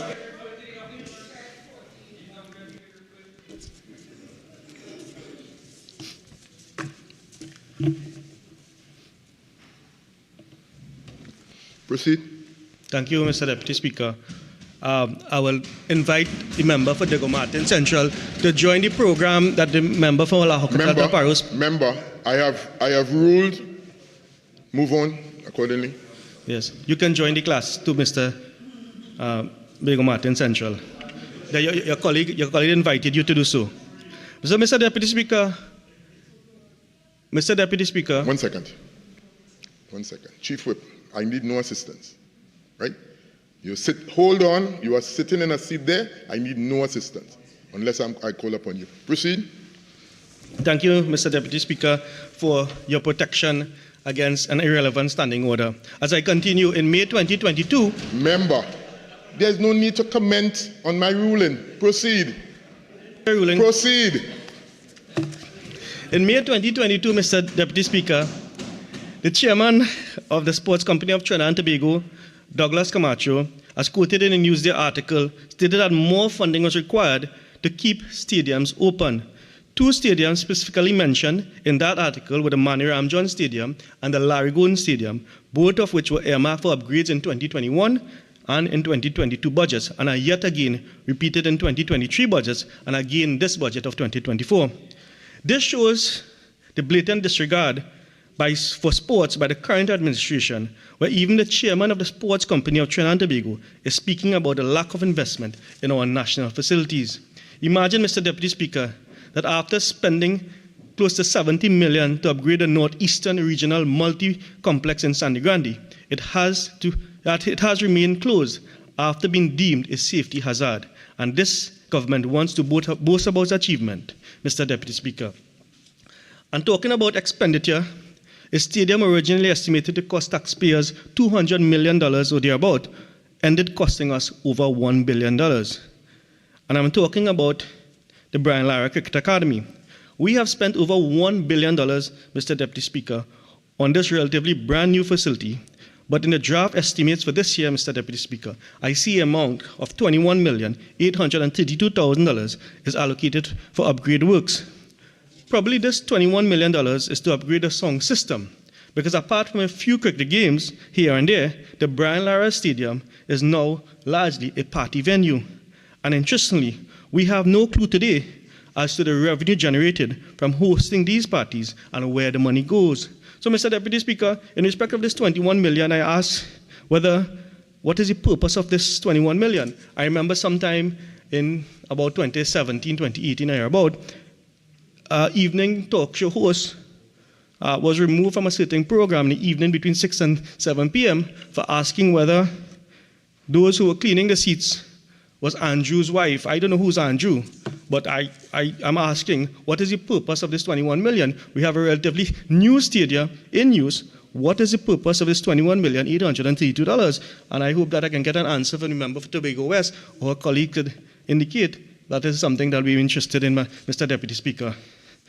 Mr. Deputy Speaker, since 2016, the Ministry of Sports and Community Development has failed to utilize budgetary allocation while citizens continue to suffer for proper facilities and programs. In 2017, 18 and 21, the government utilized 45%, 23%, and 9.5% of the allocated budget.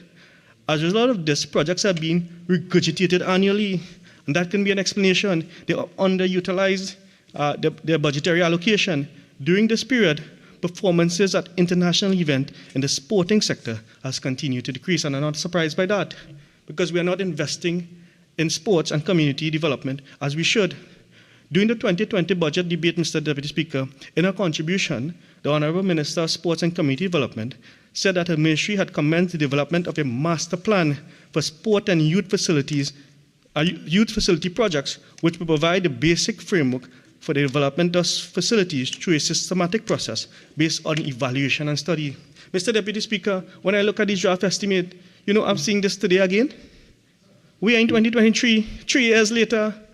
In the budget debate of 2020, the Honourable Member indicated that we were going to have a master plan for sport and youth facilities. I believe it is $1 million, which is now being allocated for this master plan. Where is the plan today, Mr. Deputy Speaker?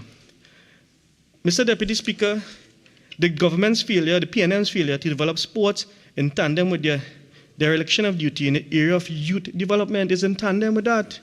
In the last year's budget presentation, the Honourable Minister of Youth and National Service boasted that his government was ensuring that our youth population, particularly in the age group of 15 to 34 years, which accounts for 25% of our population, achieve their full potential and become productive members of society. Well, let's look what the goodly minister and his PNM government has achieved. During his presentation on Monday, the Honourable Minister of Finance gloated about unemployment rates. Mr. Deputy Speaker, with year after year after year, the PNM government rehashing programs and plans for youth development and boasting about a national youth policy and so on, youth unemployment, and this is very important, Mr. Deputy Speaker, youth unemployment rose from 8.4% in 2015 to 12.1% in 2022. And I've gotten that data, if anybody is interested, from the CSO website, Mr. Deputy Speaker. That is my source. Nothing creep. And in 2023, while national unemployment figure was reported to be at 3.7% in the second quarter of 2023, it is worth noting that the youth unemployment rate is 6.2% in the same second quarter of 2023, higher than the national average. And the youth employment for males, Mr. Deputy Speaker, is even higher, standing at a whopping 7.5%. And even this figure is somewhat misleading, Mr. Deputy Speaker, because, and it can be in fact much higher, because the figures consider age groups of 18 to 24 years group when the Ministry of Youth Development classify youths as 18 to 35. So there's a 10-year period there, or 10-year age group that is not classified. So these figures could actually be higher, Mr. Deputy Speaker, than the quoted figure of 7.5%. And idle hands, Mr. Deputy Speaker, are the devil's workshop. So where all these unemployed youths going to get gainful employment? Well, Mr. Deputy Speaker, pick up any newspaper, check out any social media news sites, and you will see a bulk of crime in Trinidad and Tobago being committed by persons within that age group. Gang violence, drug violence, home invasion, robberies, all being committed by persons within that age group and others. And you know why, Mr. Deputy Speaker? It's because this PNM government in the last 8 years has effectively dismantled the youth development sector. They have abandoned the youths of this nation, Mr. Deputy Speaker, and that is why we are in this troubled situation. it can hardly be argued that when it comes to integrating the youth population in the workforce, investment is needed in education in order to train and properly equip young persons. However, during the same period, the government has cut its investment into programs such as the GATE, which had previously enabled our youth population to gain access to tertiary education programs, which would have led to gainful employment. During 2015 to 2021, government actual education expenditure when it came to GATE or post-secondary tertiary education fell by a whopping $937,299,772 annually. To put it simply, Mr. Deputy Speaker, we are now in this country investing 40% less annually to train and equip our young people to become productive members of this society and to gain employment after reaching maturity, Mr. Deputy Speaker. In the last budget, outside of youth agriculture homestead program, which only offers 200 spots annually, the government has yet again failed to present the country with any solutions to problems faced in this sector. While the government states that its aim is to see the youth population achieve their full potential and become productive members of society, that is not the reality on the ground, Mr. Deputy Speaker. The government is talking about modern education system, but the reality is that many schools across the country are in dire need of repairs. In fact, the Minister of Education not too long ago in this House recently stated that the repairs to the Gasparillo Secondary School were completed only for 1 week later for the said block to be closed and 18 classes out of use. And while, just like sports and community development, like every other sector, the Honourable Minister glowingly spoke about the so-called numerous projects and programs in the area of youth development, nearly every single program enumerated by the Minister is a repeat, and the so-called new projects are just repeats of old projects with different names and no innovation, Mr. Deputy Speaker. Mr. Deputy Speaker, the following projects are just copies from the previous budgets, and I'm looking at the area of Ministry of Youth Development and National Service. Refurbishment of youth facilities, Los Bajos, California, and St. James.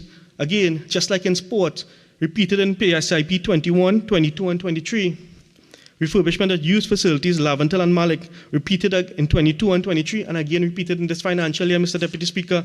Implementation of a national youth policy, repeated in PSIP 21, 22, 23, and now in 24. Youth development and apprenticeship centers in La Joconda, Talparo, and Chaguaramas. Again, 21, 22, 23 PSIP, PNM, promises never materialize. Mr. Deputy Speaker. Construction of the Salvation Army Josephine Shaw House, repeated in PSIP 22 and 23 and in 24, and the member who spoke before me said that this project was completed, but in this year, there's a PSIB allocation for the Josephine Shaw House, Mr. Deputy Speaker.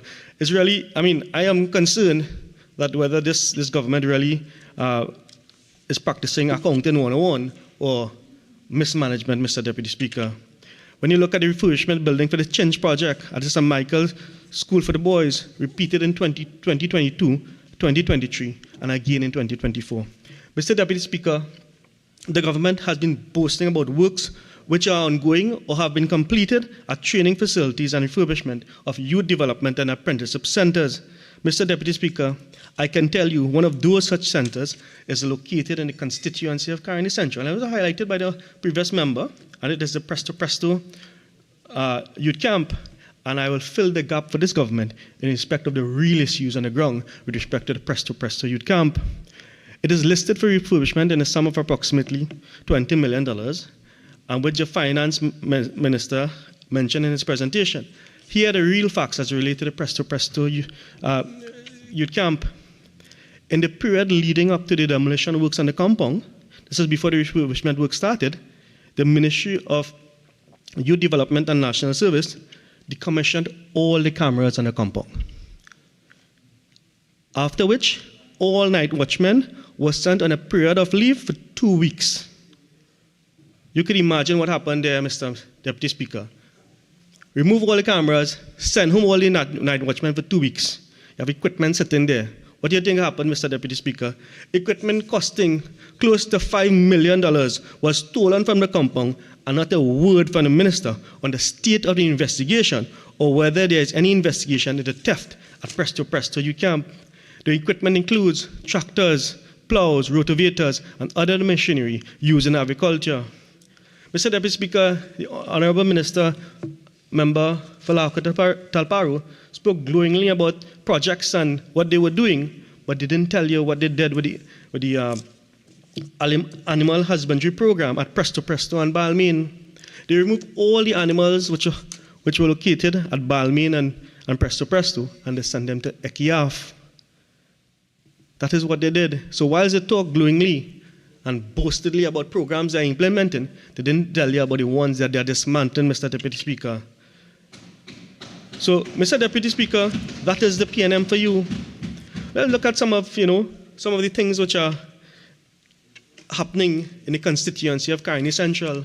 Outside of crime, which I've spoken about and which the Honourable Minister, Member for Siparia spoke about, outside of crime, water is a serious issue. We were promised early in 2020 by the Minister of Public Utilities that he needed 3 months to increase the supply from 1 in 9 to sometime 1 in 15 days. He needed 3 months. 3 months have elapsed, and we are almost 3 years there, Mr. Deputy Speaker. Areas, I live in the constituency of Caroni Central. I used to get water 3 times a week. Now, our supply, 1 in 9. Others, 1 in 15. And there is no end to the nightmare of the water woes that is happening in the constituency of Caroni Central, Mr. Deputy Speaker. It's either the minister does not want to do anything, or is incapable and incompetent as the Minister of Public Utilities. It's either or. It cannot be that 3 years has elapsed. He has promised that things will be fixed in 3 months, and we are yet to see any significant improvement in our water supply in areas such as Persal, Cedar Ash Road, Arena Road, Mission Road, Carson Field, and so forth. Another issue outside of that, and I know I spoke about crime, but this is a serious issue. The Honourable Member of Parliament for Siparia indicated in a presentation that citizens had to, there was a shortage of persons at the call center in respect of the E99 service, where there were supposed to be approximately 15. There were approximately 3 persons on duty. Well, to add salt to the wounds of the people of Caroni Central, the Freeport police station number has been down for approximately 2 months.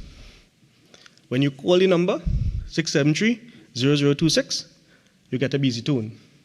It was brought to my attention because somebody told me, a constituent called and said, do you know anyone in the Freeport police station? Can you tell them to put down their phone? It's not hanged up properly. So when I called, they said, no, the number is not working. It has not been working for approximately 2 months. 2 months, and it's still not working. And they are now directing you to call E99. But the Honourable Member of Siparia told you what's happening at E99. Instead of 15 operators, there are 3 operators. So that is some of the things that we clamor for in the rural communities and in the constituency such as Caroni Central. Mr. Deputy Speaker, there is one other pressing issue which I would like to address to the Honourable Member for St. Anne's East, but apparently she's not in the House, but that has to do with the Persal Government Primary School. Something I've mentioned before, Mr. Deputy Speaker. It is a school which housed approximately 400 students. The school is now housed in a community center, the Persal Community Center. We have had quite a number of prominent politicians. We had 2 former MPs that sat in this house on this side, who have attended the Persal Government Primary School. Number of national cricketers and athletes over the years, Mr. Deputy Speaker, attended this very prestigious institution. And the People's Partnership Government, Mr. Deputy Speaker, commissioned a new school. It is, in my view, approximately 70% completed. Could be less, but in my view, let's say 50 to 70% completed, and it has been left to rot by this government, abandoned for 8 years. It is now a mosquito-infested location. Residents are complaining that bandits sometimes hide in that facility. They are complaining that it is an eyesore to their neighborhood. And most importantly, the students of a Persad government primary school are left to attend a school at the community center, not fit for purpose, not fit for their accommodation in this community center, Mr. Deputy Speaker. So, Mr. Deputy Speaker, those are some of the constituency issues in respect of Caroni Central, and I repeat and I repeat and I tell this government, vision without execution is hallucination. I thank you, Mr. Deputy Speaker.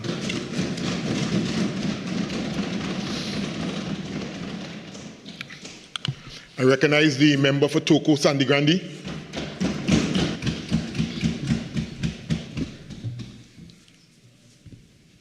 Thank you, Mr. Deputy Speaker.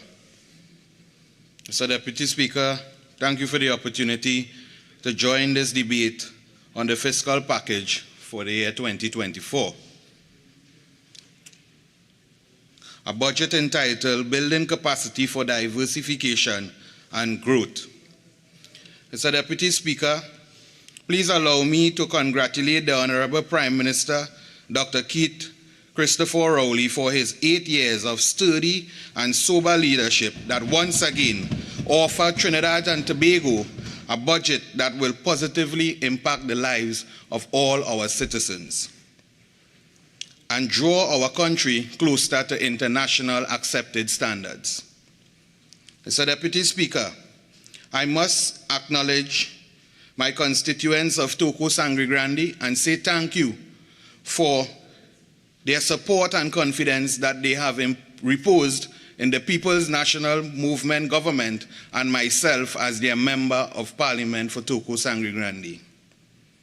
Mr. Deputy Speaker, my contribution would be incomplete if I do not acknowledge and congratulate our Minister of Finance, the Honorable Cummings, for a well put together budget in the best interest of all our citizens of Trinidad and Tobago. Mr. Deputy Speaker, once again, the PNM government of Trinidad and Tobago, in which I am proud of,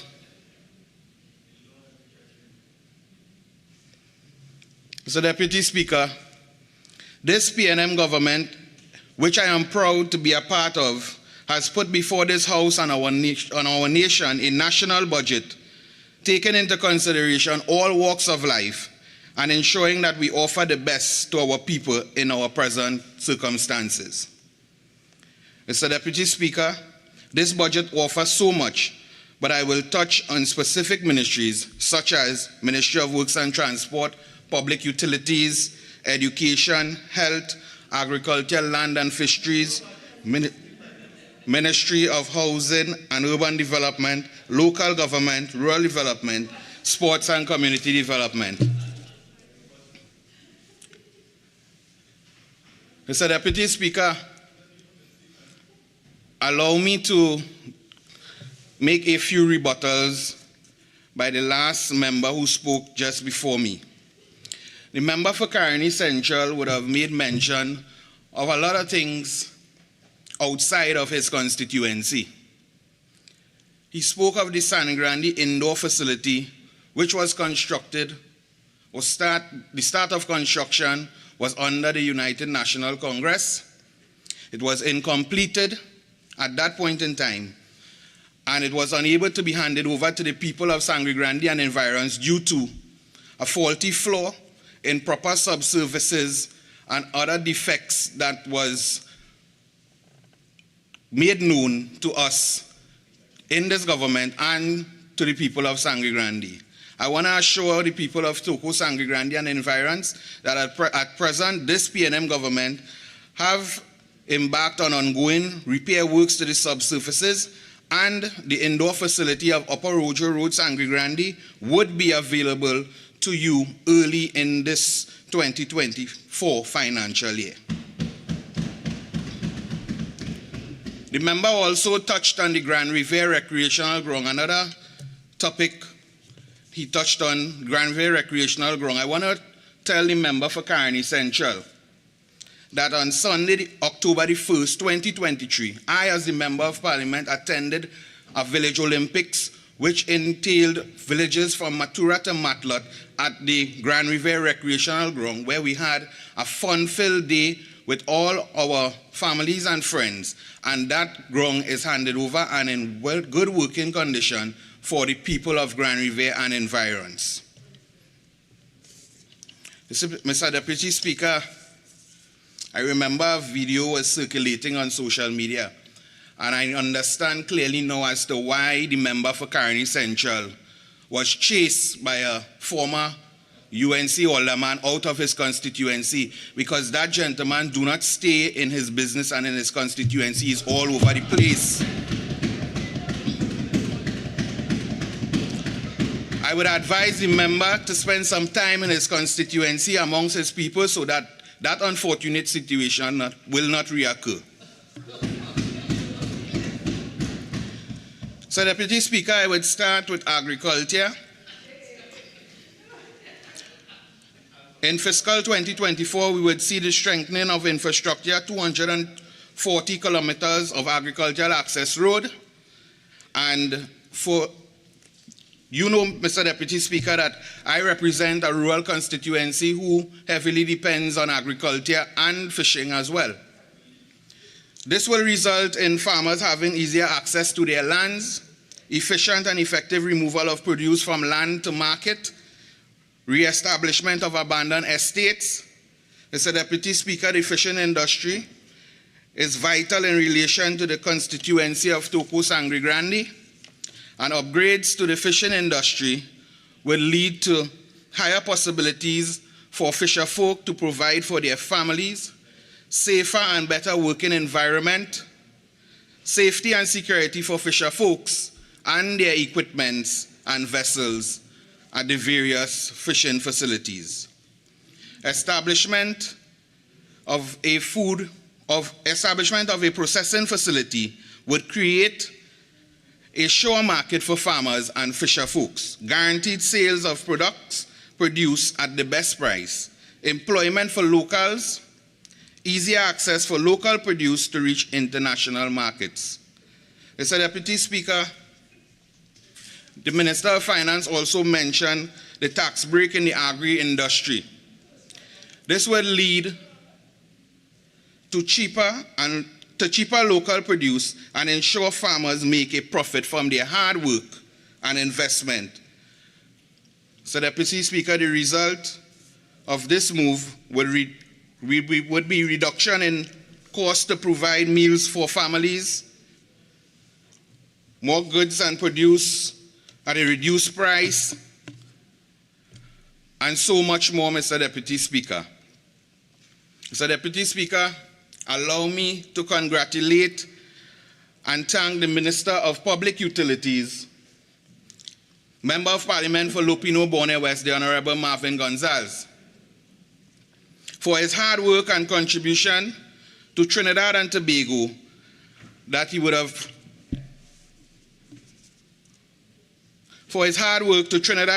through the Ministry of Public Utilities. Mr. Deputy Speaker, I can boast of the major turnaround that the Honorable Minister managed to make in the Ministry of Public Utilities since he became Minister. Let me share with Trinidad and Tobago some of the major projects that are either completed or ongoing by WASA within the constituency of Toco Sangre Grande. Under the Community Water Improvement Program, Church Street, Matura saw water for the first time. Project completed. Sugars Lane, Blake Avenue saw water for the first time. Project completed.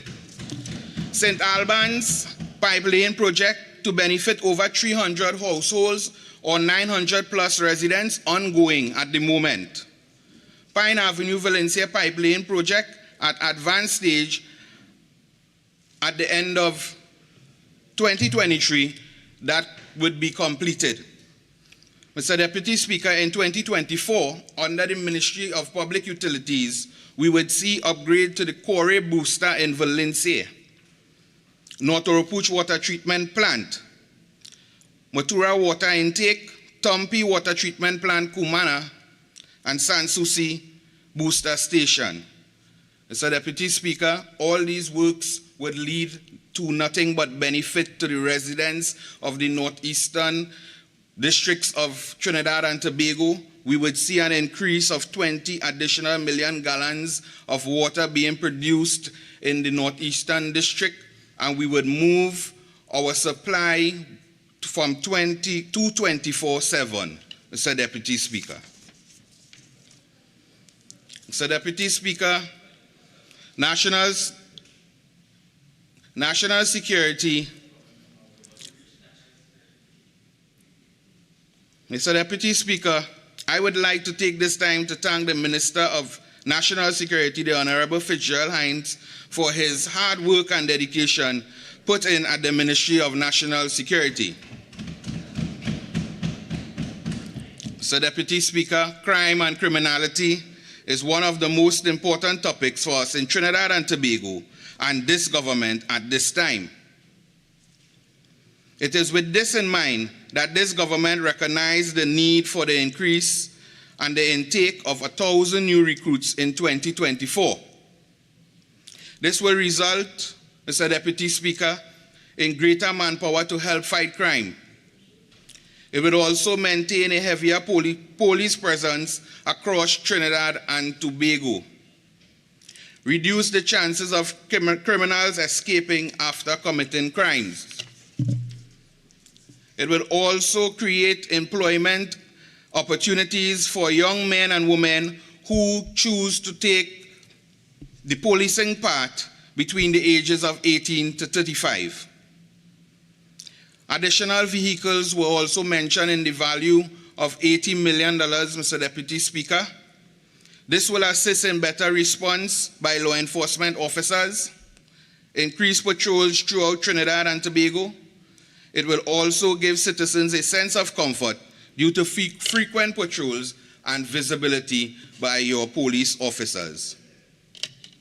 Mr. Deputy Speaker, also to assist and combat our crime issue, 4 large-scale, non-intrusive inspection scanners for shipping containers at a cost of $90 million and 16 handheld scanners at $4.5 million will reduce the entry of illegal firearms and illegal drugs. It will also deter persons from seeing our ports as a safe haven or a transshipment point, Mr. Deputy Speaker. Mr. Deputy Speaker,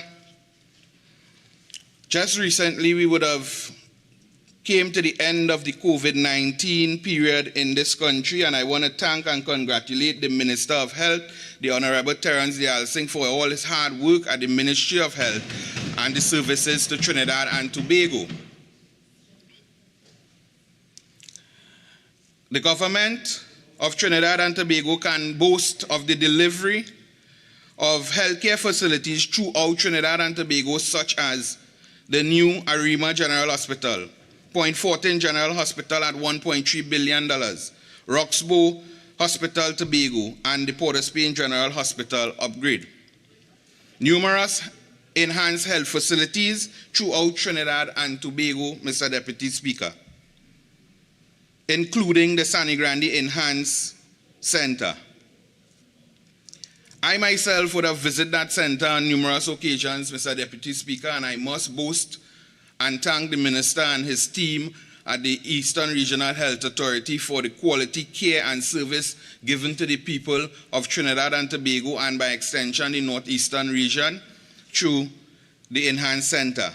But Mr. Deputy Speaker, I'm proud to announce that very soon over 110,000 persons in the region would benefit from the new Sangre Grande General Hospital at a value of $1.1 billion. Completion date set at early 2024. We can boast of this new hospital having 106 bed, a helipad, multi-story car park, etc. And it will serve our people well in the northeastern district of Trinidad and Tobago. Mr. Deputy Speaker, the Minister of Works and Transport, the Honorable Rohan Sinanan, must be commended for his efforts and continual infrastructural development throughout Trinidad and Tobago, such as bridge construction, road upgrade, drainage installation, landslip repair, coastal protection stabilization works, highway extension and development, desilting and major river cleaning. Mr. Deputy Speaker.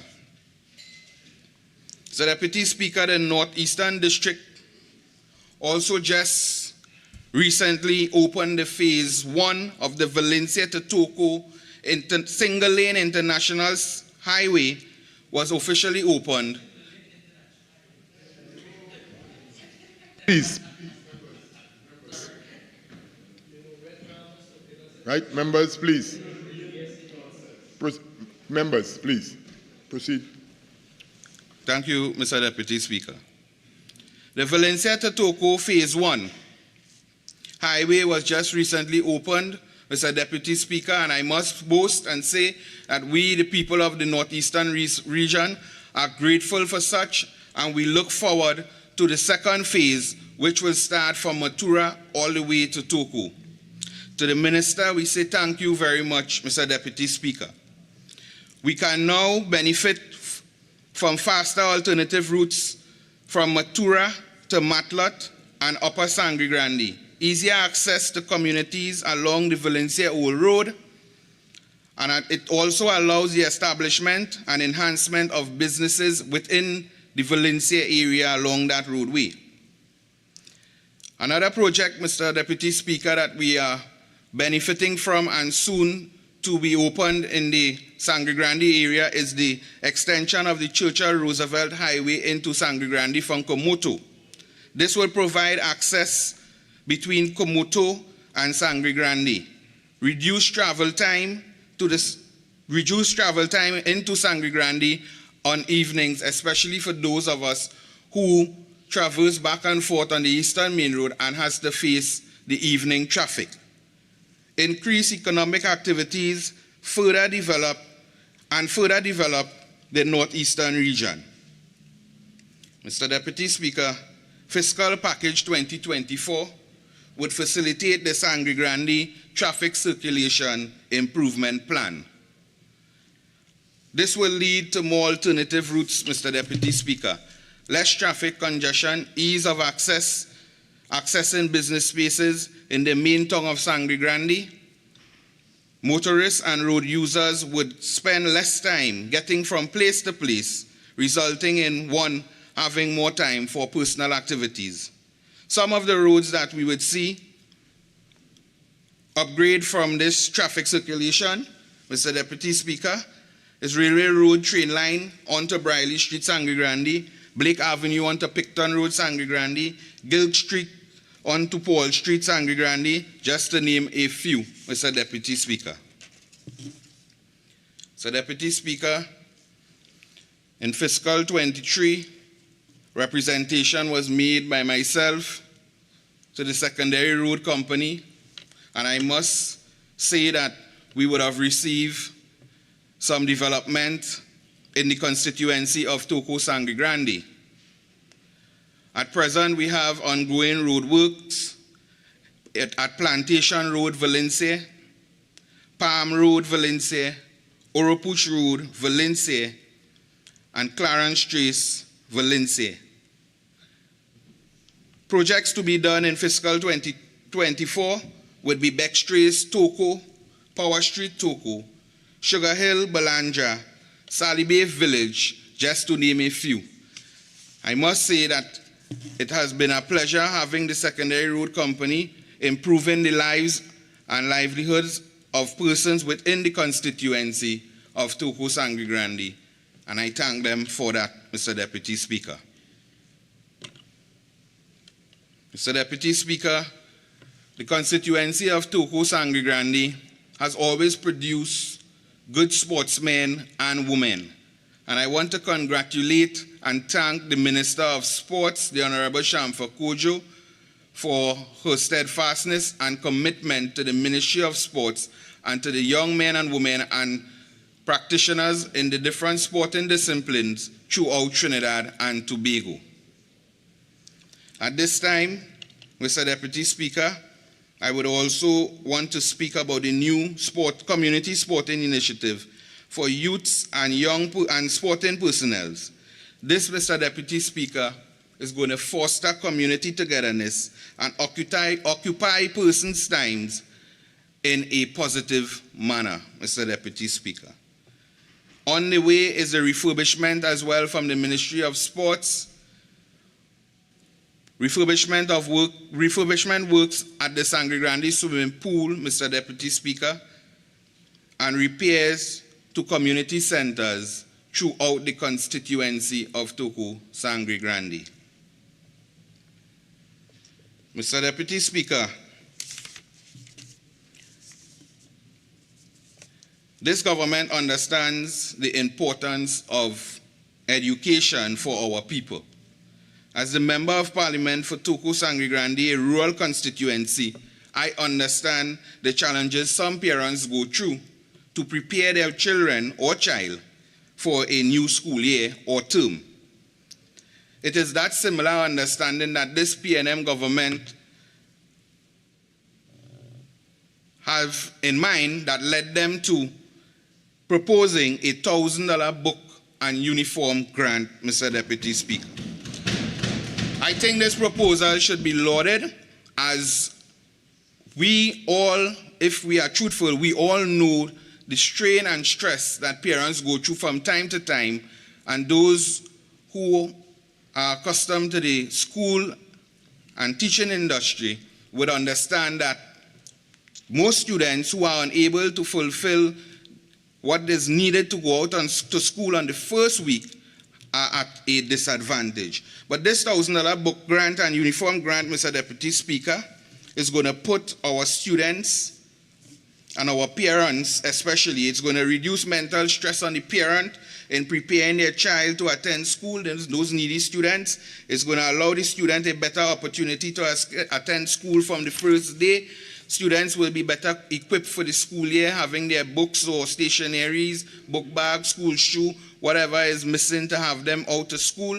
And it's going to remove students throughout Trinidad and Tobago, all 65,000 of them, who's going to benefit from this grant. It's going to remove them from a position of being disadvantaged because they are not able to attend school on the first day just as their other peers. So, Deputy Speaker, I wish to thank the Honorable Minister of Education, the Honorable Nyan Gasbidoli, for her contribution to our education system on behalf of the students and teachers throughout Trinidad and Tobago. I also want to thank the Minister of Education for the ongoing support within my constituency and the repairs that was done and the upcoming repairs to schools within Toko Sangre Grande, such as Matlot Community College, Valencia Secondary, Sangre Grande Secondary, Sanssouci Primary, but uncompleted is the Ramcanalgas Primary School. So, Deputy Speaker, allow me to express my gratitude and thanks to the Minister of Housing and Urban Development, the Honorable Camille Robinson-Regis, and her team at the Ministry of Housing for their continued support to citizens throughout Trinidad and Tobago.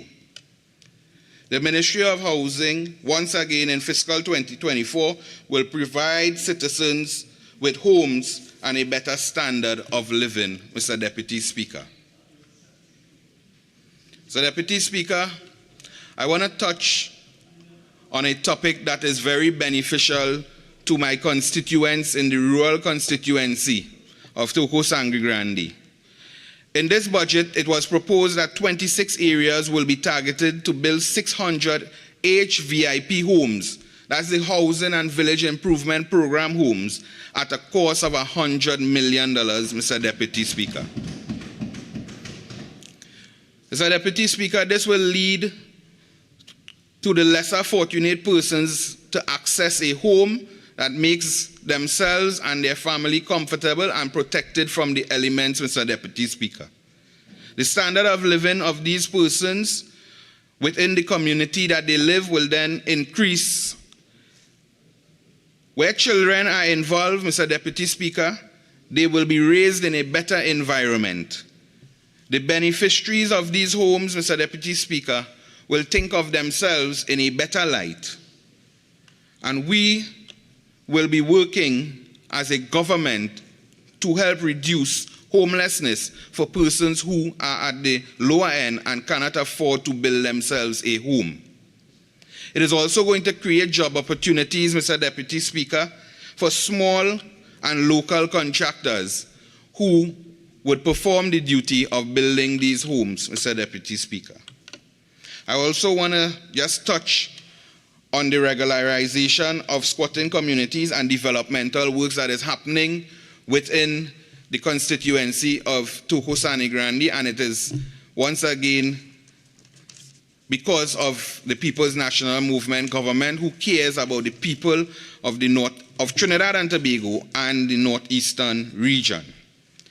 Areas, Mr. Deputy Speaker, such as the northeastern settlement, Babwande Site A is completed at this moment. Pine Settlement Site B is completed, Mr. Deputy Speaker, and currently ongoing is Jacob Court, Sangre Grande Site C, which is 90% completed with roads, drains, installation of lights and water, and Site C2 is 65% completed. And I was there on a site visit yesterday, Mr. Deputy Speaker, and I was reliably informed that that project will be completed just before Christmas, so persons will be entering their home on pitch roads, having water in their pipe, and their water from the rains will flow in the drain, Mr. Deputy Speaker. Also, we have ongoing works in Bulls Lane, KP Lands, Valencia, and Moraland, Vega, the Oropuch. So thank you very much to the Minister and to the Land Settlement Agency, Mr. Deputy Speaker. Mr. Deputy Speaker, it would be remiss of me if I don't mention the many grants that citizens of Trinidad and Tobago can avail themselves to at the Ministry of Housing, home improvement grants, home construction grants, in the value of from 20,000 to 50,000, whether it be for improvement or for home construction.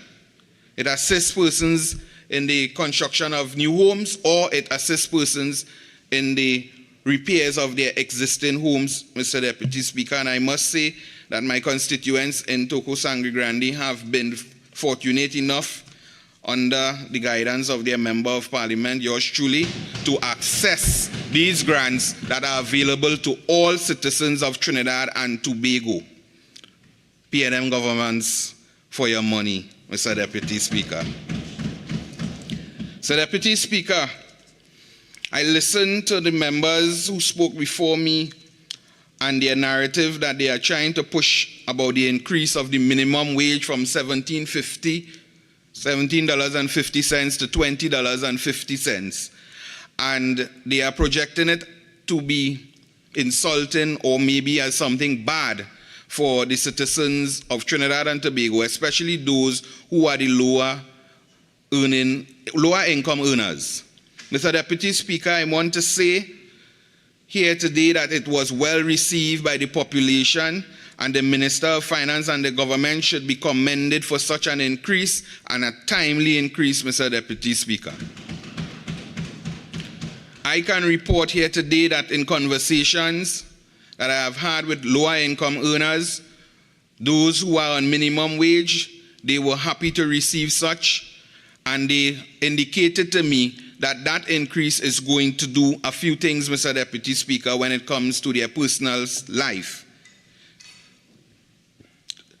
Those lower income earners will have more funds to provide for their families at this time and themselves, Mr. Deputy Speaker.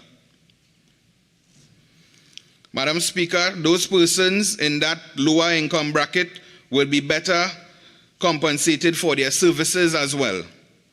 And it is going to stimulate spending and boost the overall economy, Madam Speaker. Madam Speaker,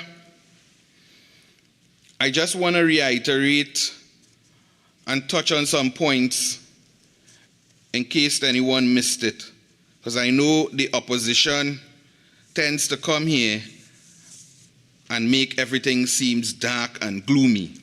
But I just want to remind the population that 762 home improvement grants at the value of $12 million were distributed last fiscal, and it is intended for $100 million to be proposed to provide 600 HVIP homes. I am here declaring that these homes, Madam Speaker, has tremendously improved the lives of citizens. I am witness to most persons who would have benefited from those households. I have seen how it has transformed their lives, and I want to say that these are some things that are yet to come in this fiscal package. Another thing is 500 to 600 housing units would be constructed in 2024, increasing the housing stock and allowing young persons and professionals and those who qualify the chance to access government housing. $7.5 million for 5 communities to establish micro-enterprise gardens, greenhouses, and green markets. Those communities are going to benefit, and is the common persons within the community who are going to benefit from such. Agriculture, $400 million in agricultural incentives, $150 for infrastructural development, and we must not forget of the many farmers who have been benefiting from the agricultural incentive grants. Madam Speaker, $7.6 million to expand adult literacy training. That is going to benefit persons at the CPEP, the URP, and others. No one would be left behind under this PNM government, Madam Speaker. Ministry of Works, over 500 projects to be undertaken in fiscal 2024 throughout Trinidad and Tobago. Road repair and all the other irritants that we face on a daily basis, Madam Speaker. Madam Speaker, allow me to thank and congratulate the Minister of Energy, the Honorable Stuart Young. Madam Speaker, I want to thank the Honorable Minister for his hard work and commitment to the people of Trinidad and Tobago. Madam Speaker, it is this minister's negotiation skills and intervention that ensures the ongoing inward flow of revenue into Trinidad and Tobago from our oil and gas to ensure budgets like these are prepared by the Honorable Minister of Finance for our people of Trinidad and Tobago, Madam Speaker. So, to the Honorable Minister, Stuart Young, I thank you and congratulate you, my brother.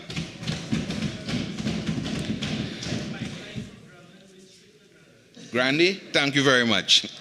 Madam Speaker, as I prepare to close, I want to openly congratulate the Minister of Planning and Development for her input and the members at that ministry for their input into this year's budget, and thank them for their services to the people of Trinidad and Tobago.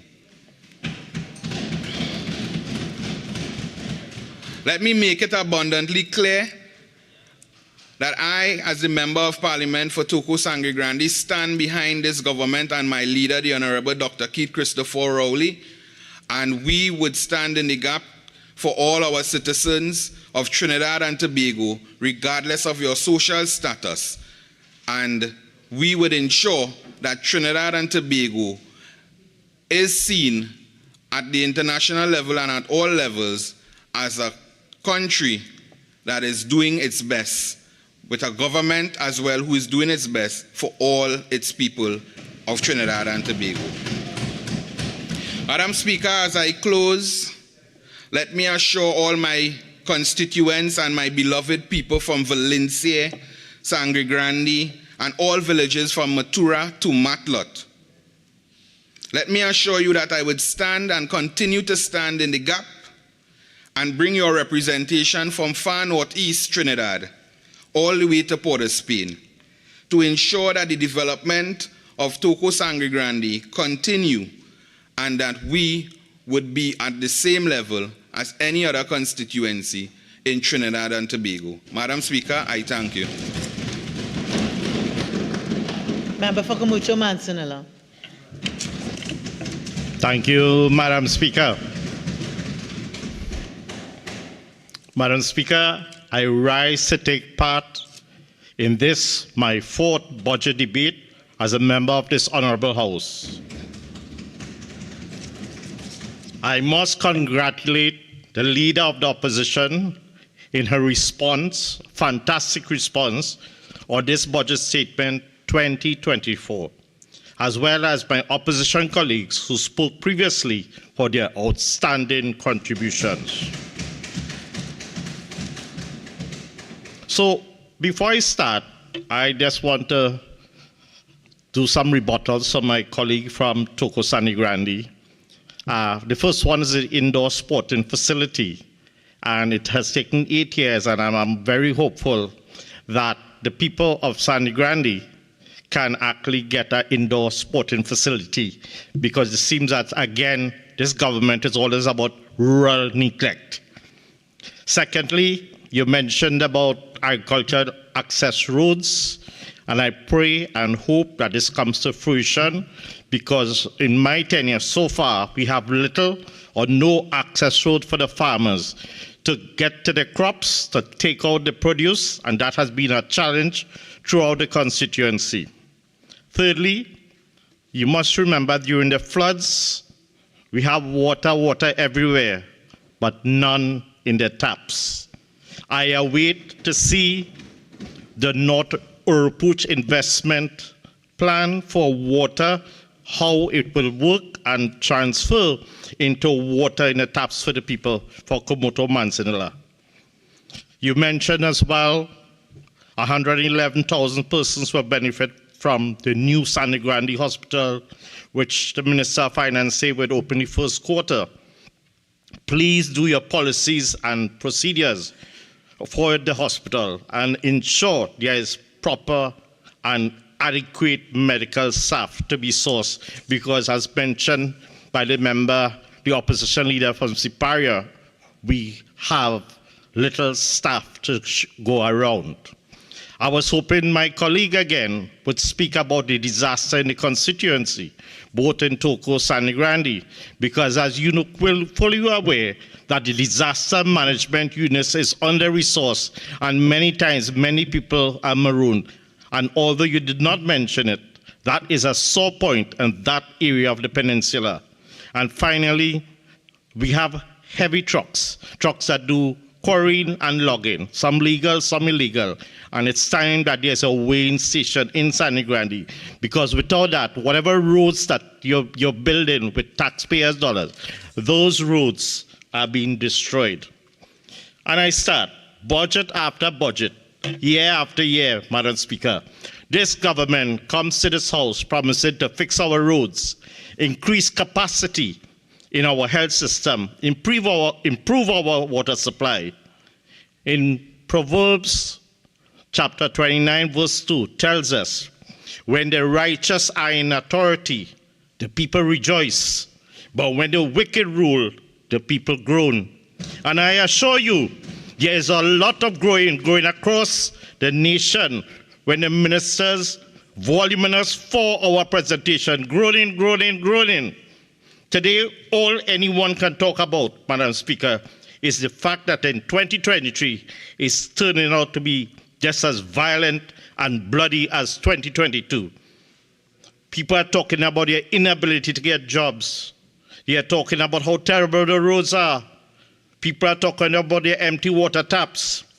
People are talking about the high price of food and gas.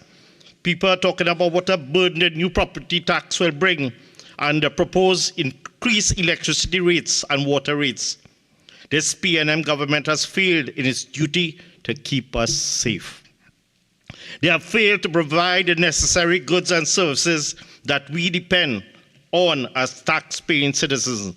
And I have heard nothing in the minister's budget presentation gives me hope that anything will change for the better.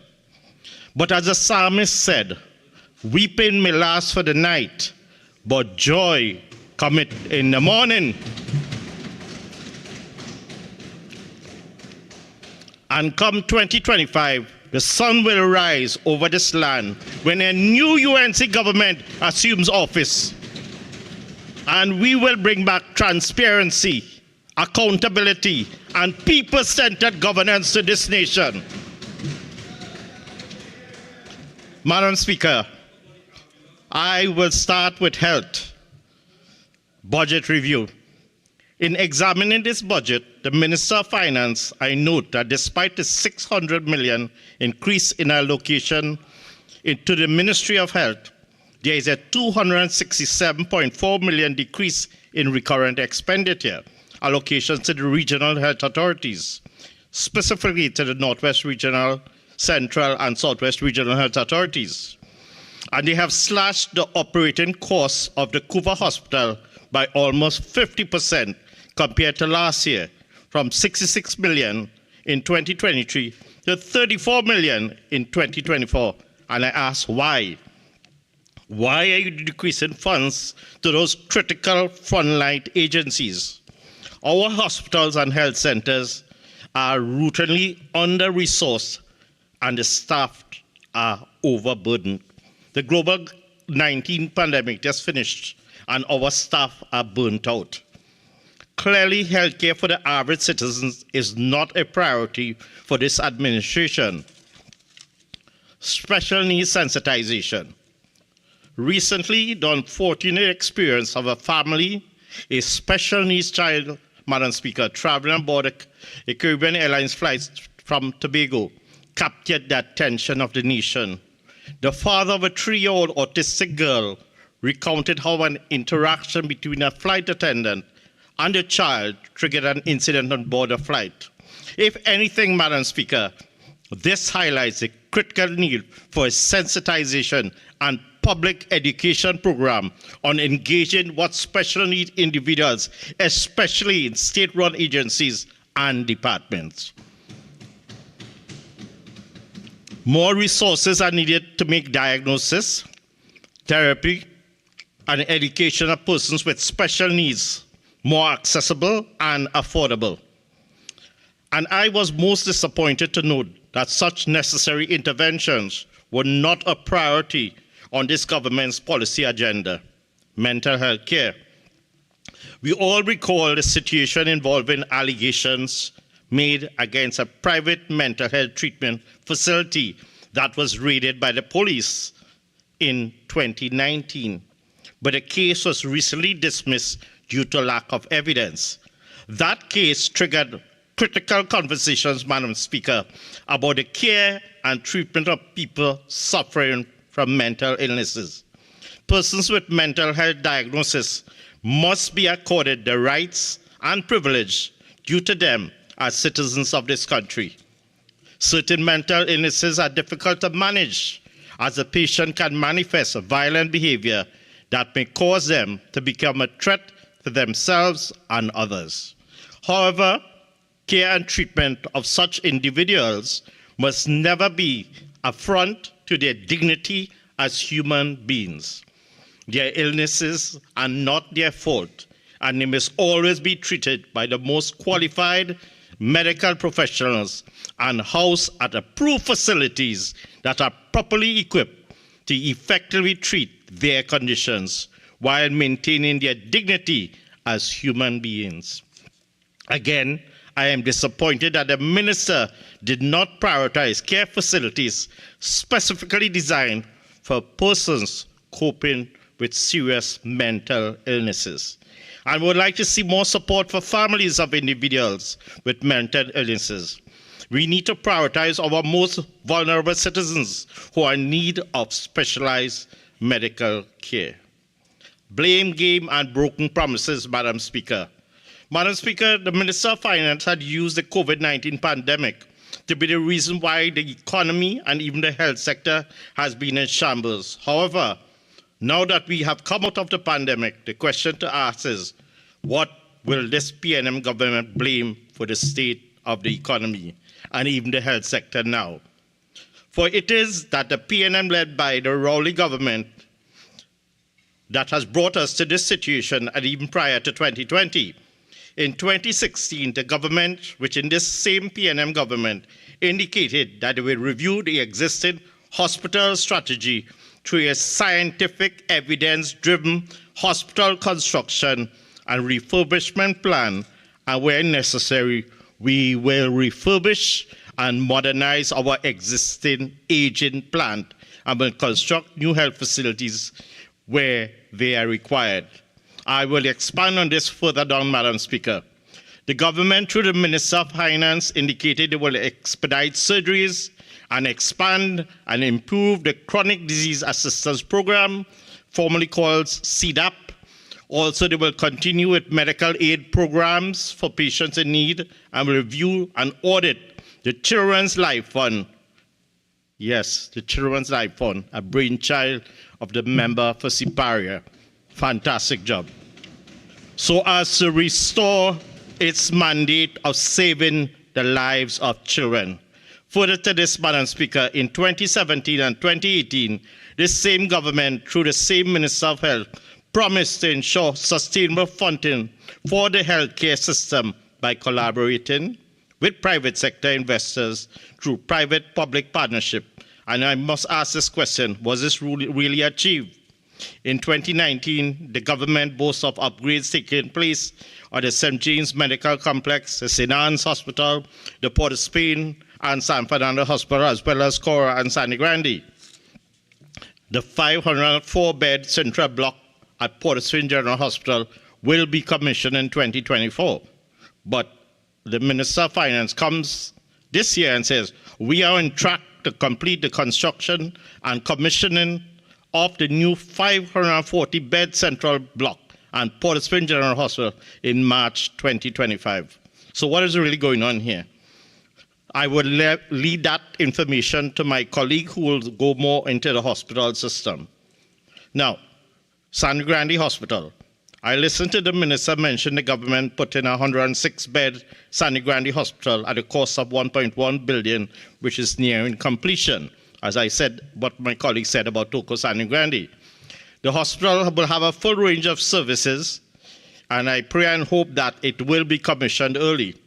In the 2019 budget speech, Minister of Finance Colin Imbert stated that the new Sangre Grande Hospital will be scheduled to begin construction in 2019 on an expedited basis, utilizing the model for the Point Fortin Hospital.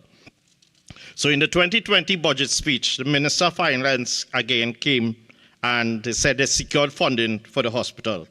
This hospital is needed, but let's hope that it comes on track in 2024.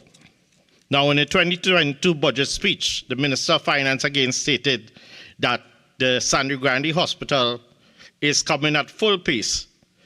The sum of $65 million will be provided to complete the construction of the new Sangre Grande Hospital. Madam Speaker, I want to tell the Minister of Finance and by extension the Minister of Health that constituents from Kumoto Manzana complain on a daily basis on a lack of beds, on a lack of doctors, a lack of medication, and a lack of nurses. So it is true that once you make these promises about the new hospital, please let it happen. Medical staff. Now, as I indicated, Madam Speaker, there has been a lack of doctors, nurses, and hospital staff.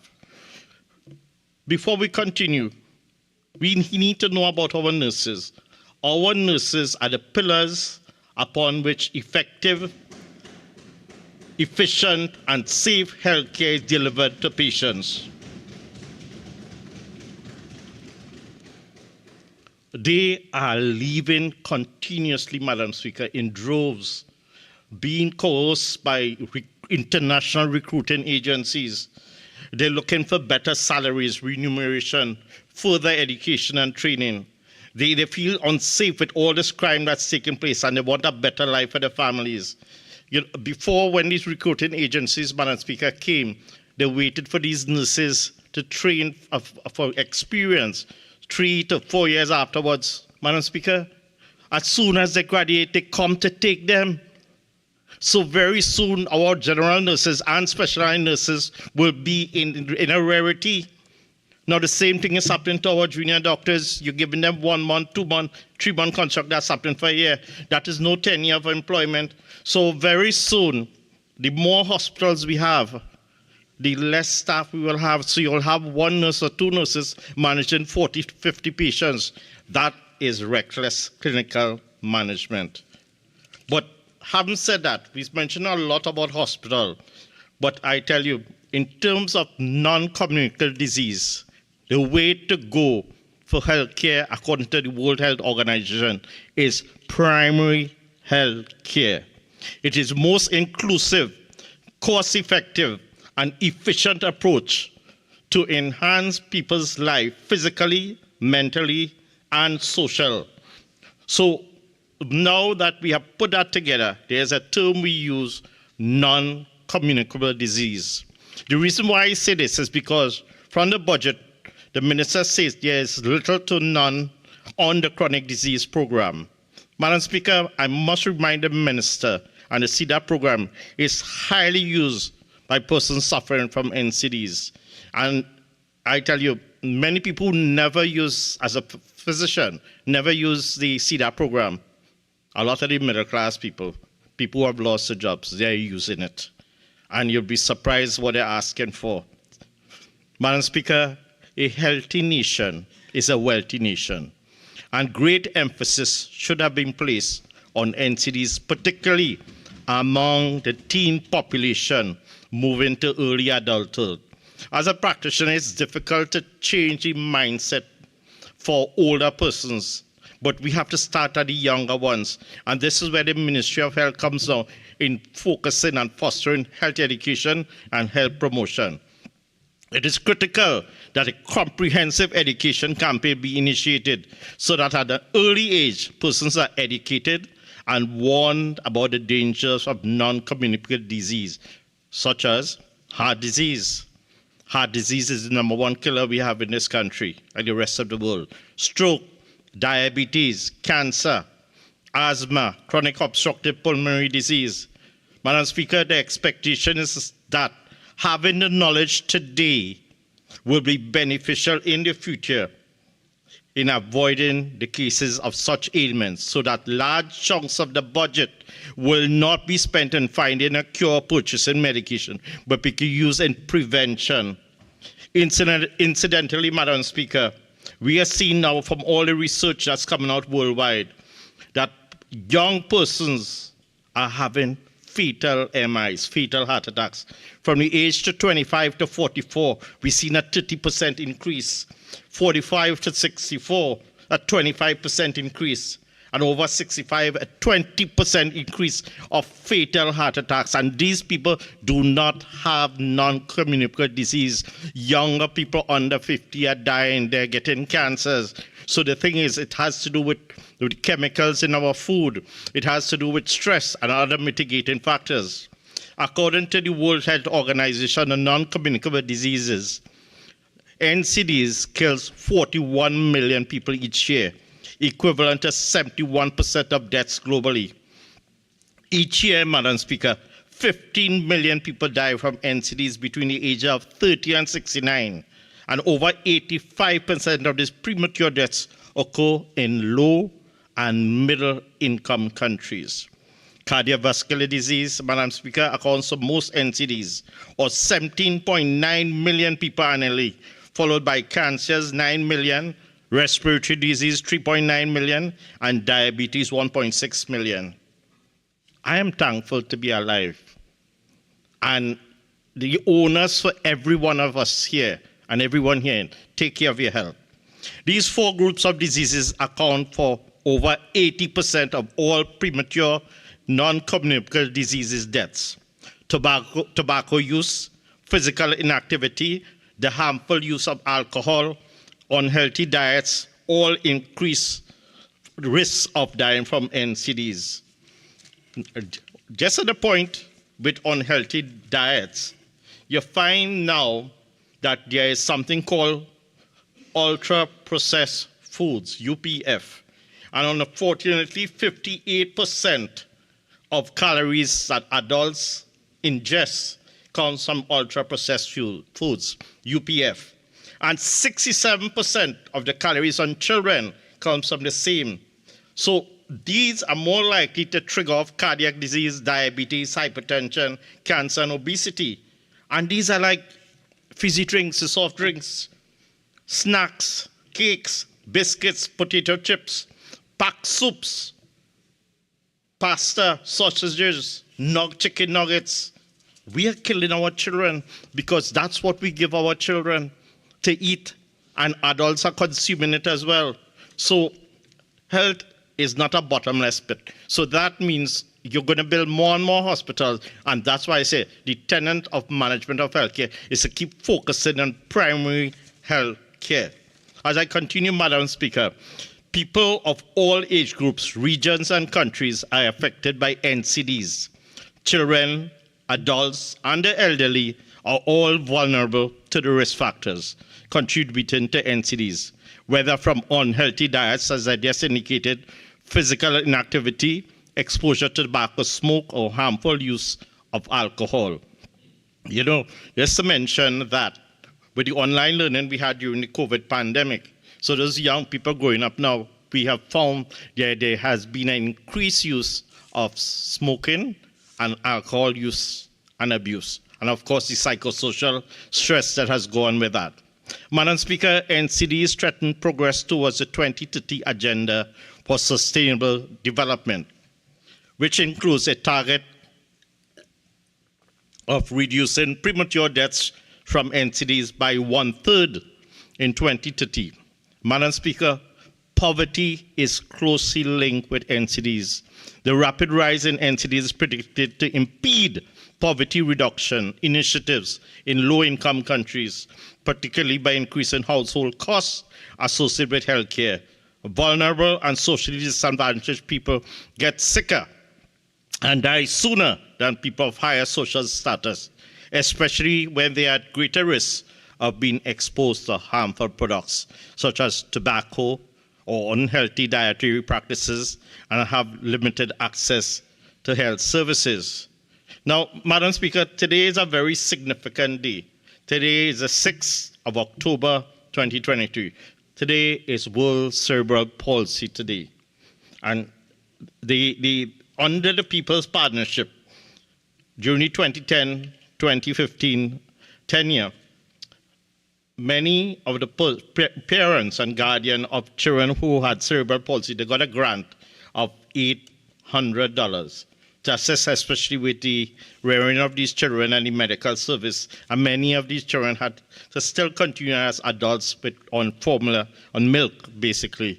So I'm asking and pleading with the government if this could be restarted, please. And my question to ask to the other side is, what is the status of the National Enrichment Center, which is for disabilities at Carlson Field? So at the same time, there is another program called the EPP, which is the Extended Patient Care Program. This is a specialized testing and procedures for those persons who cannot afford such as angiogram, dialysis, cataract surgery, stents, open heart surgery, joint replacement, vitreoretinal surgeries, etc. The only problem with this, these are expensive procedures, and some of them are complicated, Madam Speaker. And the people who really need it, unfortunately, they are oversubscribed. They have to wait a while, and more often than not, they die. And it's a reality what happens. I wish we could do more, but you know what? Let's hope in 2024 more could be done as we question the Minister of Health to see what can be done, and I know my colleague will talk about the cath lab for San Fernando Hospital.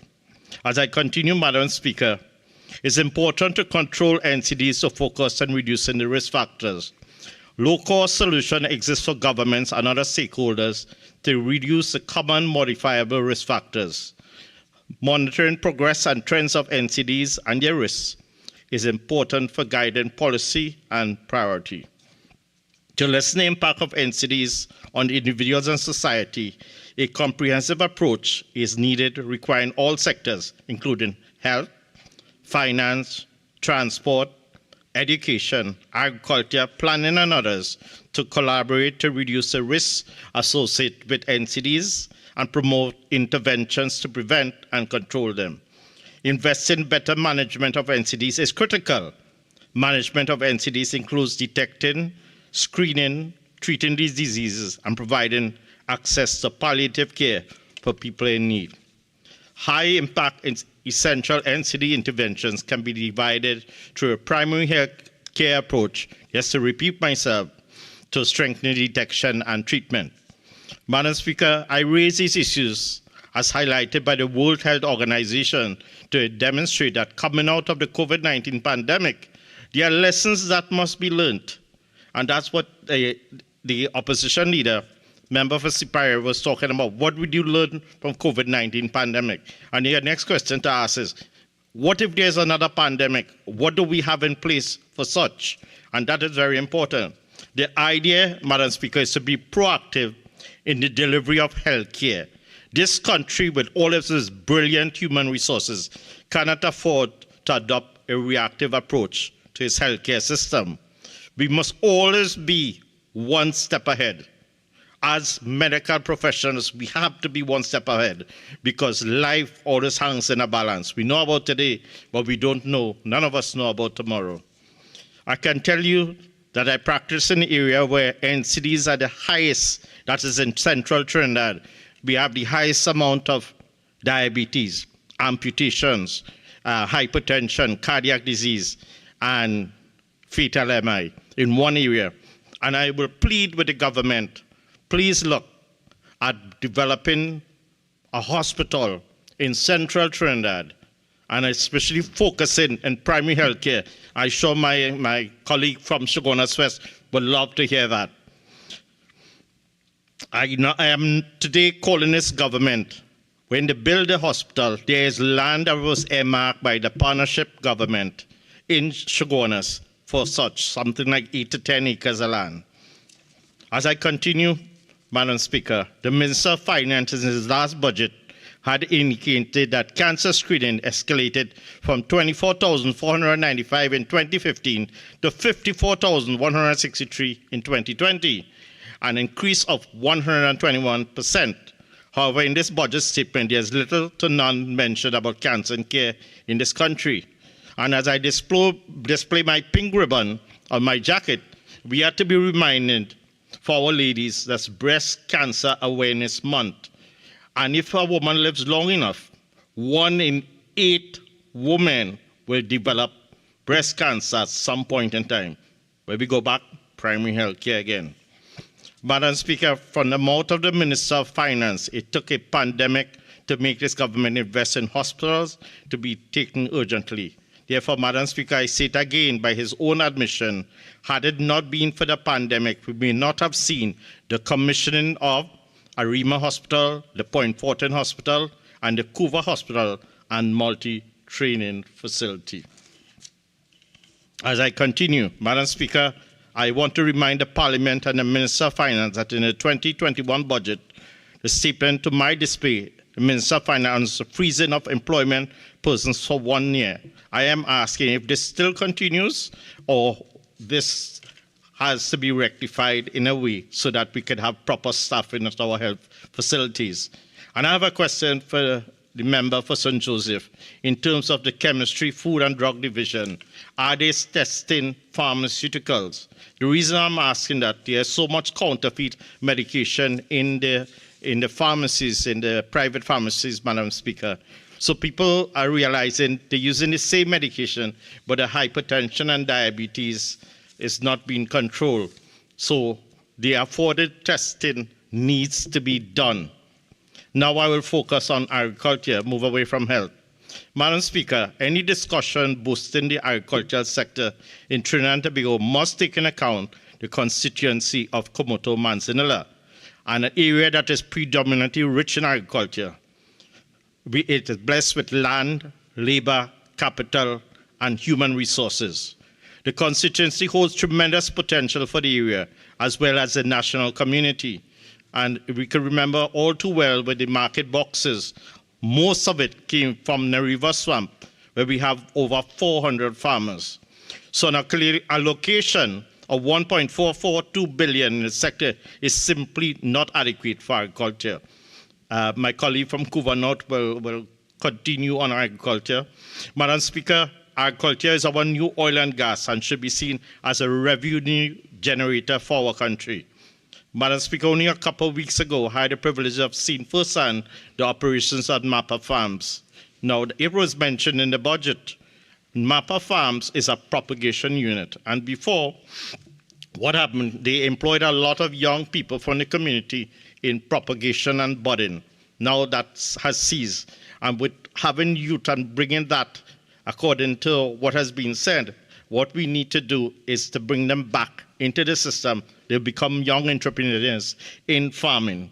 But here's the problem with Mapa Farms. They have all these executive fruits, dwarf coconut trees, avocados, bananas, all the mango trees you could think about, exotic. But the problem is, you wouldn't believe Mapa Farm has no running water, and they have agricultural officers there. The place has limited funding, so right now they can't even fix their own tractors. They have no working ACs. The road to go to Mapa Farm, access road, is deplorable with lots of caving. So if we are really serious, Madam Speaker, about agriculture, we need to spend the money where it needs to be spent. Madam Speaker, under the People's Partnership, what we did, as I said, about budding and grafting, we need to do that, because if you're serious about the farming, here what we're going to do. We're going to get people from all areas to learn about budding and grafting and make that area, ship them, use Mapa Farms, and they can actually learn a skill. Madam Speaker, the minister came hot and sweaty this year with rehabilitating 240 kilometers of access road. Well, Madam Speaker, whatever happened to the access road repair program was supposed to commence in 2022. Remember the promises. It will cover 80 kilometers and provided relief for over 400 farmers. Cost $75 million. These areas include Matlot, Toko, Manzanilla, Sandy Grande, and other areas. Where did the $75 million go, Madam Speaker? How many times are we going to hear the PNM say they're going to deal with road repairs for agriculture? Madam Speaker, just the other day I visited one area within the Manzanilla district, and the road was a total mess. You couldn't go with a car at all. You had to go with an SUV, a 4x4. And imagine the farmers. They complain that they don't have any access road. Madam Speaker, the Minister of Finance mentioned in the previous budgets the productive Plumita area, which is in the constituency of Comoto-Manzanilla. And $11 million was committed for the replacement in 2022 for the decade-old pumps, as well as access road repair. This has not borne fruit, and this is 23-24 budget. Madam Speaker, these pumps need repair. Right now in the river swamp, you're supposed to have at least 400 farmers. When I visited there, what I was told by the farmers, there are only 34 farmers. With the extensive dry spell, there's little water in the irrigation channels. So what that means, we talk about the market boxes. Many farmers have abandoned production. The reason being, when they were decimating the floods of November 2022, they have not received any compensation, and they cannot afford to do farming. On top of that, with the extensive dry season, they have no water. Whoever is remaining, God bless those farmers for the heat that they work in. Everything is more expensive, the transportation, the chemicals. So what if we are again very serious about agriculture? We have to do what we have to do to help farmers. Now, who I met was with one of the rice farmers. It's a new project by the Ministry of Agriculture. It's called Revitalization and Modernization of the Rice Industry. So, Mr. Farmer, he was doing 300 acres in the River Swamp, and I think 150 acres to be done in Caroni. This is phase 1 of 1,200 acres. My question is, when I asked the farmer, who is processing the rice, all that he told me that the rice will be taken by national flour mills and it may be used for dog rice, because they're not sure what will happen. But we wait to be seen. At least we're doing something with rice. Madam Speaker, while we speak of agriculture, we must also extend the conversation to livestock rearing, as well as fishing, as the constituency is bounded on the eastern seaboard by miles of sea, rich in fish and other seafood waiting to be commercially and profitably exploited, as we have many cascadoo, tilapia, conch, and major fishing villages as well. The best conch you get is from Bish. You must remember it was a PNM administration which literally abandoned the sector in the last 5 years of governance and is now suddenly realizing the value and significance of the sector. We must throw our minds back to the closure of Caroni 1975 Limited and all its attendant agricultural products, citrus, buffalo rearing, Caroni Green, all which met their demise under the watch of this government. Stories of farmers having their crops stolen at night. We need a pretty larceny department in that area. Madam Speaker, I stood here last year and spoke about this. I won't go back to this again. To date, Madam Speaker, none of this has borne fruit, in the sense that the farmers say, listen, hear what? You're going to steal my crops? I'm not going to plant anymore. So we're doing everything to detach the farmers from actually doing a livelihood, an honest livelihood. I want to turn to flooding. Flooding, whether due to heavy rainfall or rising river levels, pose a significant threat to our farmers and food security. When farmers are inundated with water, crops are not only destroyed, but the fertile topsoil is often eroded away, making it difficult to cultivate for a future crop. This not only leads to immediate financial losses for our hardworking farmers, but also disrupts the food supply chain, resulting in increased prices and food shortage for consumers. Furthermore, livestock can be at risk during floods, and the damage to infrastructure like irrigation systems and storage facilities can further compound the losses. Madam Speaker, it is crucial that we invest in better flood management and mitigation strategies to protect our agricultural sector, support our farmers, and ensure food security for our nation. Not food insecurity, food security. Where are the measures to protect these hardworking farmers and the havoc that these floods wreak on their livelihood and produce? I wish to draw attention to a critical issue plaguing our agricultural sector, is lack of secure land tenure for our farmers. My colleague from Couva North will go more into that. It fosters a climate of uncertainty when it affects our food production, when our farmers turn away, and some of them are older, they retire, and when the young ones decide this is not what they want to do. So who's going to grow our food? Our farmers face tremendous challenges due to poor roads, inadequate irrigation systems, and outdated storage facilities. These deficiencies not only increase the cost of production, but also result in substantial post-harvest losses. Madam Speaker, I've been having consultations with the CEO of NAMDEVCO, and what I was told is that Trinidad and Tobago, like many other countries, there is something called food loss and food waste. Food loss, agricultural food loss, is from the harvest to retail, and from when the consumer have it to retail, or when you use it or don't use it, is food waste. And we waste a lot of food. And because of that, those same food as waste is thrown in the garbage, gone to landfill, and guess what happens? That's greenhouse gases. So we want food, and many people are starving and they need food, but they can't get food because it's easy to dump it in the garbage because we buy fast food and food has been cooked at home. And it's something we need to look at, and it's something that we need to look in Trinidad and Tobago, what first world countries doing, Madam Speaker. It's time we look at food banks and food cooperatives and ways that we can actually help do soup kitchens and save that food. It's a sin to throw away good food. Our storage facilities are often outdated and inadequate, leading to significant losses of perishable goods and reducing our capacity to take advantage of favorable market conditions. To promote the growth of our agricultural sector and ensuring food security, it is imperative that we prioritize investments in modernizing and expanding our agricultural infrastructure.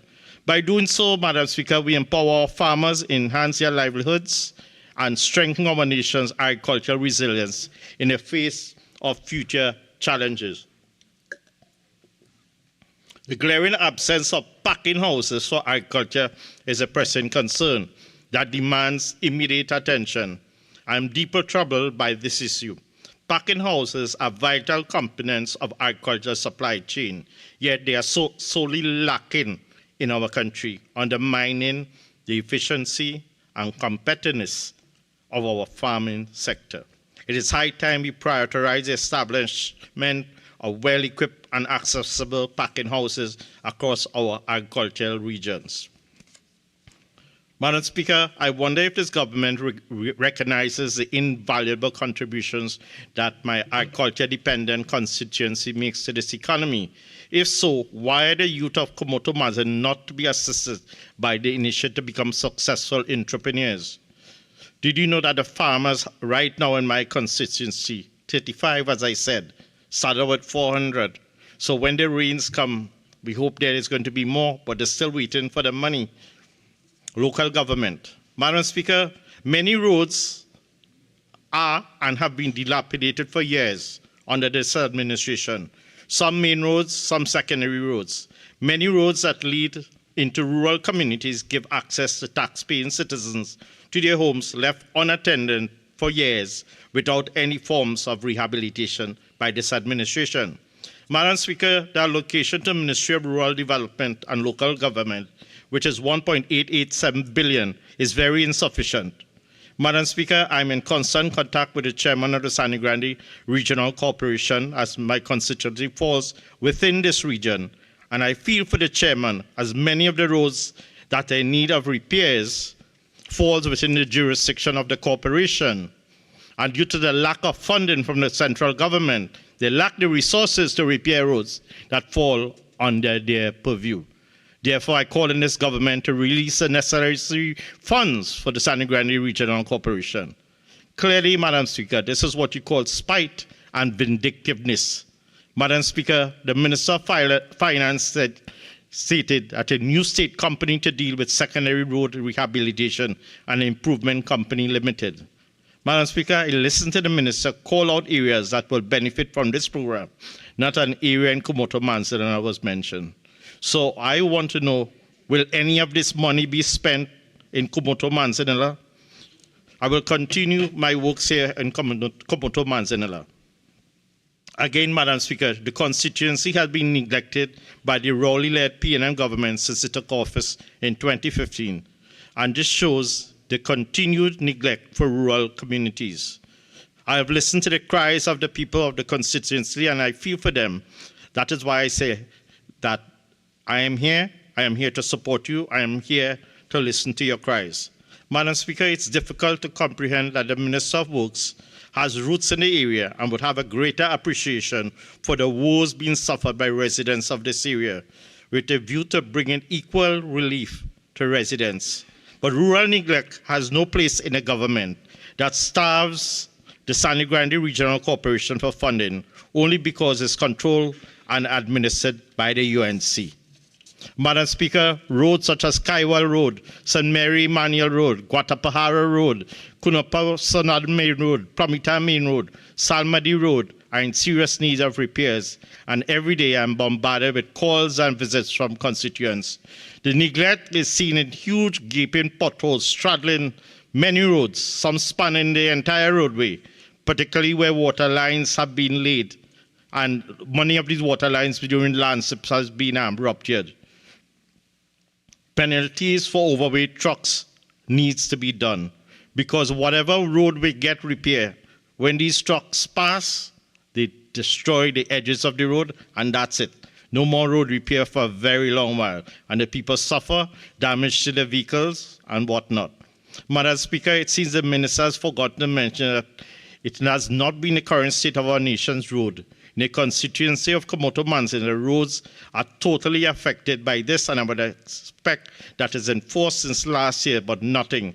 I want to let the government know just recently the residents of North Oropuch staged a massive protest due to conditions of the roads, because there is a bridge that was done, a road was done, but right now it's up in arms. Madam Speaker, I hear the minister talking about connectivity to the provider to the nation. Komoto-Manzana needs internet. During the COVID-19, many of our children could not access internet Honourable service. Member, your ordinary time is now expired. You're entitled to 10 more minutes to complete your presentation if you wish. I wish. Thank you Please very much. proceed.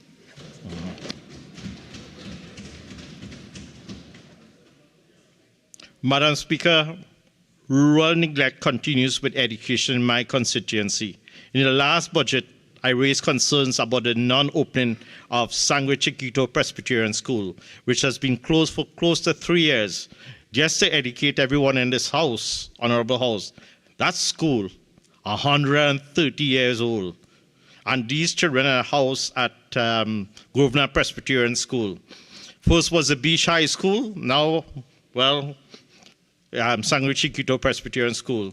I understand there are issues with the ECCE at coal mine, and I'm praying and hoping that in 2024 that's dealt with, because that's a very poor community, and many of the parents have no way to send their children. They cannot afford to send their children to a preschool. Madam Speaker, I also want to make a plea to the Minister of Education. Humbly, I'm asking, as I asked in the other budget presentation, the Islamic community are hoping that they will get a school in that area of Trinidad.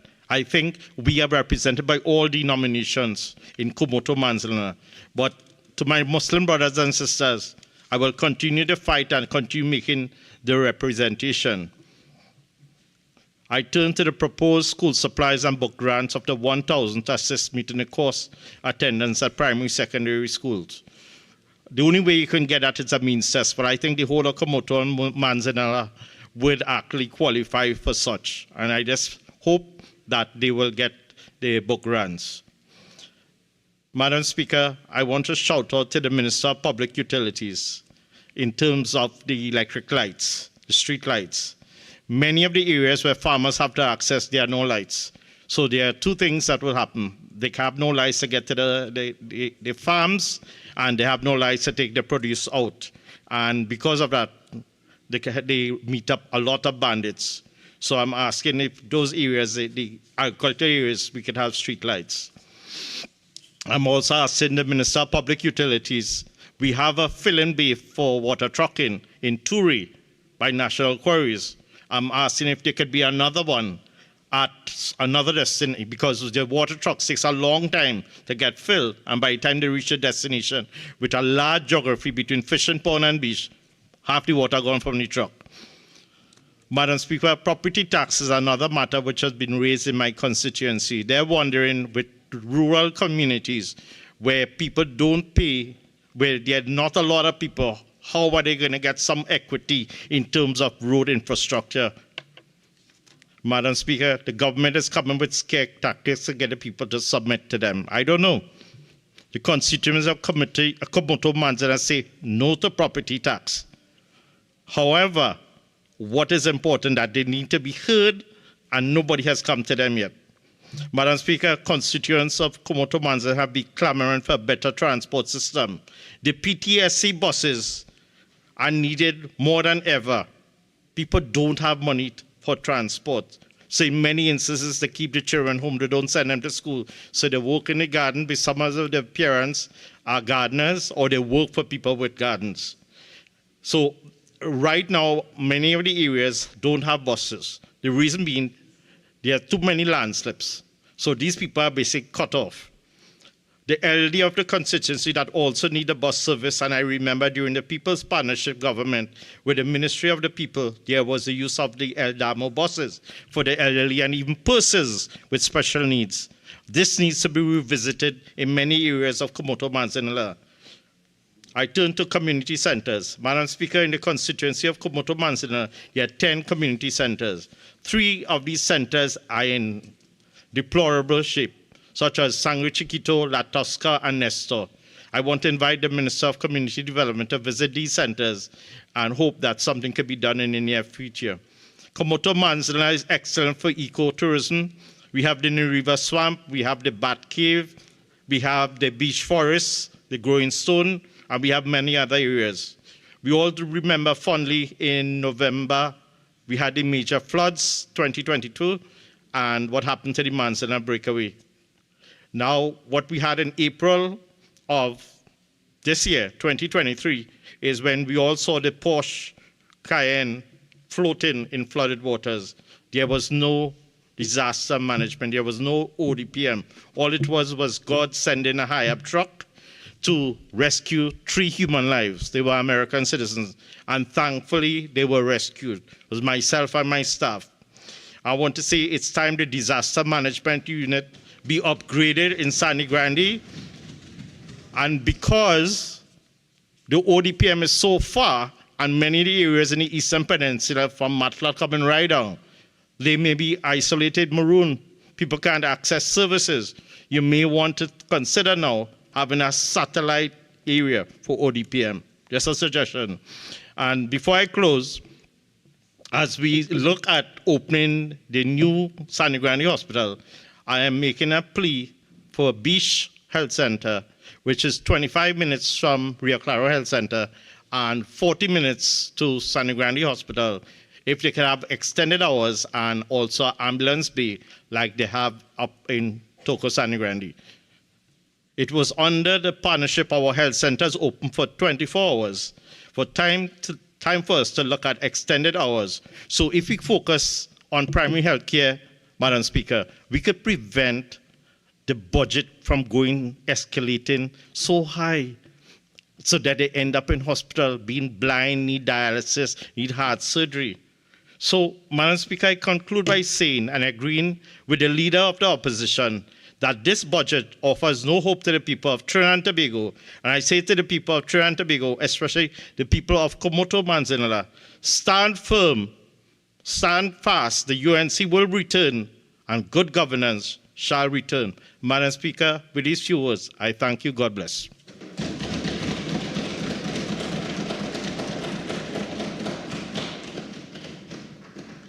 All right, Member for Lambertville, please move on. Thank you very much, Madam Speaker. I just want to say that, first of all, I'd like to congratulate my Prime Minister, the Honorable Keith Christopher Rowley, and the Minister of Finance for bringing such a positive and powerful budget in 2023-2024. Now, you know when you have a good budget when no one on the opposition can point to any one fiscal measure and say anything negative about it. Yes. Very correct. So, as my finance minister would have said, this budget is for building capacity for diversification and growth. Now, Madam Speaker, there are so much positive things that I know the opposition want to stand up and speak about. For example, I know all 41 members got so excited when my Honorable Minister of Finance said they are going to put $1,000 for students, for 65,000 students. Because I know, Madam Speaker, that every August, we all, well, the good MPs, all have a back-to-school drive, and that assistance, Madam Speaker, is greatly appreciated, and I'm sure all of us could thump our desks.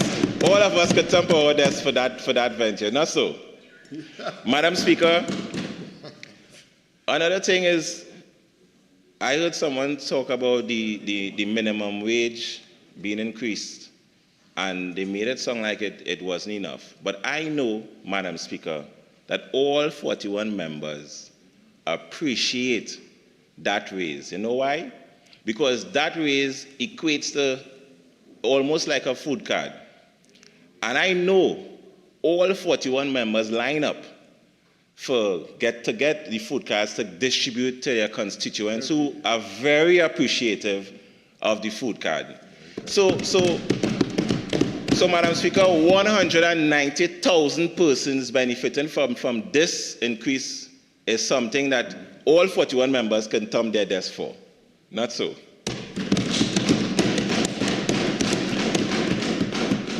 Yes. Anyway, Madam Speaker, I must also congratulate the contributions of my other two colleagues, Minister Foster Cummings and my honorable member for Toko Sani Grande, Mr. Roger Monroe, for their sterling contributions.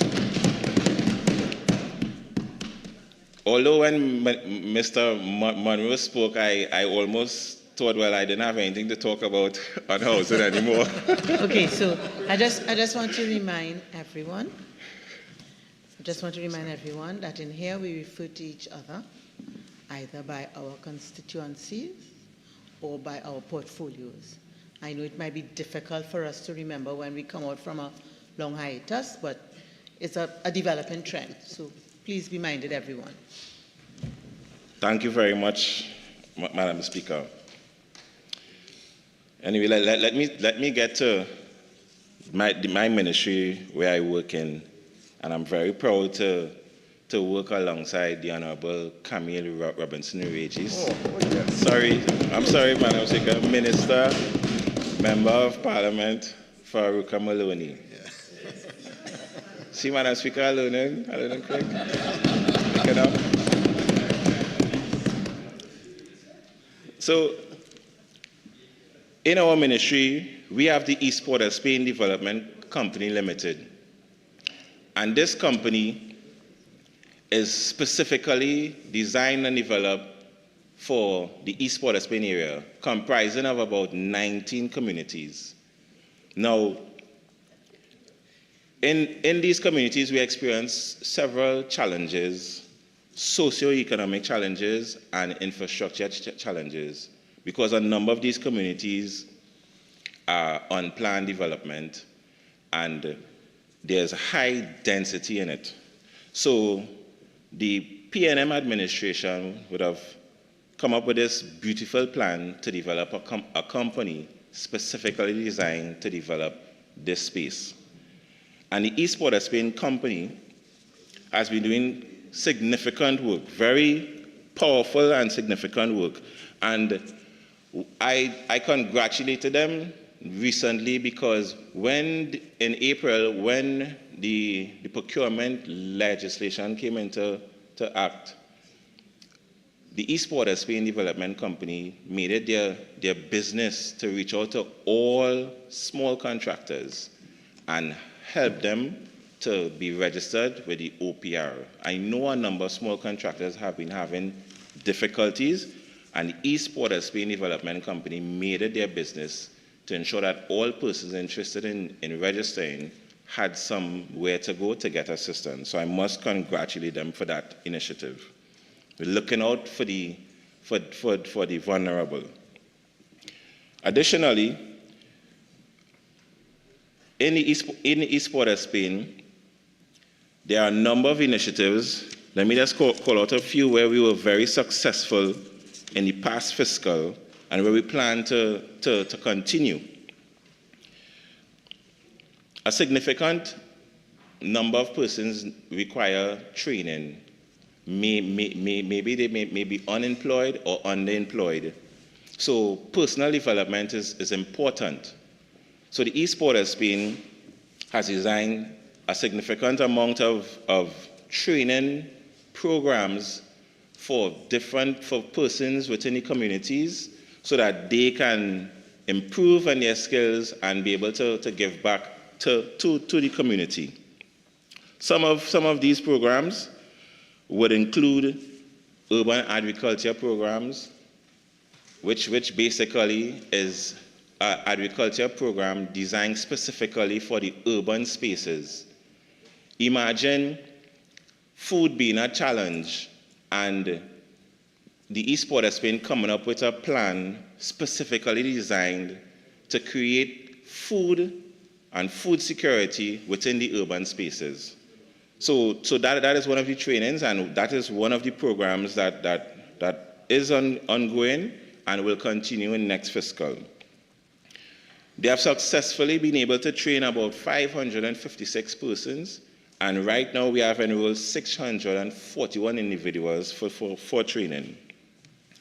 The East Port of Spain also have different programs, whether it be Spanish.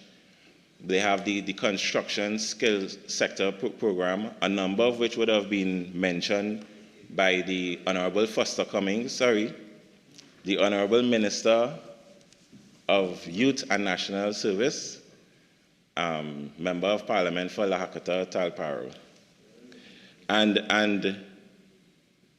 synergies would have been formed within the East Port of Spain and the MyDNS to ensure that young persons within the communities are well trained, to ensure that all the programs that the ministry would have been providing, they have the opportunity, not just to have it to register with the MyDNS, but to actually bring these programs local within the East Port of Spain area.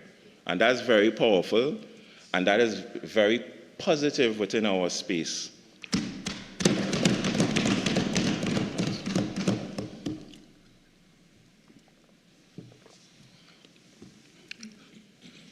So we have several projects that will deal with sport, that will deal with culture, that will deal with personal development, that will deal with education.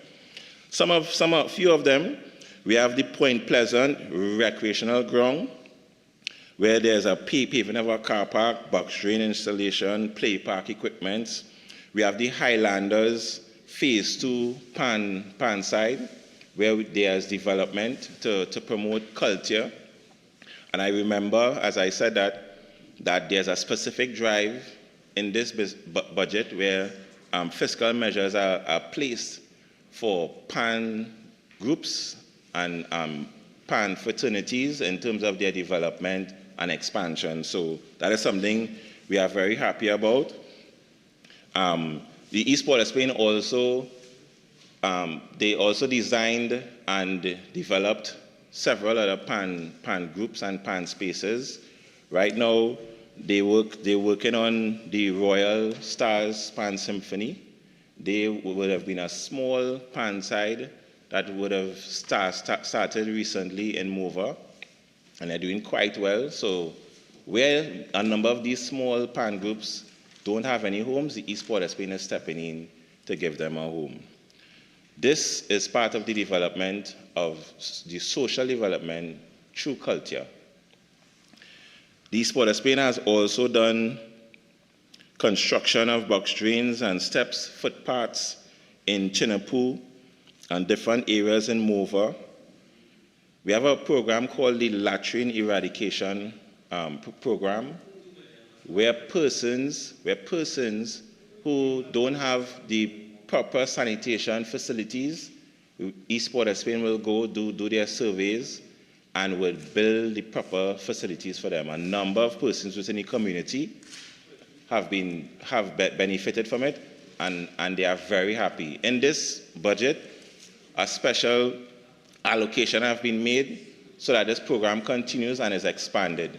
So the people of East Port of Spain is very happy for that particular program. So we have a lot of technical development programs also. We have partnered with NESC to do heavy equipment operators, and some of the graduates from these programs have actually invested in heavy equipment and are now providing services using their equipment. So we are seeing where this training, this skill development is actually building that sustainability within the community, where persons are being developed and they're able to provide these services within the community. So that is the building of the entrepreneurship within our community. Is powerful. So in fiscal 2023, fiscal 2024, we want to continue vocational training programs. We want to continue sporting-oriented initiatives. We want to continue agricultural-based initiatives. We want to continue refurbishment and upgrading of community centers. We have in the fiscal the upgrade of the central market also, a place where persons from all over the country come to get the best produce. We are, as I said before, we continue the latrine eradication program and the community water-based management and sustainability program. Now, this program is, as I said, a number of the units have been built in unplanned development. So the drainage would not have been planned. So a number of these designs and implementation is being done now through this particular program. Number of persons we would give water tanks and guttering to avoid the slopes in the hills to be saturated when rain falls, just to give the land a bit more soil stability, some more slope stability, so that when rain falls, we don't have significant disasters. So the East Port of Spain have and continue to play a critical role within the East Port of Spain area, within development of entrepreneurs, within development of training, really looking to see what are the issues, whether it be infrastructure or social issues, and really planning and developing and designing programs to bridge these gaps. So this is the role that the East Port of Spain have been bringing. And when you think about East Port of Spain, I remember one developer, not from Trinidad, he came and he said to me, East Port of Spain is the best real estate that I have in Trinidad and Tobago. He said the road network is amazing, second to none. You can almost reach anywhere from one area of East Port of Spain to any other area of East Port of Spain because of the diverse road network there is. He also spoke about the beautiful views that the East Port of Spain enjoy up on the hills. And I would say the work of the East Port of Spain is developing this beautiful space in this island of Trinidad to become a sustainable space with good infrastructure and well-developed, sustainable and resilient homes where we can all enjoy. Not just in terms of infrastructure, but in terms of the socio-economic status within East Port of Spain. So East Port of Spain, under the Ministry of Housing, is and continue to do magnificent work, and we will continue to support them, and we enjoy the fiscal measures that has been placed to continue our work. We also have, Madam Speaker, the Port of Spain shopping complex, where the government provides space for entrepreneurs that cannot afford premium rental space. So persons who have a skill, who have something to service, some service to provide or develop a product, but they cannot afford to be able to rent the high rental spaces in Port of Spain, the government of Trinidad and Tobago have provided these spaces where they can develop their trade. They can use their profit to reinvest in their business without having to worry about paying high rents. Additionally, these persons, these entrepreneurs, within their development, there's a program. It's not just about the government providing spaces. The government develop training and development. And again, we partner with the different government agencies, some of which would have been mentioned under the MyDNS with NETCO, where there are specific training programs for entrepreneurs in terms of their business, how they manage their business, their accounts, how they look after developing, increasing profits. And this is really to take someone who has an interest in providing some service or has a skill that they can sustain themselves and take them from being dependent to independent, where they themselves can go out, probably build a structure themselves, a building, or even rent in the non-subsidized spaces within and around Port of Spain. So that has been working very well. We have the new City Mall, we have the Eastside Plaza, and we are now developing 43 Independence Square. You all know it as the Drag Brothers. We're going to be building a 5-story building. The Minister of Finance would have also mentioned that.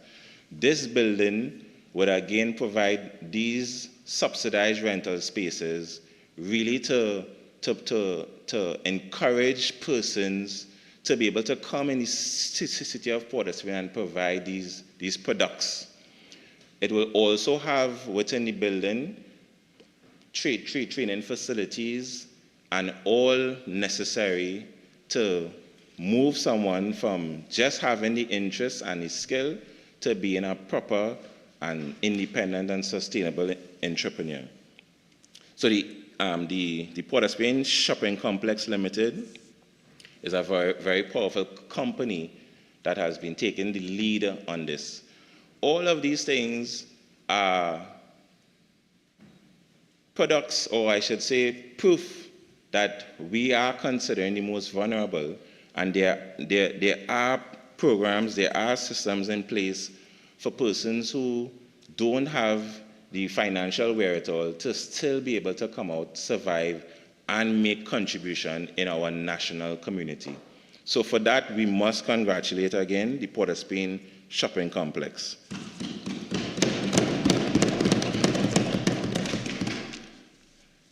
Now, a number of persons within these spaces actually represent us on an international level, because I know some persons, they started off, let's say, for example, the leather craft, and now they do export. I also know some persons who cut hair. They are barbers, and they go out, they represent in different competitions, and they do very well. And as you know, Madam Speaker, I am very sensitive to that, as I too love to cut hair with my rasta. Yes.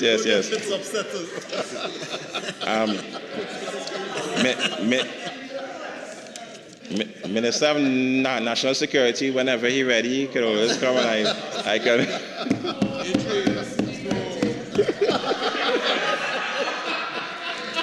I must disagree with my friend. Is there a point of order?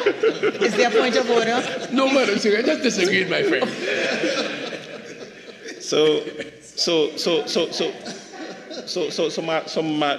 Madam Speaker, I just look at the work that the Ministry of Housing and Urban Development is doing, and only being part of it, that I recognize the importance of the role of that ministry and the role of the government for the most vulnerable in society. And, you know, it gives me a sense of pride to be part of this government, to be able to assist and provide this kind of service to persons within and around the East Port of Spain community.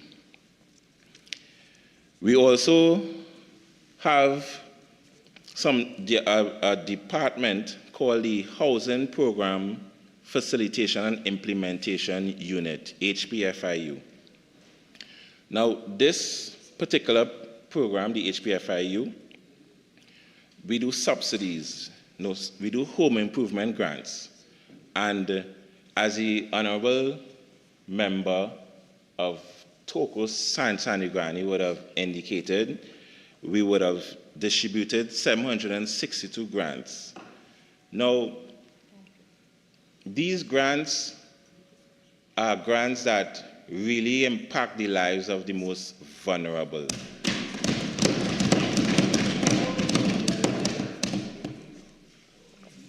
And you recognize this when persons come to collect their grants, and there's a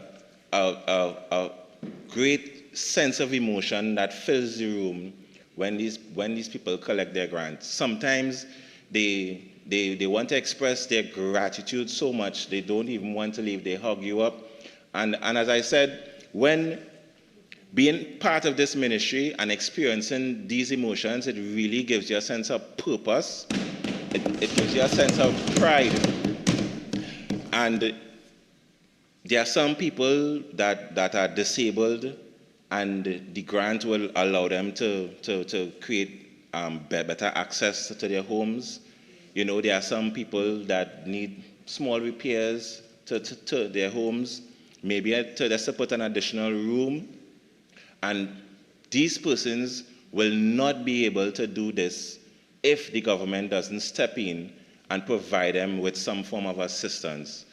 And this grant is so powerful, and I'm so happy that the Minister of Finance would have continued this, and we are expanding it so that more persons can benefit from this grant. So I must again congratulate this group, and they work so hard.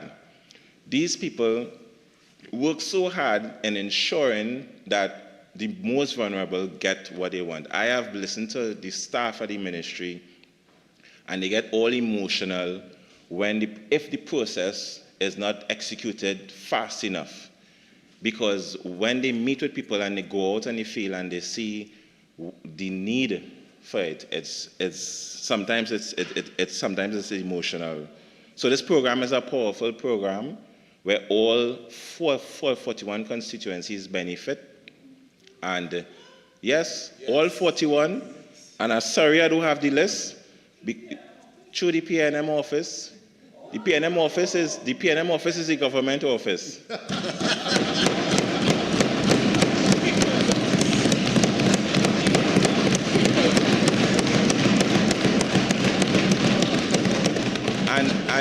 And we at the PNM don't look for who you vote for or where you want. We just identify the most vulnerable, and we help all.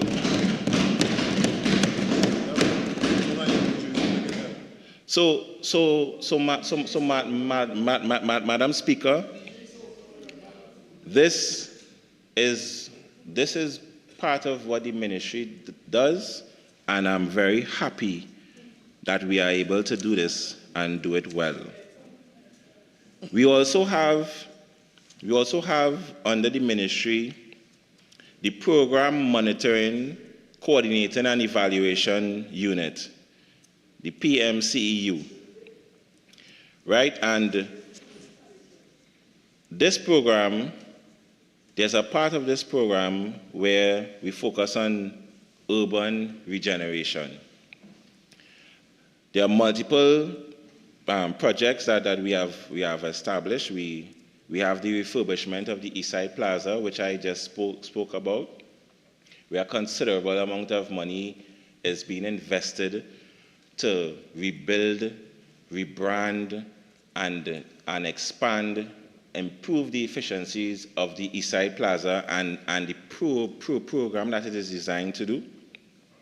We also have the Connect Arima, where we look at a city, we can look at Arima and see what is required to move Arima from where it is to being a smart city.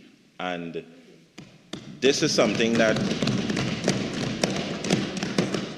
is going to benefit all, because once this program is completed and we effect the smart city in Arima, we will then go to other spaces, other hubs, other major hubs in the country and develop this, making our country even better connected.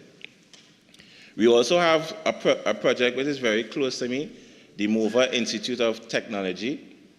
This program is a program developed and designed to capture young persons who may have fallen through the cracks and to nurture them and provide a space for them where they can become even better than the regular person going through the regular educational system. The building is going to be a building that is a smart building, a green building. So even the building itself going to be teaching the youngsters about conservation of energy, about renewable energy. Yes, it's going to be a green building. and what we are trying to do is to create spaces. There are also going to be a lot of smart classrooms, and there are going to be a computer lab with different programs to help persons in graphic designing and all of these new age type careers that the young person's going to be geared towards. So it takes the youngster from being an at-risk youth to now being a provider or a person of interest for positive input within our society. So that is part of the urban regeneration. We also have in that same unit the housing subsidies. Just like the HIG grants, we have the housing subsidies where persons who are going to do some repairs to their homes, the housing subsidies, they match it up to 25 grand to allow that assistance that is required.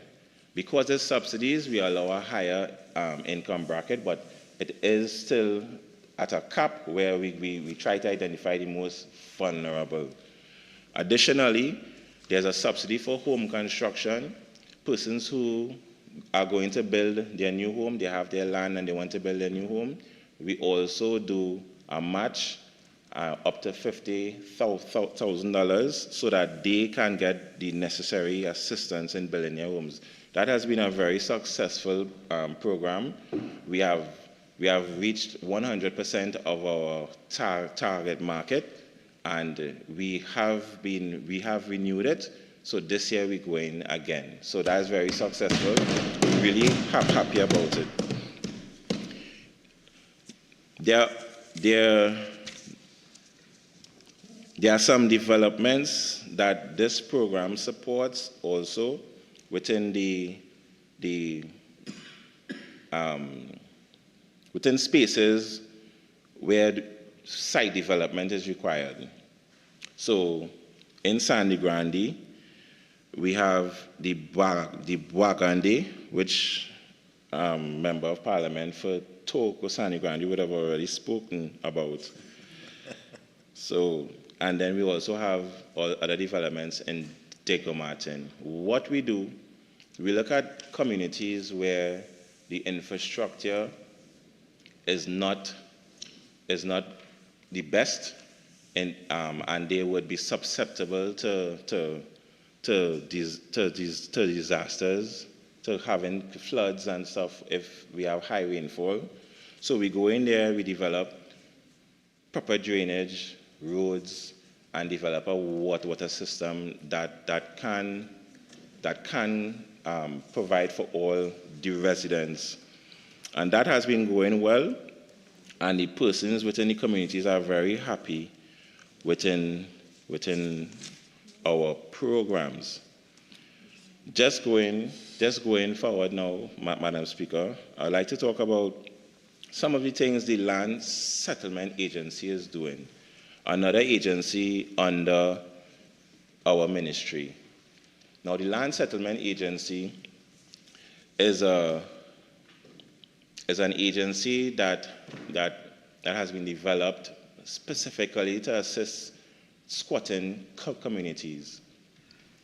Now, we would have identified, the Cabinet would have identified 251 squatting communities and made a decision that we are going to go into these squatting communities, identify some of the challenges that they have and solve them.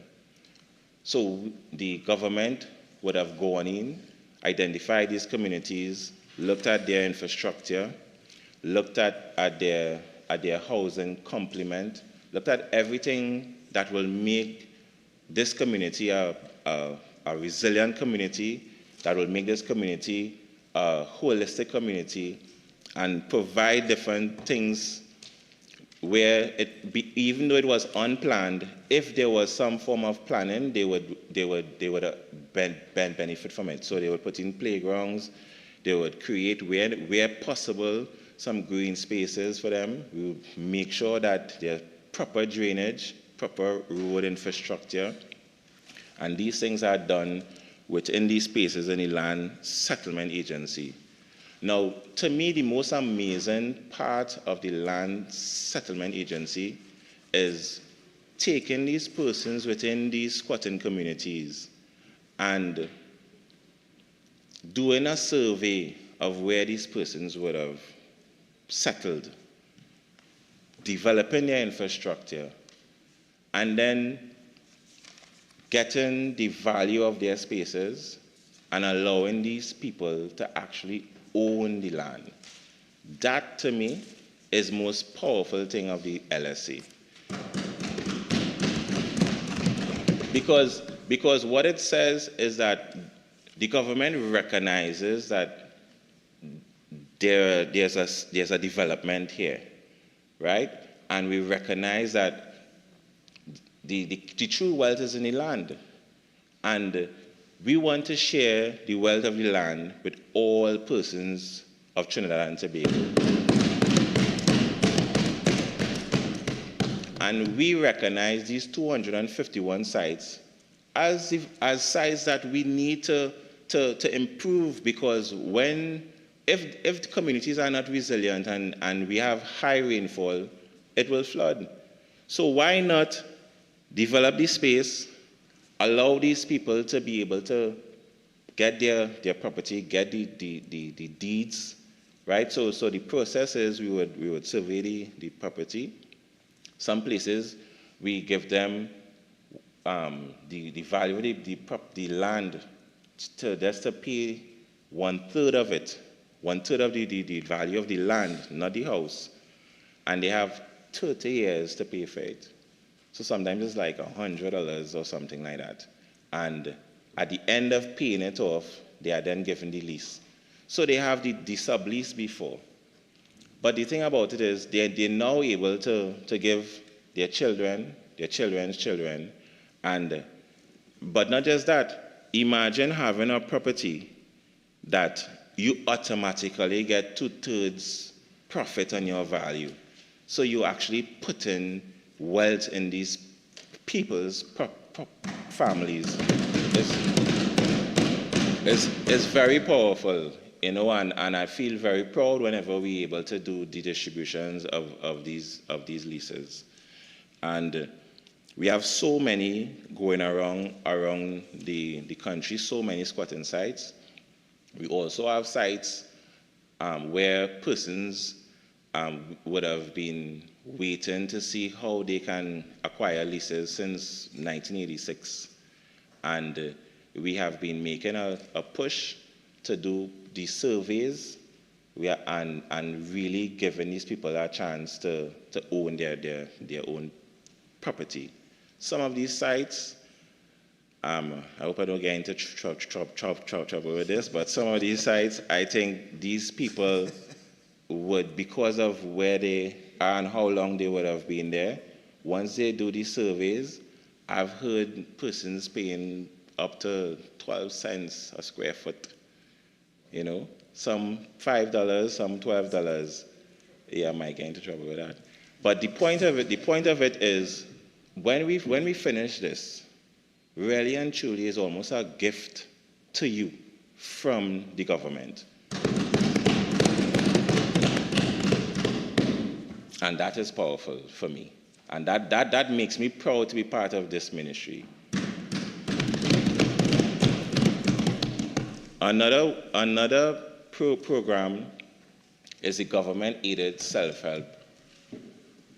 Now, this program is another program that the government would go out, would develop lands, and would assess persons, the most vulnerable persons, and give them the opportunity to get these lands for 1/3 of the market value. Again, having that full 30-year period to pay for it. And I mean, when you really think about it, the Ministry of Housing and Urban Development provides so many programs outside of the typical, the HGC. The HGC is not the only way to access housing, to access sustainable and resilient homes. The Ministry of Housing and Urban Development provides so many programs. So one, if you have a structure, we improve your structure. If you're vulnerable, we provide land for you, and we also provide designs to help you with what you have to build. Additionally, we have the mortgage company that provide you with sustainable, that provide you with subsidized mortgages. So you're getting subsidized mortgage, you're getting subsidized housing, you're getting subsidized land, you're getting grants. I mean, the ministry really has provided an umbrella for persons that seeking housing to have various avenues to access this thing. And the ministry has been doing quite a remarkable work, and I'm very happy and proud to be part of the Ministry of Housing and Urban Development. Now,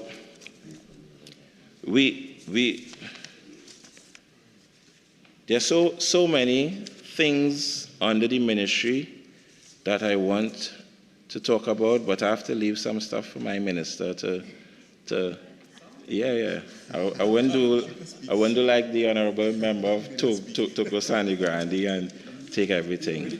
But the long and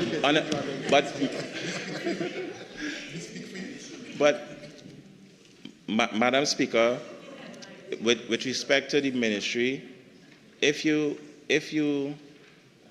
really analyze the different programs, it's really the most vulnerable that are cared for under this ministry. And it's one of the ministries that I believe the nation really depends on for hope, right? And just being part of the ministry and seeing the kind of work that the ministry does, this is great. And I know that the People's National Movement will continue being the providers of these services for this ministry. Yes. And we will continue providing for all 41 constituencies. It's such a joy to really hear the stories of persons when what their situation would have been before and when the ministry would have intervened and how they would have benefited and moved forward. I've seen some persons who would have gotten small assistance, and I was amazed with the kind of work that they were able to produce with their homes with this assistance.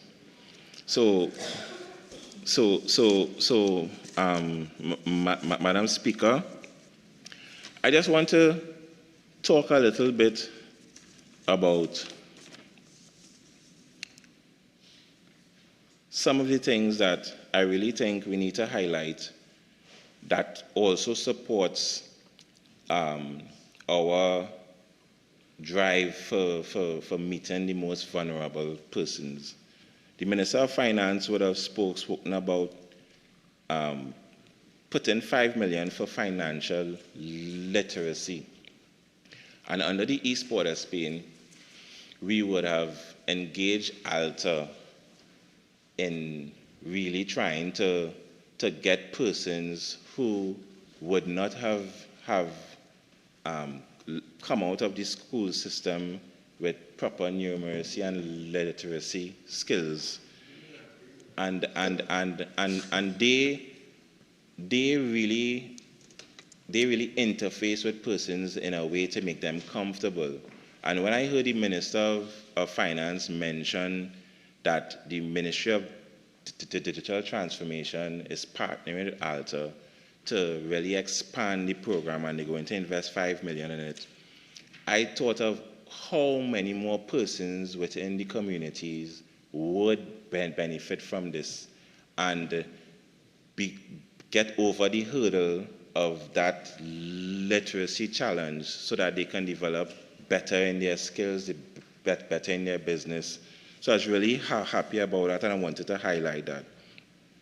The other thing I wanted to highlight was the Student Enhancement Empowerment Program, the SEEP, where an investment of $3.75 million will be done to expand the enrollment, which was just 27 before, to 500. And we are looking to see how persons within these constituencies and the communities can benefit from this increased investment within the SEEP. Additionally, one of the things, as I said, in the Port of Spain shopping complex and the companies where we provide the rental spaces, there's a community art and craft at an additional $19.5 million the minister would have spoken about that he's going to help to promote arts and craft in community centers. And these are programs where these agencies could partner and get additional funding to expand their reach for persons. So that's very powerful. You know, Member, sorry? your original Sorry. Your original speaking time is now spent. You're entitled to 10 more minutes to wrap up your presentation, if you so wish. Okay, thank you very much, Madam Speaker. Well, I'm going to stop speaking about the ministry now, and I'm just going to talk about my constituency that I'm so very proud about. So, Lavantilis Mover, being the best constituency in this chamber here. Yeah, that's it. You know, that's the best. We have significant plans and development, and we appreciate the budget in that a lot of the things that was said, we're going to be able to use it to help in some of the areas that we're going to work on. Now, there are two main areas that we try to focus on. We try to deal with economic growth, and we also try to build on sport and culture. Now, I heard with respect to sport and culture, the minister would have announced an additional 39 million geared to just helping sporting groups that they have in the communities, to help them buy equipment, to help them with their sporting events, you know, to help in specialized training. When I saw that, I got really excited because we have a number. Sport is a big thing within my community. We have a number of very strong sporting groups that are doing very well. And we recently established a group, which is the Leonce Mover Sporting Group, where all sporting groups come together. We make sure they are registered with the community development. We explain the different ways to access government funding. And with this new, with this budget announcement, there's more excitement for us in terms of the initiatives that we have, right? And as you know, the best sportsmen came out of Leonce Mover. Facts, and we want to continue doing it. One of the things that you will see coming out very soon from our community is the best swimmers in the world. And we have to thank this beautiful, loving, caring government for building such a powerful piece of equipment in my beautiful community of Mover. Madam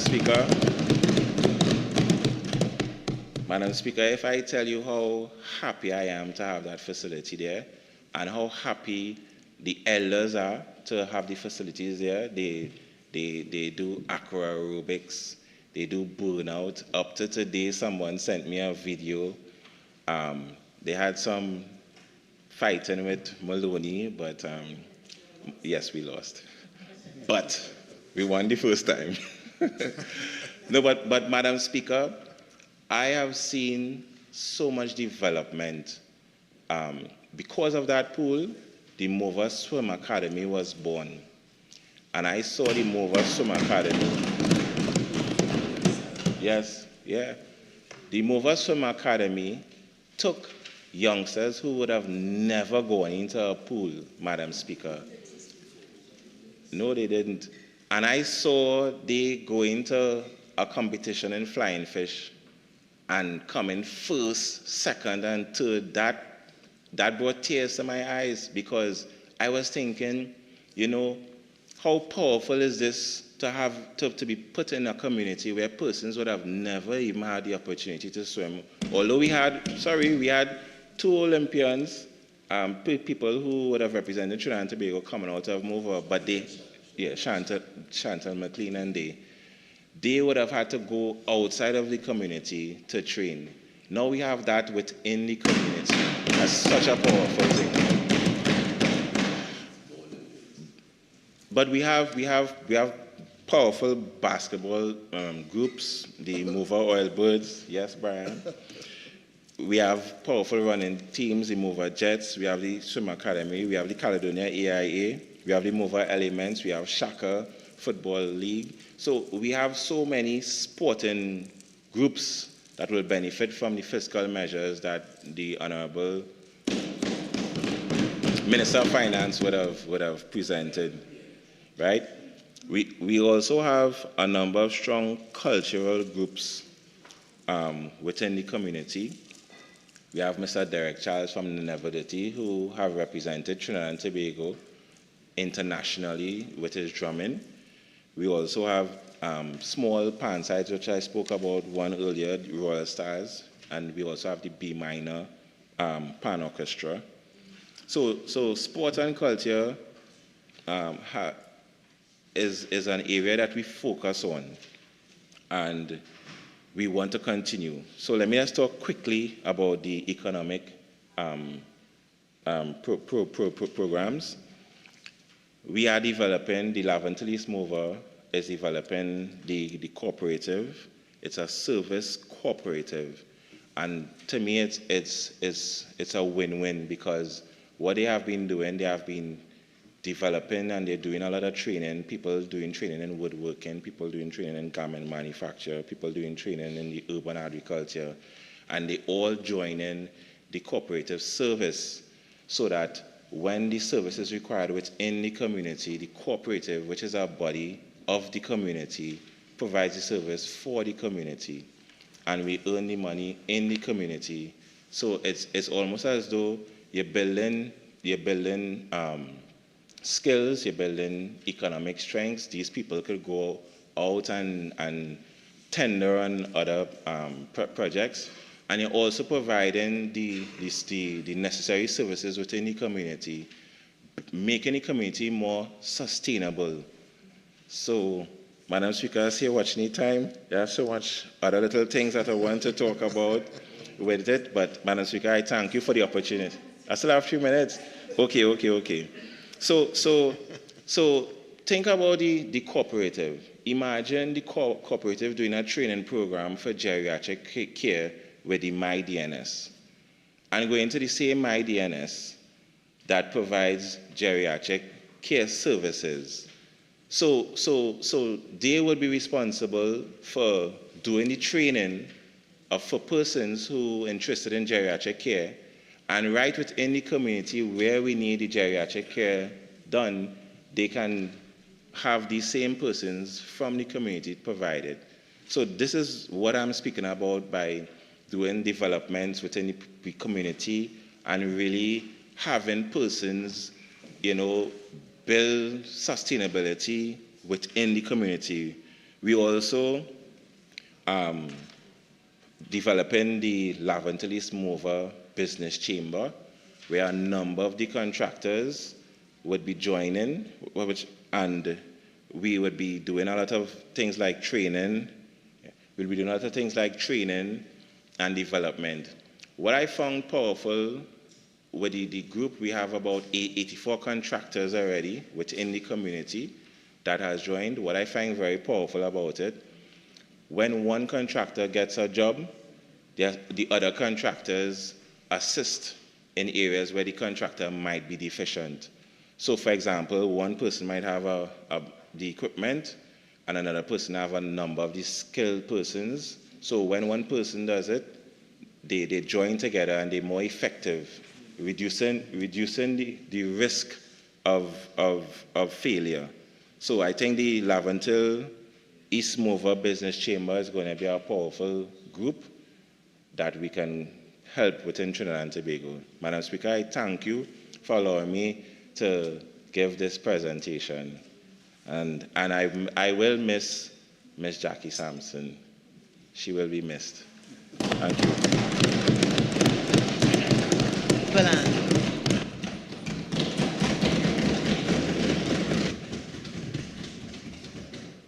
Thank you, Madam Speaker. Madam Speaker, firstly, I would like to commend the opposition leader for her brilliant contribution on the response to this budget. Madam Speaker, she would have delivered a budget, deliver recommendations that the people needed to hear.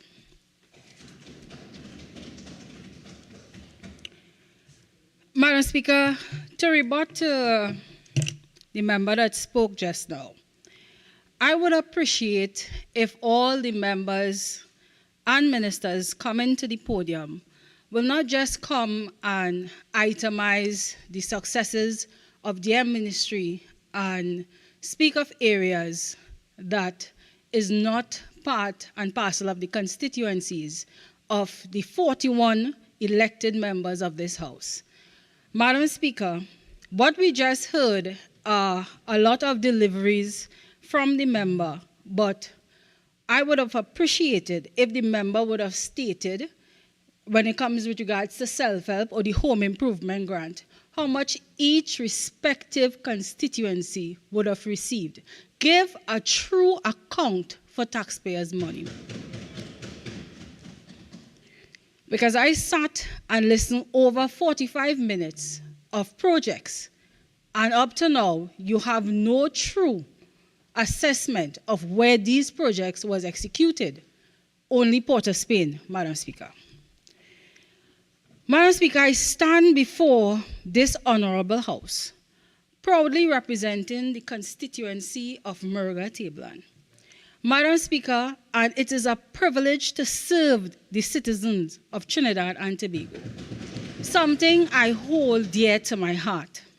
However, Madam Speaker, my heart cries for this nation because the last 8 years since September 2015, it has had to endure consequences of decisions of a government that is visionless. A government that has failed to energize the hope of the people of Trinidad and Tobago. A government, simply put, is ineffective. This ineffectiveness is seen almost immediately, Madam Speaker, from the reading of that budget presentation on Monday. Promises and regurgitation was what we heard, Madam Speaker, for 4 hours. Madam Speaker, the theme used in this budget, Madam Speaker, stressed on diversification. Madam Speaker, but this budget is far from that. In fact, the blind could see that there has only been a regurgitation, a retardation of Trinidad and Tobago economy. And as for, again, the word diversification, the only thing diverse about the PNM government is how diverse they have gotten in their excuses of non-performance. Clearly, the PNM government does not understand, Madam Speaker, when they say the word diversification, because the industries that would lead us to a diverse economy has been deprived of the much-needed resources, Madam Speaker, and it's only when the partnership government was in office from 2010 to 2015, we saw some semblance of diversification. This leads me to my first substantive contribution. That is, the PNM government has failed the tourism industry. Madam Speaker, tourism and culture has far been treated as a bastard child underneath this government for the last 8 years. Madam Speaker, the Honorable Minister has acknowledged in his presentation the importance of tourism and the cultural sectors, stating that, and I quote, "These sectors are key drivers of our diversification and transformation agenda and for advancing the non-energy sector growth." The Honorable Minister then went on to use the COVID-19 pandemic of 2020 as the reason for the decline of the tourism sector, and so to provide us in this Honorable House with statistics which he claims shows a revitalization of the tourism sector. However, Madam Speaker, the Honorable Minister failed or neglected to highlight that the tourism sector in Trinidad and Tobago has been on a decline since the PNM government took office. According to the United Nations World Tourism Organization, Trinidad and Tobago in the last 2 decades saw the highest revenue from tourism in the year 2014. Who was in government in the year 2014? Madam Speaker, the partnership government, with a revenue of $875 million, which represented a staggering 3.2% of the country's gross domestic product. Madam Speaker, Trinidad and Tobago has not been able to reach such benchmarks since. As the statistics from 2016 shows that revenue from tourism has been on a rapid decline, with revenue from tourism dropping as much as $708 million in 2016 to $541 million in 2018, and reaching as low as $481 million in 2019, according to the UN Tourism website. Madam Speaker, these numbers tell a story of the PNM government's performance, which, with respect to the tourism sector, prior to the COVID-19 pandemic, was on the decline. The narrative is in the numbers, and the narrative affirms the opposition's contention that the PNM government is visionless and really has no clue as to what is needed to diversify our economy. Madam Speaker, the Honourable Minister has indicated that the PNM government is ensuring that our tourism product become increasingly attractive so that destination Trinidad and Tobago remain broadly competitive. Madam Speaker, can the Honourable Minister advise who are the comparators in the competitive index that he's referencing to? The advertisement by the Honourable Minister is simply not the truth of what this nation is experiencing with respect to tourism. Madam Speaker, the same statistics of the United Nations World Tourism Organization reveals that while Trinidad and Tobago records tourist arrivals in the hundreds of thousands each year during the period 2016 to 2019, our competitors, such as Barbados and Jamaica, were recording tourist numbers in the millions, and with effect, revenues in the billions US dollars, Madam Speaker. Trinidad and Tobago, underneath the PNM administration, has not been competitive in the tourism industry. The reason for this, Madam Speaker, I would say is because the PNM government is in fact failing to manage the sector properly. Madam Speaker, the PNM government in fact failed in managing and maintaining our cultural and historical assets as attraction for domestic or even international tourism. Madam Speaker, our infrastructure is failing all over the country, deplorable roads. In an article supported by Loop News on the 13th of March 2023, titled Strategic Shift Needed for TNT's Tourism Product, which captured the findings of the University of the West Indies St. Augustine campus paper titled Post-Independence Challenges for Caribbean Tourism Development, a Solution-Driven Approach Through Agenda 2030.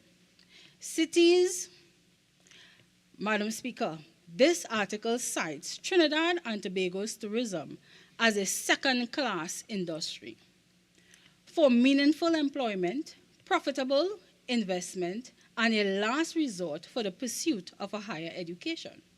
The article indicated that one of the significant challenges for Trinidad and Tobago tourism sector emerging out of the research is the inclusion of effective policies that steers the destination towards becoming a smart destination, Madam Speaker. Madam Speaker, the article goes on to itemize what is needed for us, Madam Speaker, to become that tourism destination.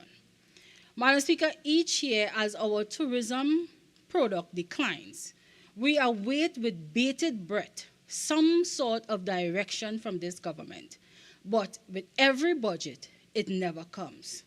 For the PNM government to produce research together with policies that are geared towards raising sustainability awareness within our tourism sector, Madam Speaker.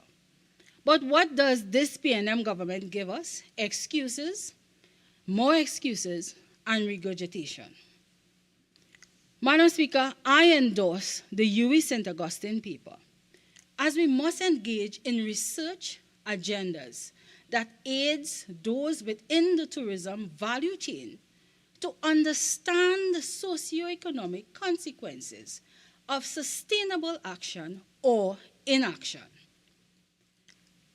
There exists the need to reflect real research in the National Economic Assessment and annual budgets, not just cut and paste and regurgitation every year.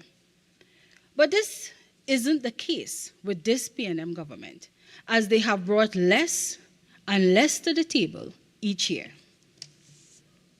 Madam Speaker, when we look at our sister isle, let's take a closer look at our beautiful twin island state of Tobago.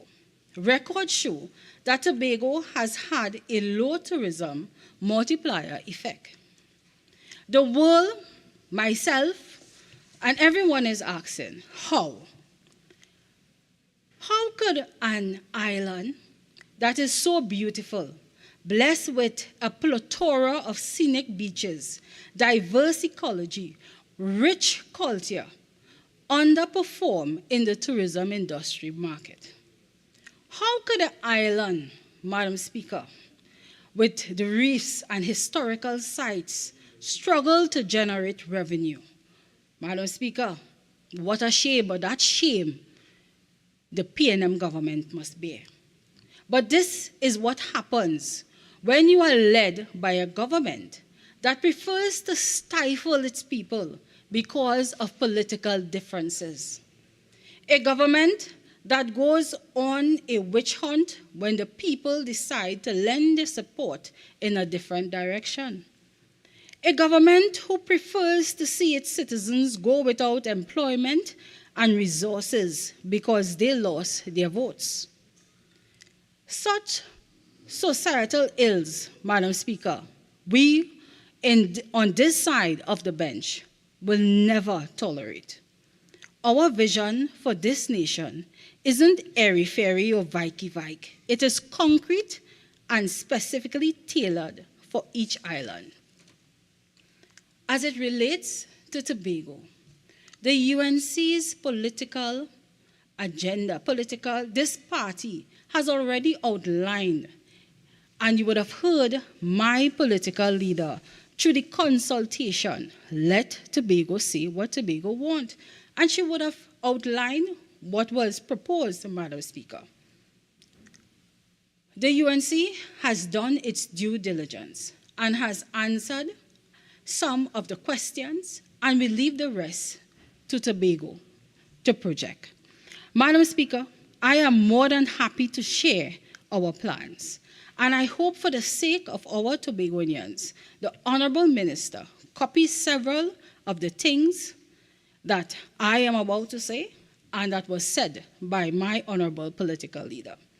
I implore the Honorable Minister to move away from his outdated thinking and recognize the niche markets that Tobago has the potential to provide.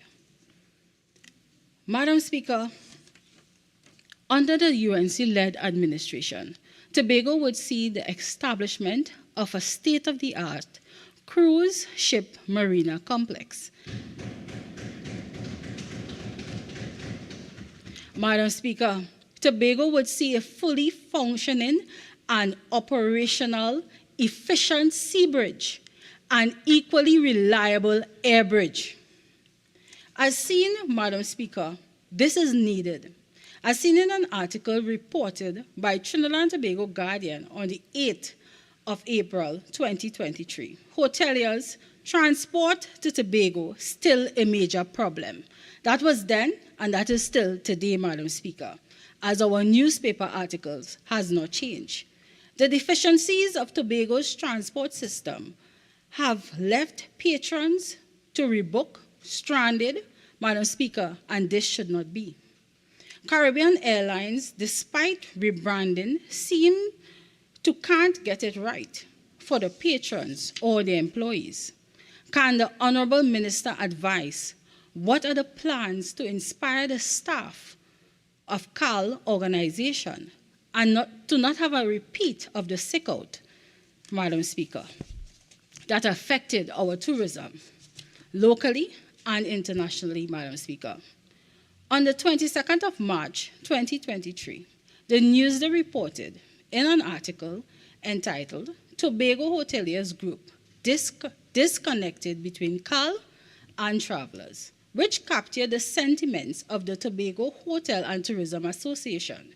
Madam Speaker, that was then, citing that there is a disconnect in the service being provided by CAL and the demands of the consumers.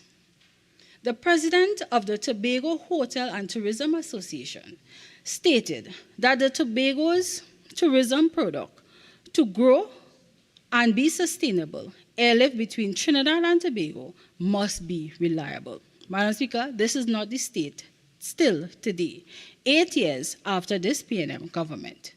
Madam Speaker, the Honorable Minister has not addressed how we have gotten here, nor has he answered the call of the citizens to make it right.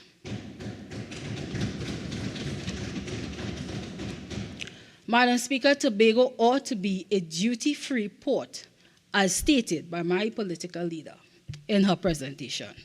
The UNC government will create Tobago based on the THA-owned state enterprise and the strategic operation on the island. We will leave it to the Tobagonians to decide. There should be plans to increase and improve training, Madam Speaker, of hoteliers, staff, Madam Speaker, but this is not the discussion that is being had. We need a better tourism product. We need more investment into our tourism industry.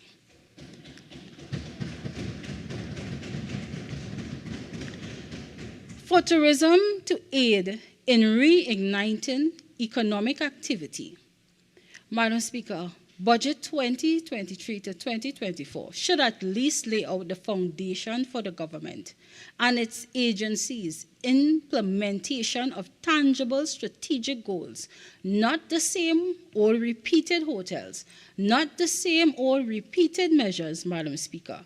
Madam Speaker, when the UNC left office in 2015, we were on the road to proper medical tourism. We were on the road to proper sports tourism. Madam Speaker, these things are nowhere in sight today. UNC continues to provide solution to the tourism problem and reiterates that the Honorable Minister should focus on location, Madam Speaker.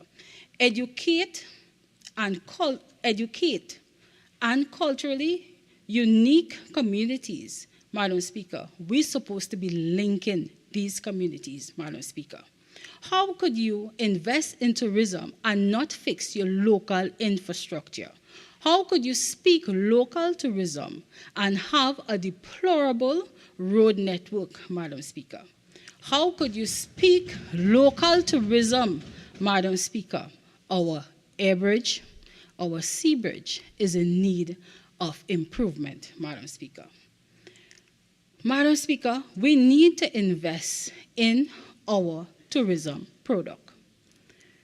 Madam Speaker, and I would have listened to the minister, and not for once, Madam Speaker, did he address in his presentation on the tourism industry, did he deal with one of the main causes that is affecting our tourism product. Madam Speaker, the Honorable Minister has spoken on tourism and cultural product, but he has been silent about the elephant in the room. The elephant is the correlation of the increase of crime on our tourism product. Madam Speaker, the Honorable Minister's presentation was silent on the issue as the PNM government has failed horribly in its provision to adequately secure its own citizens or the protection of its tourists. The crime situation in Trinidad and Tobago has become an international embarrassment, with the United States, Canada, and the United Kingdom issuing traveling advisories to advise their citizens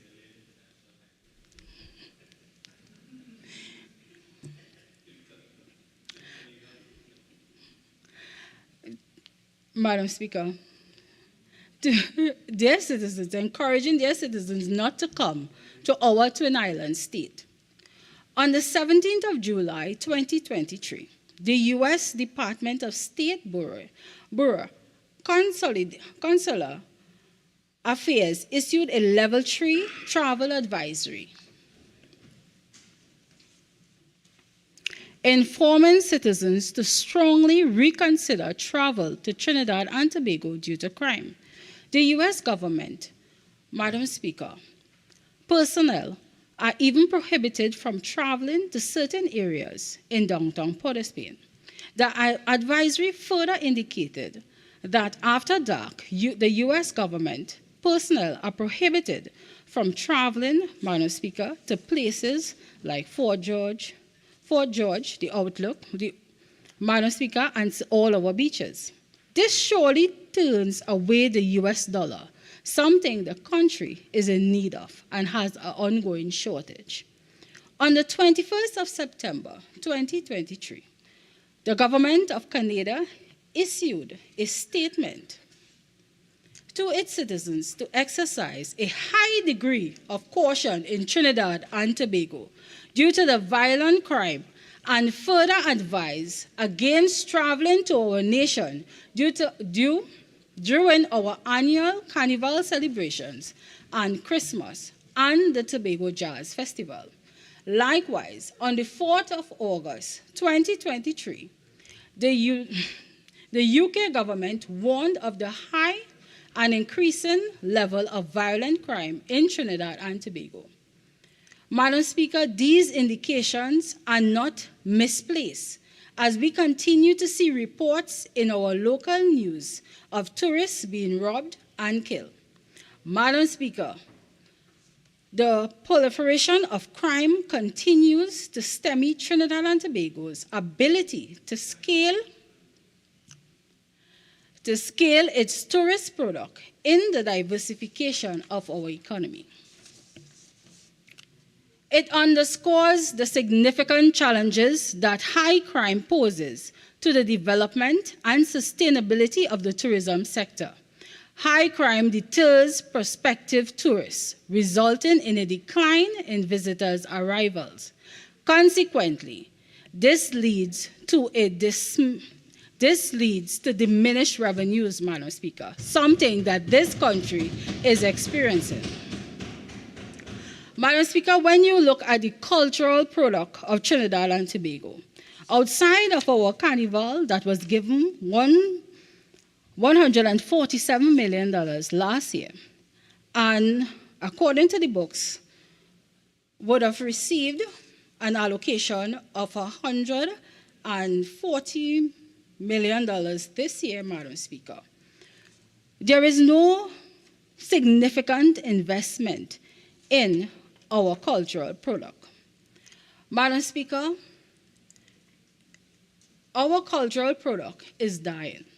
What we would have seen executed this year for Carnival, the mother of all Carnival, Madam Speaker, turned out to be somewhat the mother of all failures, as we had most stakeholders, if not all, complaining during the Carnival season. Madam Speaker, this government gave mostly all the stakeholders their subvention extremely late, if not the week before Carnival, a day, 3 days before. Madam Speaker, we saw shows being cancelled during the Carnival season. And this government says that it cares about our cultural product. Madam Speaker, I would like to move to issues affecting my constituency in Monroe. What we see happening, Madam Speaker, in Monroe, Madam Speaker, and I will start with the water issues. The water issue in Monroe is something that is not only in my constituency, Madam Speaker, but is something that is affecting the nation at large at the moment. Madam Speaker, allow me to vent the disappointment, Madam Speaker, that is expressed by my constituents on a daily, weekly, monthly basis. Madam Speaker, I have areas in my constituency that goes sometimes 3 months without water, without current water supply, Madam Speaker. Madam Speaker, in 2023, I have areas that still don't have WASA lines, Madam Speaker. And these are areas like Khorasan, La Savanne, Madam Speaker, and my constituents deserve better.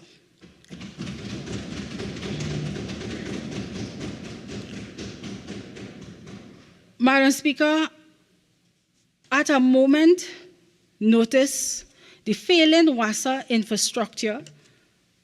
If water comes today, Madam Speaker, it is never received in areas like Marak. And we would have seen during this local government campaign, boosters was installed, Madam Speaker, and I call it political water, but no water to date in the lines in Marak, John Joe. Madam Speaker, what I have transparent in the constituency of Murga-Tablan is victimization of certain areas. We have the George Village area that goes without water for 3 months. Robert Village, 3 months, Madam Speaker. I hope that the Minister is taking note to address these concerns. Madam Speaker, in the Minister of Finance contribution, he would have raised different things within the constituency of Murga-Tablan. One of these being the Murga agro-processing plant. Madam Speaker, and this takes me to the agricultural sector in the constituency of Murga-Tablan, where we were first promised a Murga Farm School that never materialized. Madam Speaker, and then we have the Murga agro-processing plant that was commissioned in 2020. And to date, although on the books, and I would read, Madam Speaker, the Murga agro-processing plant, dated the 14th of July 2020, at the launch of the agro-processing and light industrial park, it was stated by the then Minister of Agriculture, Madam Speaker, that this facility cost taxpayers $90 million. And, Madam Speaker, it was undertaken by both ETEC and UDICOT in collaboration. Taken from the review of the economy book in 2021, it was stated that the agro-processing plant comprised of 11 lots with purpose-built shells outfitted with offices, washrooms, cold storage, Madam Speaker, constructed on 5 lots, with the remaining 6 lots being developed for leasing. It is also stated that 339 new jobs were quoted at an investment of $12.3 million for the processing of peppers, fish, and fruits. Madam Speaker, taken from the Review of the Economy 2022, it is also noted that August 2022, 5 companies have accepted letters of offer for the factory shells and 2 land lots, 60% occupancy, with a total estimated investment of $15.8 million, which will provide 128 new jobs.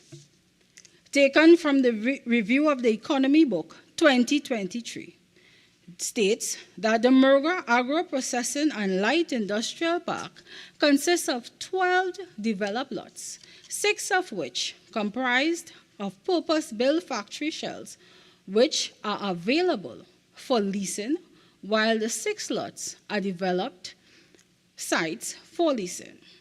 It is referenced that 3 factory shells and 4 lots are available at the park. Madam Speaker, and this brings me to the inconsistencies of these documentation, the Review of the Economy. Are far-reaching, wherein in 2021 it states 11 lots altogether, 5 being proposed, build shells, 6 developed lots for leasing, while 2023 states 12 developed lots, 6 comprised of proposed build factory shells, and 6 developed sites for leasing. I was contacted, Madam Speaker, 2 days ago concerning this same agro-processing plant. Madam Speaker, when this site was commissioned, and even when it was going through the construction phase, there were security firms at the site. Madam Speaker, when I was contacted 2 days ago, I was informed that the contractual security arrangement had came to an end, and ETEC left the facility unmanned, Madam Speaker. Madam Speaker, this is $90 million of taxpayers' money, something that was referenced in this budget statement by this Minister of Finance, stating that there is activity on the site, Madam Speaker. Madam Speaker, on visiting that site, there were 2 employees, Madam Speaker. No security service. What is going on with taxpayers' money? Madam Speaker, I would like to ask, is there any activity going on at that site? Yes, we know the book states that there are 3 companies. Yes, we know that when you go up on ETEC website, there are 3 companies, 3 names, Madam Speaker. Madam Speaker, but my question, are these companies local, Madam Speaker? Local in the sense when this facility was commissioned, it was promised to the constituents of Murga Tablan. Madam Speaker, employment to the tune of 339 jobs were promised to the constituents of Murga Tablan. In this budget statement, the minister said 128. Madam Speaker, I would like the minister to give this House a true assessment on the state of that facility.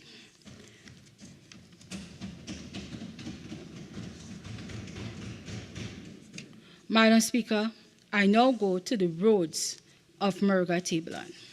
Again, Madam Speaker, like the agro-processing facility, the roads in Murga Tablan, or should I say, the Moruga Road, starting from Piti Cafe, go straight into Marak, was allocated $178 million in 2017. Madam Speaker, this project was awarded. Sod turn-in took place on the 5th of October 2017.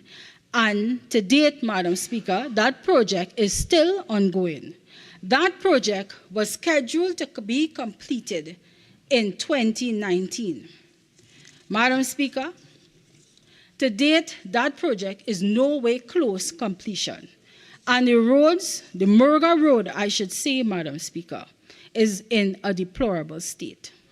The minister also stated that the project outline, Madam Speaker, would entail paving, Madam Speaker, from Piti Cafe to Marak. That has not happened. Madam Speaker, several landslips would have been addressed, Madam Speaker, but due to poor accountability, these landslips are being addressed 2 and 3 times on the same spot, Madam Speaker. Further, the minister also stated that this project, Madam Speaker, will take place and be completed, as I stated, by 2019. Madam Speaker, it is time for the minister to give an update to the citizens, to the constituents of Murga Tablan on the status of this project.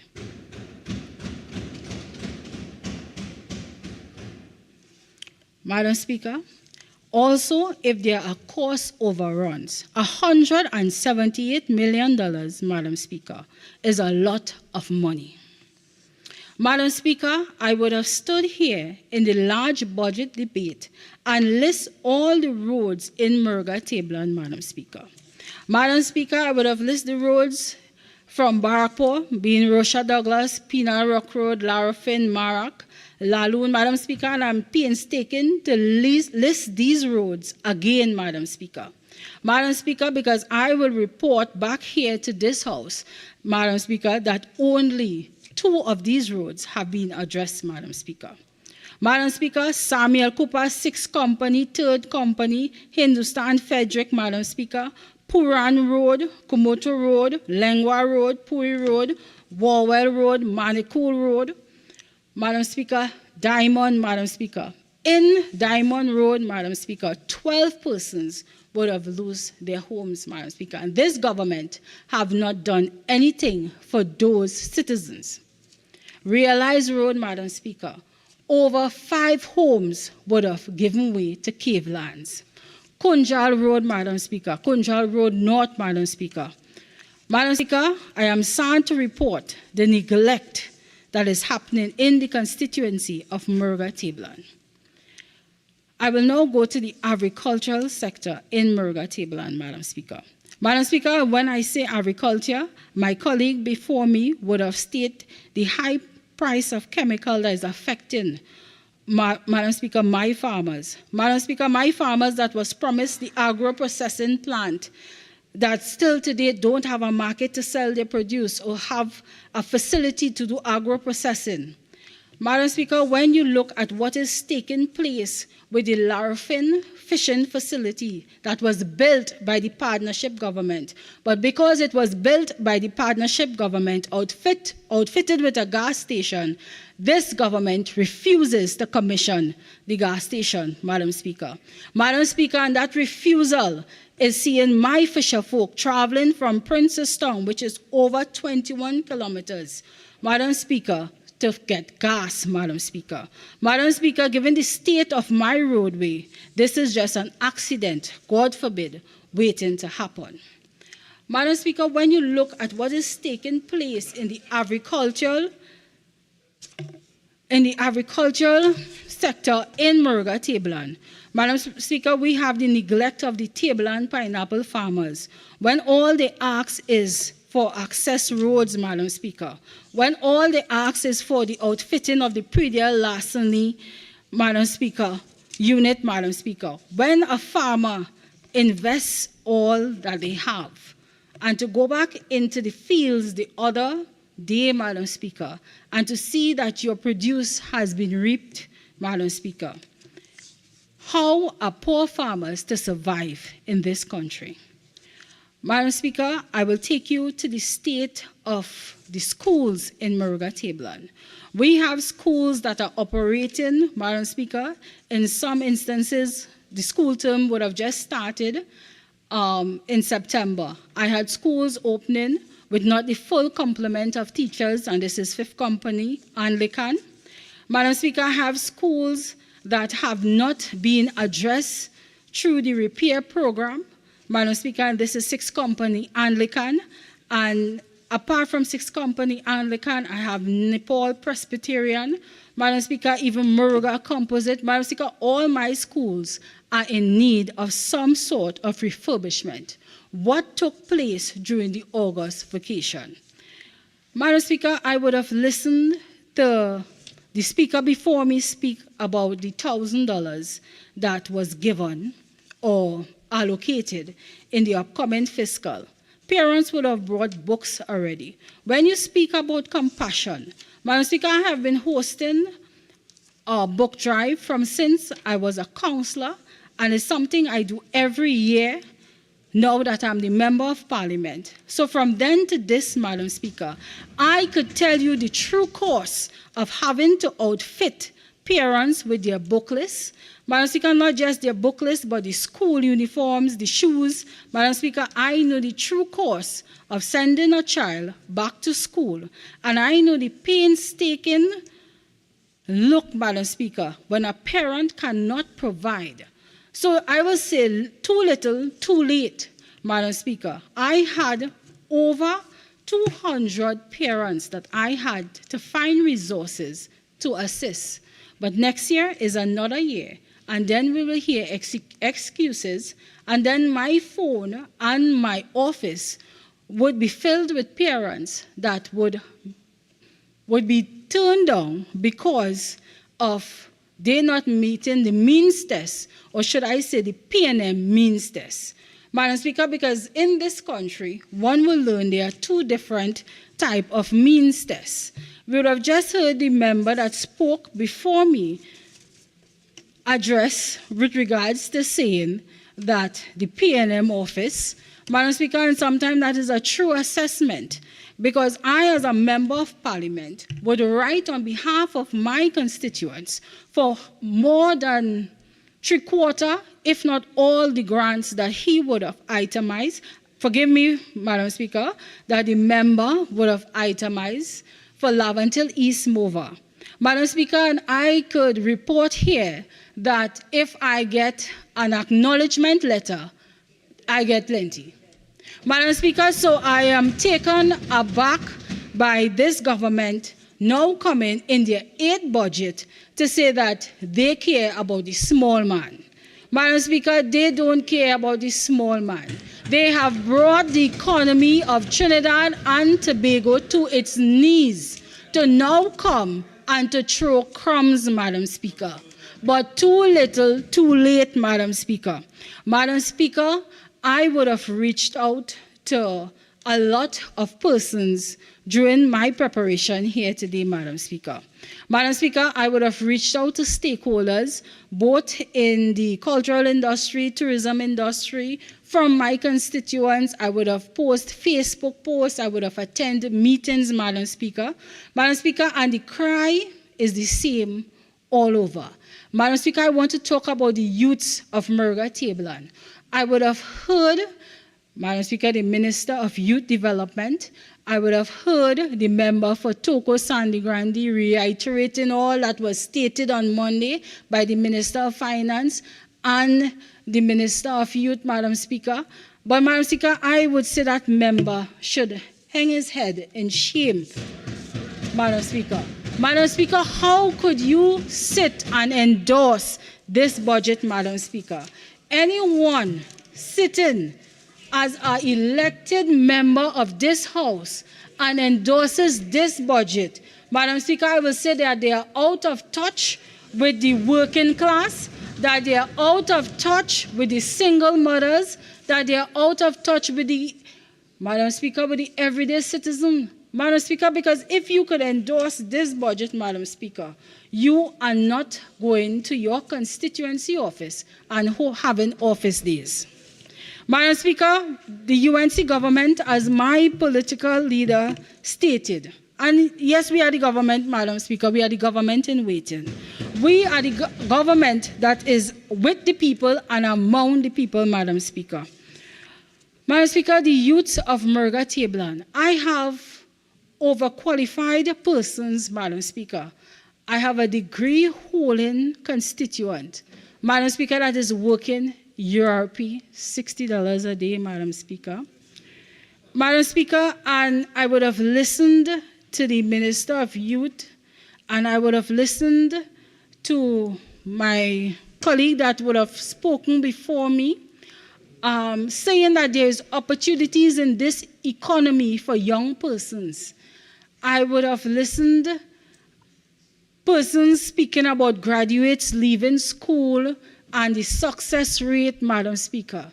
Yes, we have graduates leaving school. Madam Speaker, I have hundreds of graduates leaving school in Murga Tableland, but no jobs, Madam Speaker.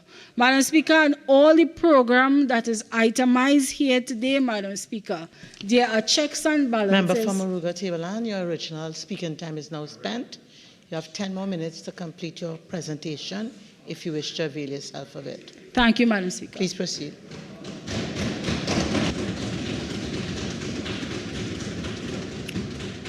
Madam Speaker, there are checks and balances that the ordinary citizen do not qualify when it comes to some of these grants, as I stated, listed by these ministries or the members of this House. And that is so sad, Madam Speaker, because when a mother or a parent invests in a child to go to school, Madam Speaker, they expect fair play when it's time for a job, Madam Speaker. We do not expect, Madam Speaker, that a PNM party card has to be attached to your resume. 48.5, please. Okay, so member, I'll just ask you to withdraw that and find another way to say what you'd like to say. Madam Speaker, I oblige and I withdraw, Madam Speaker. But Madam Speaker, it should it should not have to be that you have to be affiliated, Madam Speaker, with the other side, Madam Speaker, in order to get a job. Madam Speaker, Standing Order 48.5, please. That's the same thing. She said the same thing.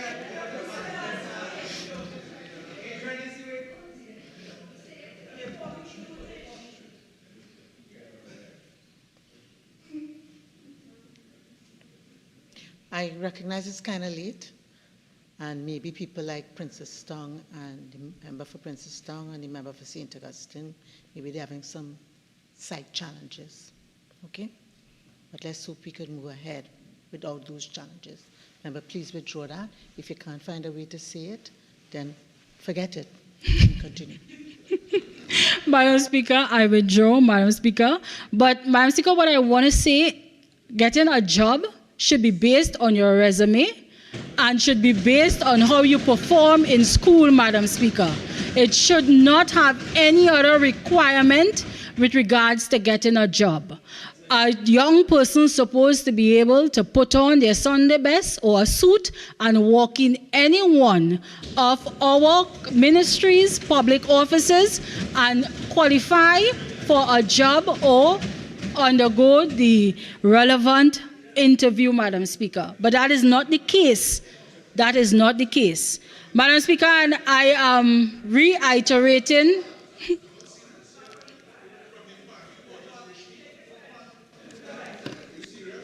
Members,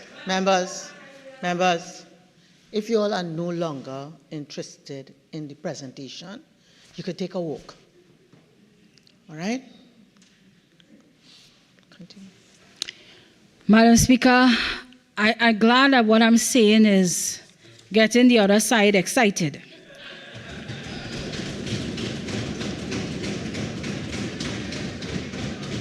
The truth, Madam Speaker, the truth somehow has a way, although they will come to this house and gallivant and embarrass and, Madam Speaker, titillate and grand and make announcement, Madam Speaker. Madam Speaker, while they do that in here, Madam Speaker, they cannot do that no longer out there. They are the minority government now, Madam Speaker. We are in the majority, Madam Speaker. So we could go outside and gallivant and titillate, but they have to do that in here. They have to do that in here, Madam Speaker. So, Madam Speaker, let them have their day. Madam Speaker, just now Trinidad and Tobago will have their way.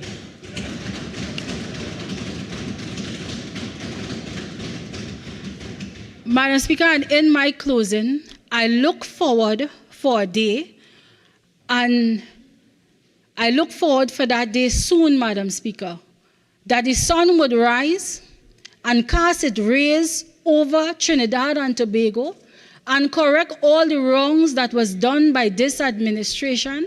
It would, Madam Speaker, boost our economy, Madam Speaker. Madam Speaker, the cultural industry that was starved for funding, Madam Speaker, it would get that which it is starved, because from the moment that this government merged tourism and culture, Madam Speaker, I want to say in my closing that they killed both tourism and they killed the cultural industry from Best Village. Madam Speaker, they said in this budget statement that they're improving spaces. Spaces, and a member of the performing art can't even host a show. Do you know the cost of hosting a show?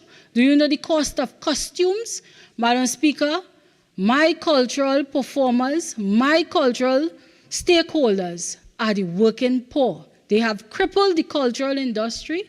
They have crippled our carnival. We were once, Madam Speaker, the country of the greatest show on the face of the earth. We have felt from grace because of those on that side.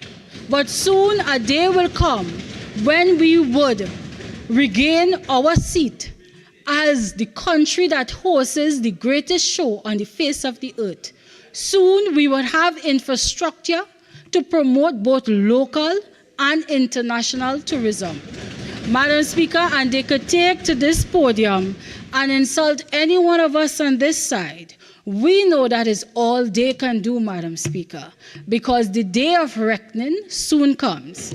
Soon, Kamla Persad-Bissessar, the member for Superior, will sit in that seat and reign. Madam Speaker, they laugh, Madam Speaker, but that they know deep down in their heart that that day is coming soon. And I thank you, and I want to thank the constituents of Murga Tableland.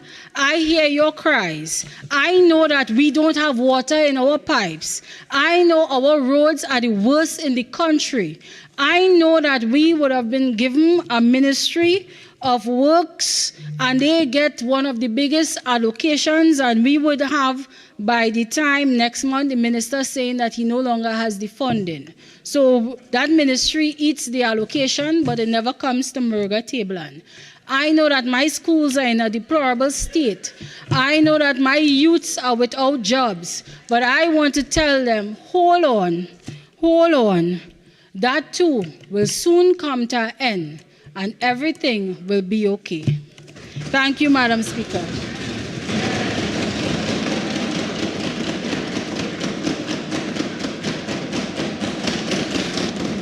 Leader of the House.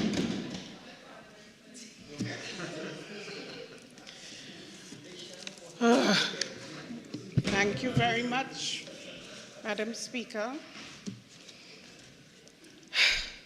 Madam Speaker, I beg to move that this House do now adjourn to Monday, the 9th day of October at 10 a.m.